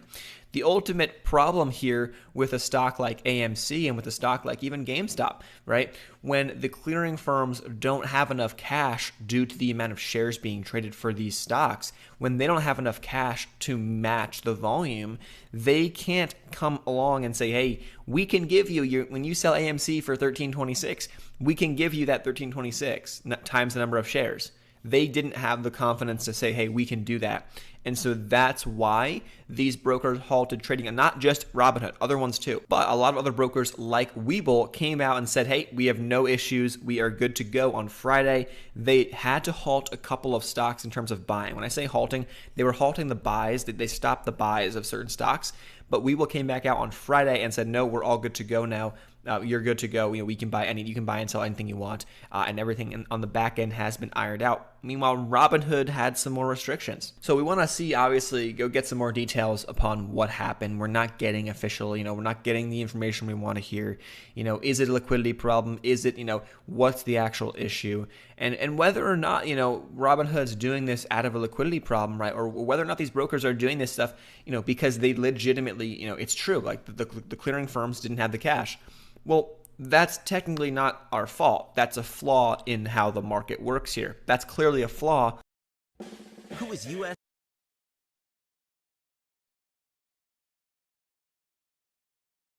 And so there's a bigger issue at hand. So that's just one thing I wanted to point out, one thing I wanted to kind of make clear for those who are not sure what's really going on, because I'm sure there's a lot of people that have a lot of questions about that. But now let's broaden things out, right, and look at the 1 hour chart to get a better view of what's going on. Well, we actually are kind of setting up with decent, a decent chart setup. We kind of have a push up here to 25. We had a nice push up here in the pre-market hours Thursday, pull back, but again, higher low from the days prior. So that's a good sign. And then putting in higher lows here on Friday. So, things are progressing. It looks like, nicely to the upside still for AMC, for GameStop. One thing to note is that a lot of these stocks were under short sale restriction on Friday. What does that mean? Well, that means when these stocks are down over 10% in one day, the next day you cannot initiate a new short position. So we're going to have to watch for Monday and Tuesday. These are the two biggest days, I think, that are going to shape the future of how this plays out. If come Monday, we see a lot of shorts attacking AMC and we see the game end and we see AMC go back down under $6 or something like that, we'll see. Maybe it doesn't go that far. Maybe it comes down under 10 and it kind of just slowly trickles down. That could be potentially the end. And we'll have to see what happens. But ultimately, that could be what is a possibility. Now, what could happen on Tuesday? If new shorts can get back into AMC, get back into GameStop, get back into all these different stocks, what could happen on Tuesday? Well, the buying pressure comes in and, it's targeted enough to kind of, point at these stocks and we get enough new buyers. You need new buyers because people who are holding, you need new buyers or you need those who've sold to get back in. If that does happen, that could initiate a large, much larger squeeze than what we saw the past couple of days on Tuesday, Wednesday, Thursday, into the end of the week. So we'll see what happens Monday. Let's see if new shorts pile in. Let's see what happens. If that is the case, then Tuesday could be big. If not, this may just trickle its way back down and kind of slowly lose itself, lose some steam, lose some volume. Whether that's because you can buy on your broker or not. I mean, ultimately, there seems like there's obviously more at play behind the scenes here that we may not know much about. So hopefully this video is helpful. Hopefully the explanation was somewhat helpful for you. If you got anything out of this video, please make sure to subscribe and hit that thumbs up button on the way out. Grab your 4 free stocks with Webull linked down. I don't think I can agree with most of that. I mean, I know people are going to get some short positions back in, but the only people that can get short, I mean, in their right mind, I can say, the only people that are in their right mind that would short this stock would be hedge funds, which they shouldn't, but hopefully, retail investors don't short this. I mean, why would they? Why would you short this, especially when it's all on the news? So I can't agree with everything he says. I still think it's going to gap up in the morning. I think it's going to gap up, and then when they buy those shares back, it's going to keep going higher. Yeah, you're going to get shorts coming in because they still have another contract. But I think as long as we hold, we're going to be good. Because what's going to happen is if the supply and demand is going to go up, and the price is going to go up, and people that think they're going to miss the boat is going to come back in. What up, hello? My guy, you're holding AMC. What's up, bro? Yeah, I'm holding 850 shares of 830 shares of AMC and only 1 share of GameStop. What about you?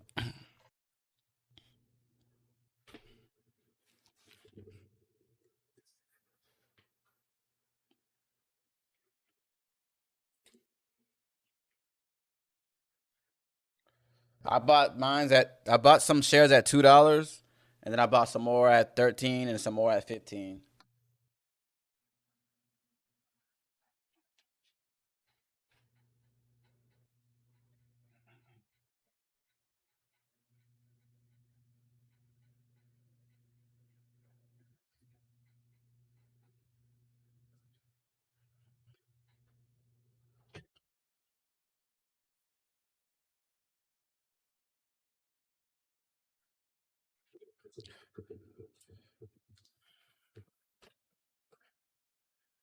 What's up, bro? What's up, Trash?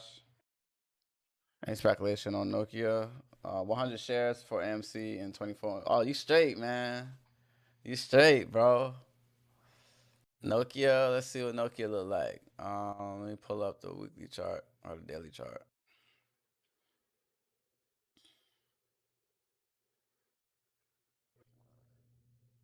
Did you already buy Nokia?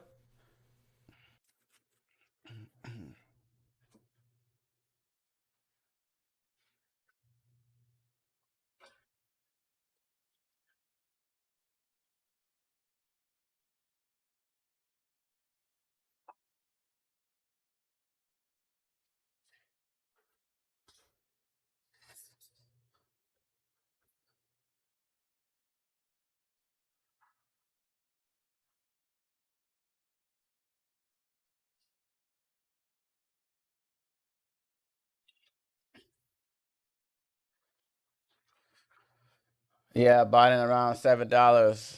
Let's see what you. Let's hope Robinhood doesn't go bankrupt. I mean, I think if it was a price issue, then at least they'll have someone to point fingers at. So they might not.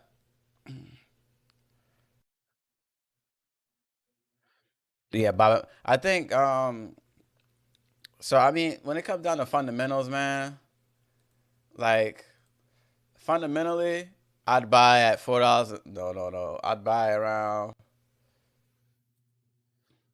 See, the fundamentals is different, man.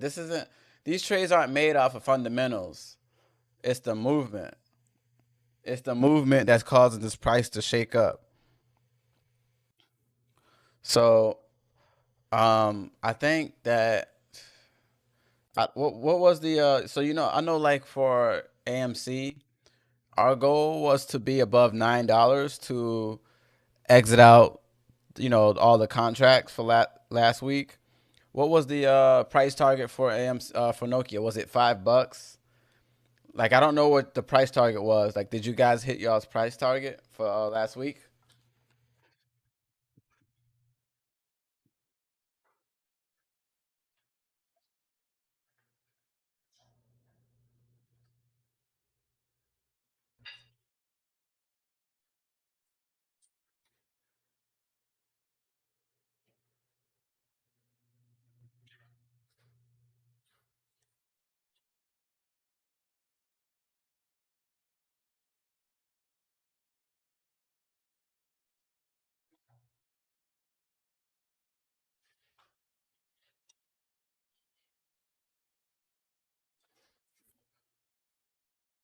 It's not.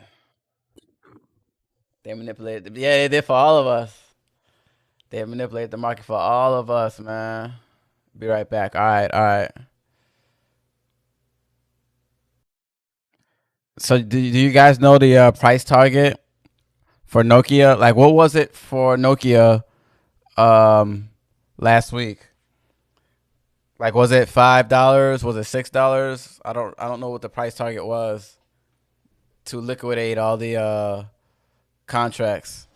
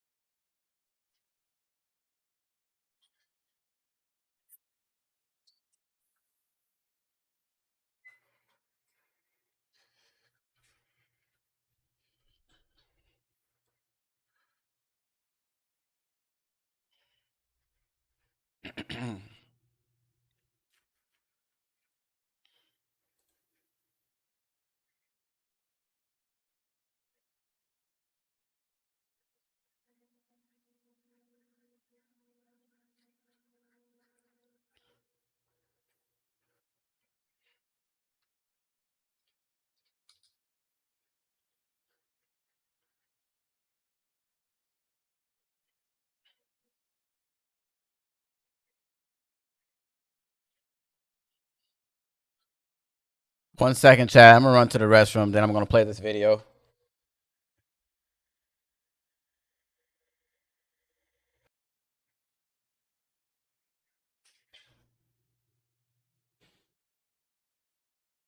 With Fundrise, the same kind of real estate investments that have powered the world's strongest portfolios for decades are now available to you. From properties generating income today to developments appreciating for tomorrow.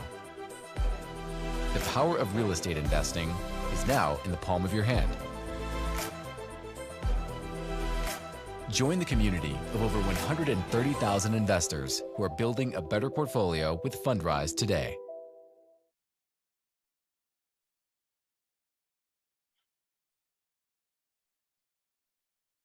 Okay then everybody, welcome back to another quick one.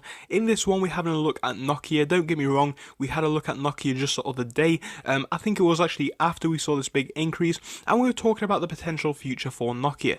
Well, of course that was a bit more of an in-depth analysis looking at the fundamentals. We are going to have a quick brief gloss over of the fundamentals tonight, but that is not the main focus of this episode. This one is just an update based on what we have been seeing, but of course if you do want to see the fundamental side, feel free to watch that episode. But yeah, tonight is giving all my opinions on the stock based on what we have been seeing, and of course the news that has come out. If it sounds like a plan, guys, please leave a like and subscribe. It would be massively appreciated as we are trying to grow the channel. With that being said, if you want to come talk to us in Discord, you can. Link to the Discord is in the description. And obviously guys, I am not a financial advisor, so please make sure to do your own research. Okay then everybody. Let's see. Let's see what these guys are talking about.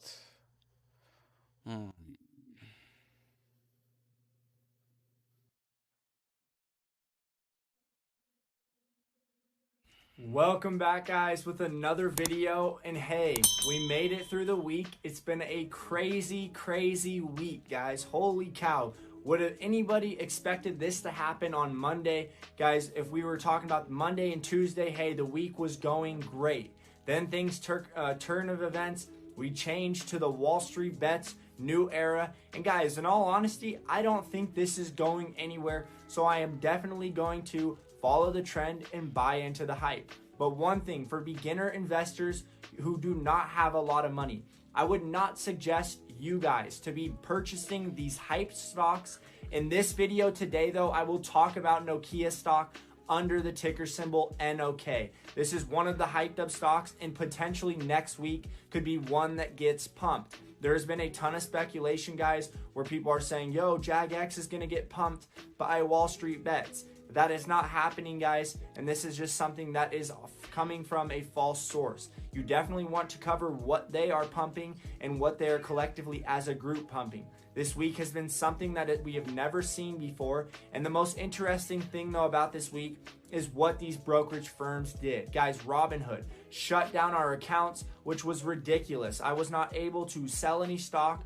Stocks were being sold for me. Stocks were disappearing from my account. Like I said in a video yesterday, this is a true statement and it's completely true. Guys, I had over 2,000 shares of Castro Maritime CTRM, and you guys know that who I made a video on last week saying that this potentially could run. Those shares have completely disappeared. The money has not been put in my buying power, and so this is why I personally will be making a change from Robinhood, and I definitely think you guys should do the same. Tomorrow, I will be releasing a video on how to transfer your stocks from Robinhood to another brokerage firm such as Webull, Fidelity, TD Ameritrade. Guys, I definitely think those are much better options than Robinhood. With Robinhood, you do not have the after hours or pre-market trading like Webull does. For instance, guys, TD Ameritrade and Webull, man, their stock charts blow Robinhood out of the water. So it is definitely time to move on. But let's hop right into Nokia under the ticker symbol NOK, and why I believe next week this stock could be their next move to pump.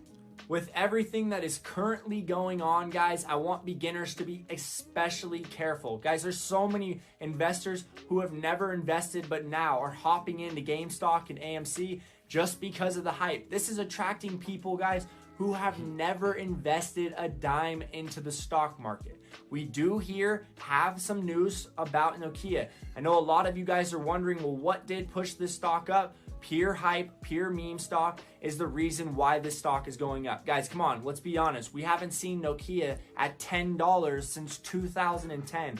11 years later, off of the hype, we see it make a run. But I do believe next week, this could get pumped even more. Here is some news, an article on Yahoo Finance that we are going to get from Nokia to publish fourth quarter and their 2020 full year report on February 4th, guys. So next week, we will hear from Nokia on how they did earnings-wise, the fourth quarter, as well as the entire 2020 year report. But there is definitely some talk from Wall Street Bets that they could make a move to pump this stock up next week, and we could see another short squeeze. Guys, not like a GameStop one, but I definitely think we could see another short squeeze to push Nokia up anywhere over $30 possibly. There was even people in this Discord talking about, hey, this could go up to $50. Here you can see Bloomberg opinion. GameStop may be a game, but Nokia sure isn't. Here you can see on a Reddit page from Wall Street Bets. Where do we all go from here? Who is going to step up to help us?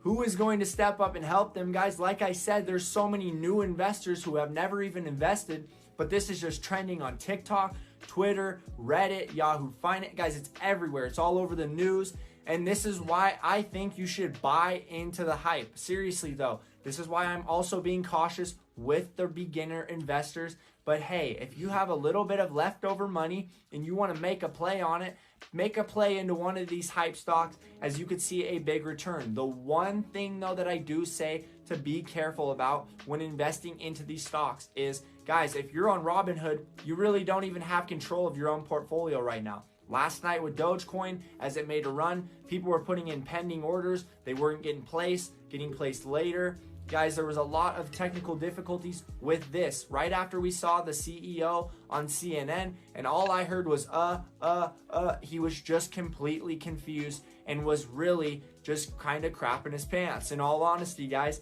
he did not know really what to say because he knows what he did was wrong. Like I've talked about, guys, we haven't seen $10 since 2010. Here you can see Nokia, cell phone throwback. Nokia had a one-day rise and fall in its stock price Wednesday, opening the day at almost $5 a share and growing almost to $10 a share around noon. The last time the Nokia hit this was December of 2010.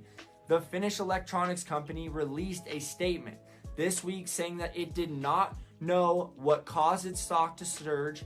Nokia is also on the current list of companies Robinhood has blocked from its customers of buying.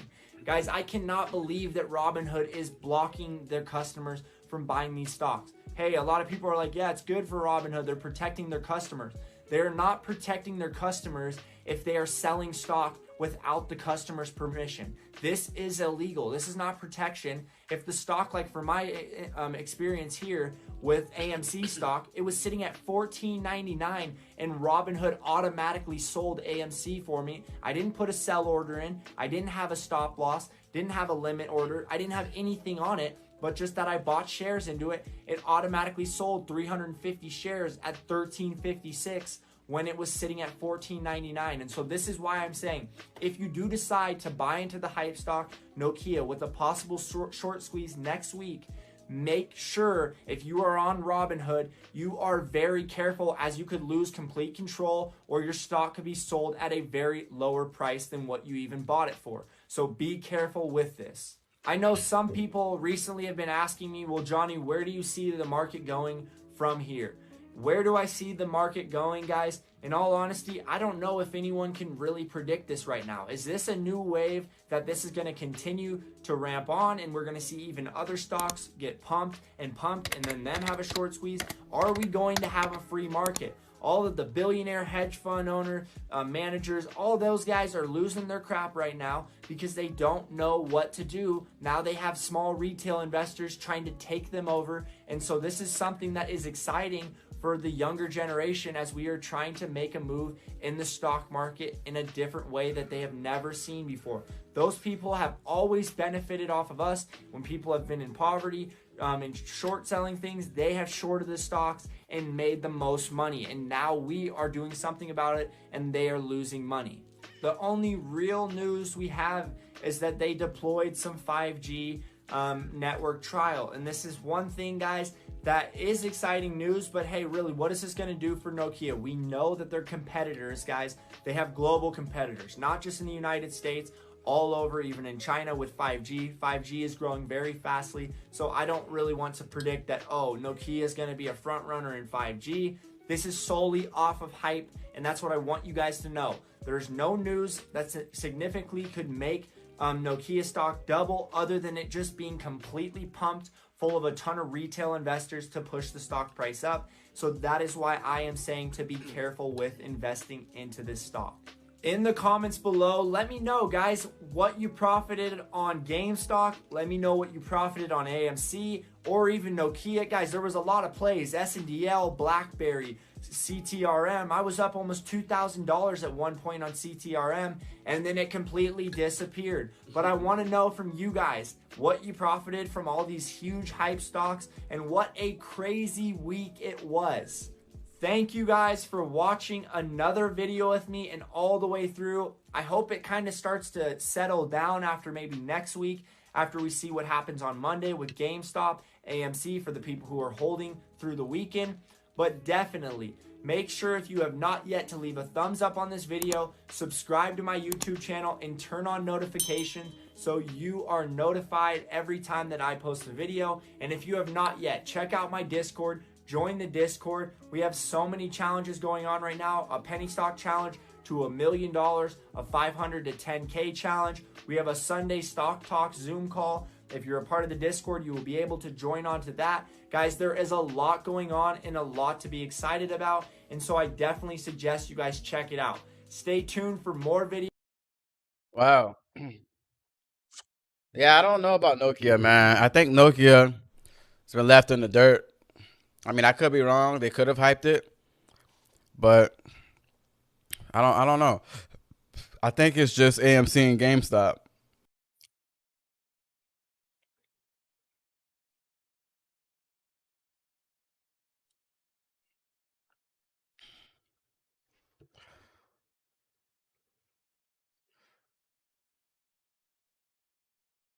I don't think, yeah. I think it's just AMC and GameStop.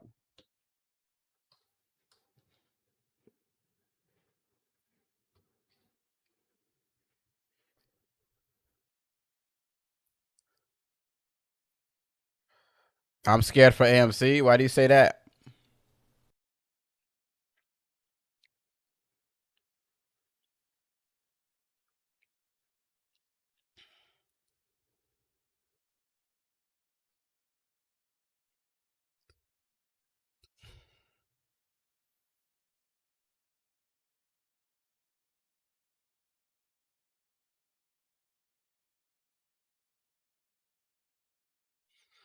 Because it would crash so hard this week. You think so?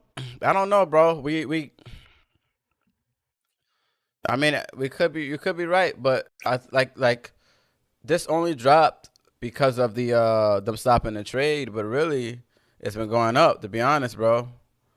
Like this only dropped because they stopped the trade, but I think that we can do it, bro. Especially since we covered all of the options contracts from last week. Like the goal was to get above $9, bro, and we did.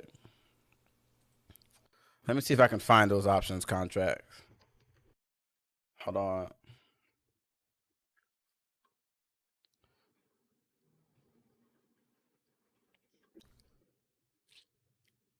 I don't know if I'll be able to find it.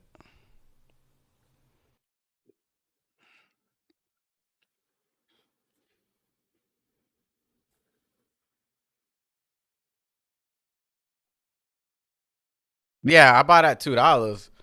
I ain't worried. I bought at 2, so I'm good. But I'm trying to find that. Let's see. I don't even know what none of. I don't buy options, so I don't even know what none of this stuff means. Hold on.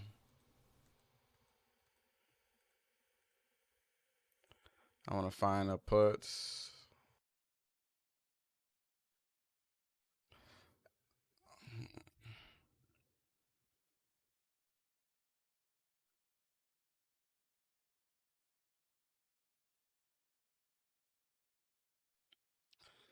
Every single one of these puts from. Let's see. A lot of these puts is down.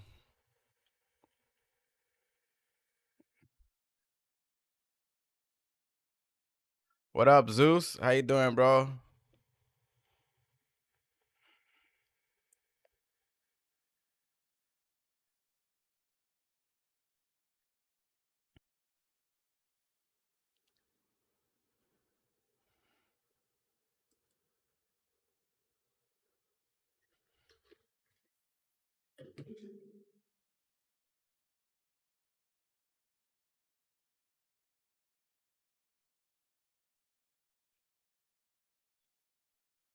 Man, I wish I can go back and see, but it's not letting me. But even so, bro, this is February 5th. Look at all these put contracts. So, the goal for AMC was to close above $9 to make the hedge funds buy back their shares, and we closed at 13.45. So Monday they will have to buy the cover, and it's going to cause the price of AMC to shoot up. I know there was a post that said if it comes above $9, it'll be a short squeeze, and if it closes above 10, it'll be a gamma squeeze. So I mean, we're expecting a lot of stuff to happen on what chart is this? A daily chart? Let's see what this one looks like. We're expecting a lot of stuff to happen on Monday. Monday and Tuesday is gonna be 2 big days, man. So I think when they do that, the price is gonna shoot up on Monday, And if you look at, and even if we hold the line when the price shoots up, I don't know how much of holding the line that these guys are willing to do. But even if we hold the line again till February, let me go to puts. Even if we hold the line again on February till February 5th, we can come up again a second time. Because look how high up these contracts are. These, like this one guy has a 12,000 open interest. I mean, these guys got a lot of contracts, man. And if we can hold these, we can definitely come out on top again. But that we just got to see if they're going to take profits or not. I know Monday and Tuesday is going to be 2 big days, but I don't know.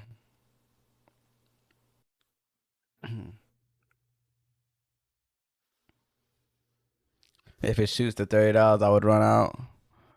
Let me pull up my chart.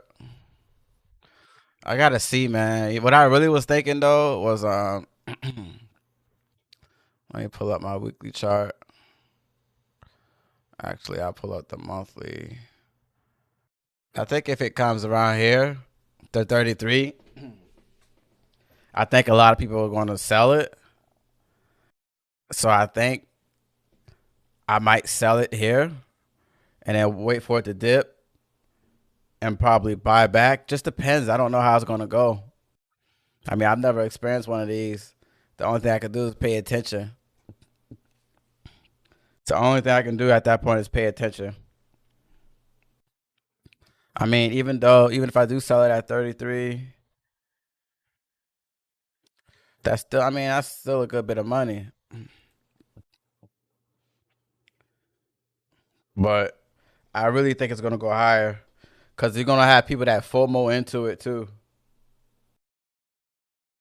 Yeah, Wednesday, Thursday, and Friday, all those are important. All of them are important. See, Monday they'll buy back, so that's good.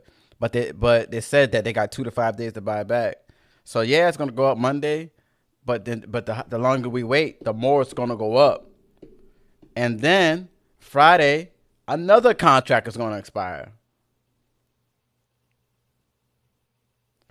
Yeah, I have 830 shares of AMC.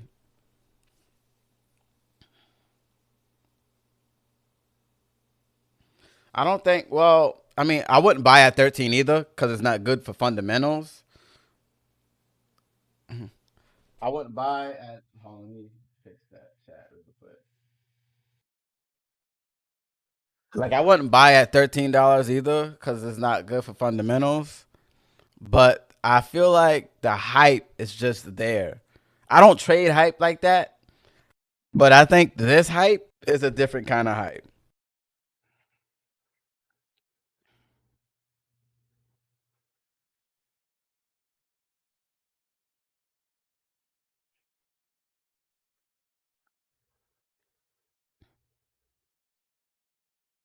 So I really think because we already won the contract, and then I think the hype. Yeah, it is. GME is on another level though, but GME is on another level. Yeah, yeah, they're doing really good. The only thing about it is I don't think people are going to FOMO into it as much. They probably will, but not as much because I'm finna sell that. You think what you mean sell that at 69? Is that what price you trying to aim at, or is that how many shares you got? Oh man, if you selling at that price, man, you're in good shape. Man, you're in good shape if you sell at that price.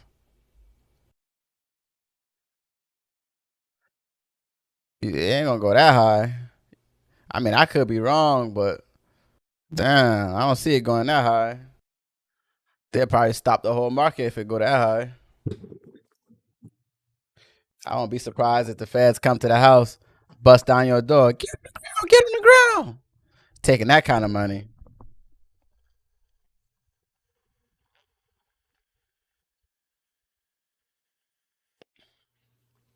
Get on the ground, get on the ground. Just wanted to trade stocks. That'd be crazy.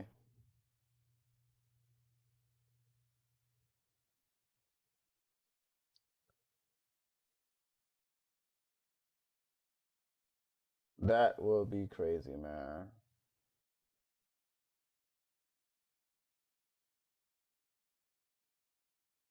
You're right, bro. I'm gonna keep it conservative. Yeah, I mean, you talking about times that by the number of shares you got plus everybody else that got it. I mean, people are trying to sell this at, you know, I don't know. People are trying to sell this at 1,000, AMC at 1,000, but I don't know, man. I don't know, man. I mean, if this goes to 400, I'd be happy. I mean, I don't see why it wouldn't. I think they said Volkswagen went to 1,000, and this is worse. Cause you got to think about it. Oh man, I don't even know how the ticker symbol for it. I think it's this right here.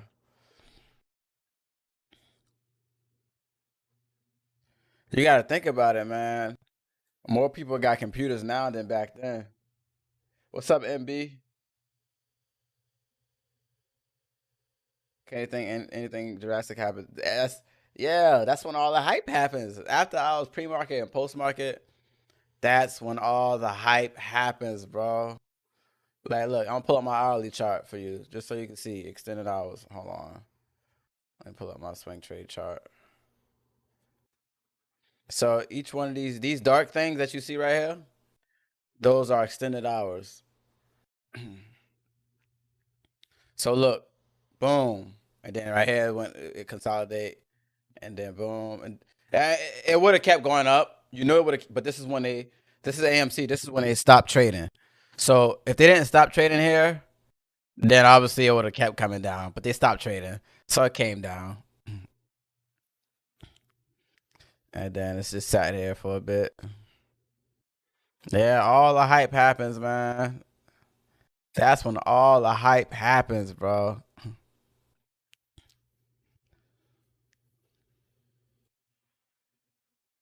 Is BlackBerry going to short squeeze like everybody talks about? Oh man, these cats ain't playing, man. Everybody's upset right now.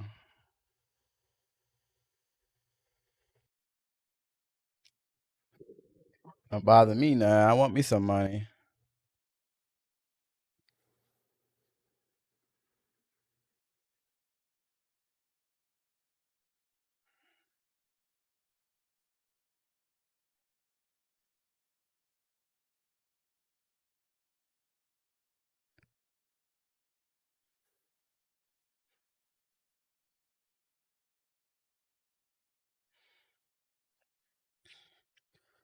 So what else? What else? Y'all's price targets for AMC?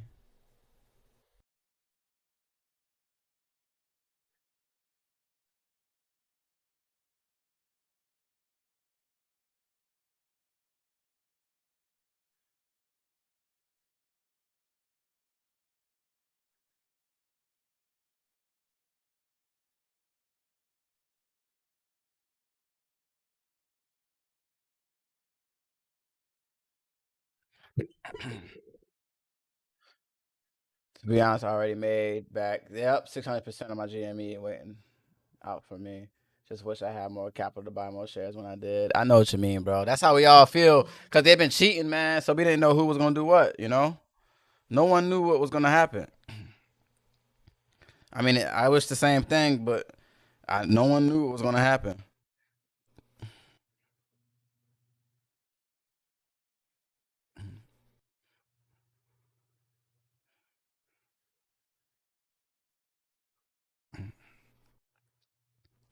No one knew what was gonna happen. But it's okay. I bought the dip and I'm satisfied. I mean, obviously everyone, everyone always wants more when it, after the fact, you know what I mean? So sometimes it is what it is.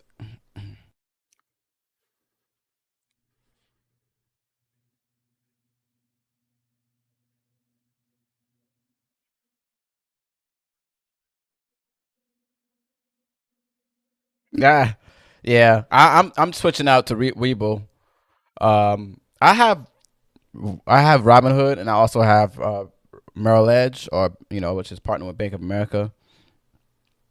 So I mean, I have shares in both Robinhood and my Bank of America account or my Merrill Lynch account. So what I'm going to do is I'm going to switch this over to my Merrill Edge account.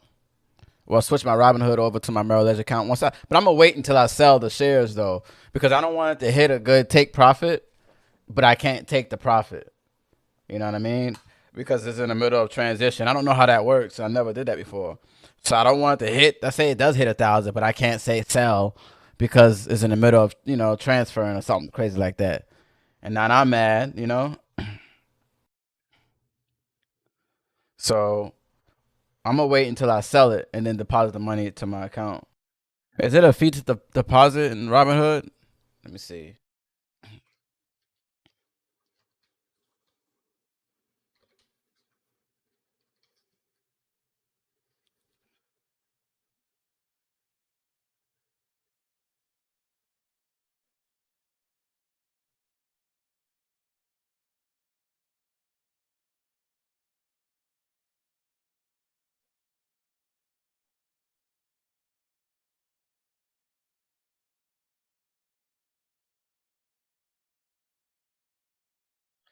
I haven't transferred out yet. My Webull account is not active yet. They're still checking it. So, but I'm going to transfer it to my Merrill Edge account, and then, I'm going to sell it in Robinhood, and then send the money to my bank, and then after that, send some money from that bank to my Webull account once my Webull account's active. Yeah, I don't want to transfer it either, man.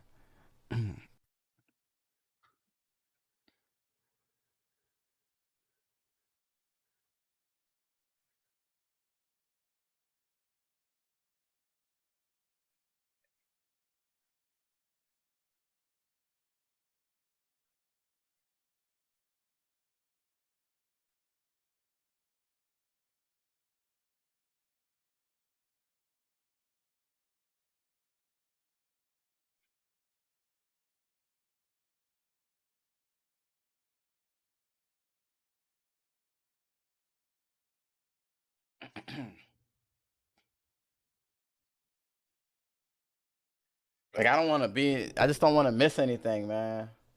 Hope we get some discounts Monday. That peaks to 6. That's your number right there, man. That's your favorite number. Hey, if it hits that, it hits that, man. Why not? Why not? All right, guys. I've been streaming for a long time. I'm a bit tired. I need to go lay down some. Hopefully you guys enjoyed the stream. If you did, please like the stream, share the stream, and follow the stream, guys. I'm gonna take a break. I'm a bit tired. Don't forget, follow me on Facebook, YouTube, Twitch, Instagram, and Twitter, guys. It's all Skeeter Season TV. I'll see you guys later, man. And if I'm streaming, you're either gonna see me playing video games or talking about stocks or anything random, because that's what I do. I do a lot of random stuff. All right, y'all.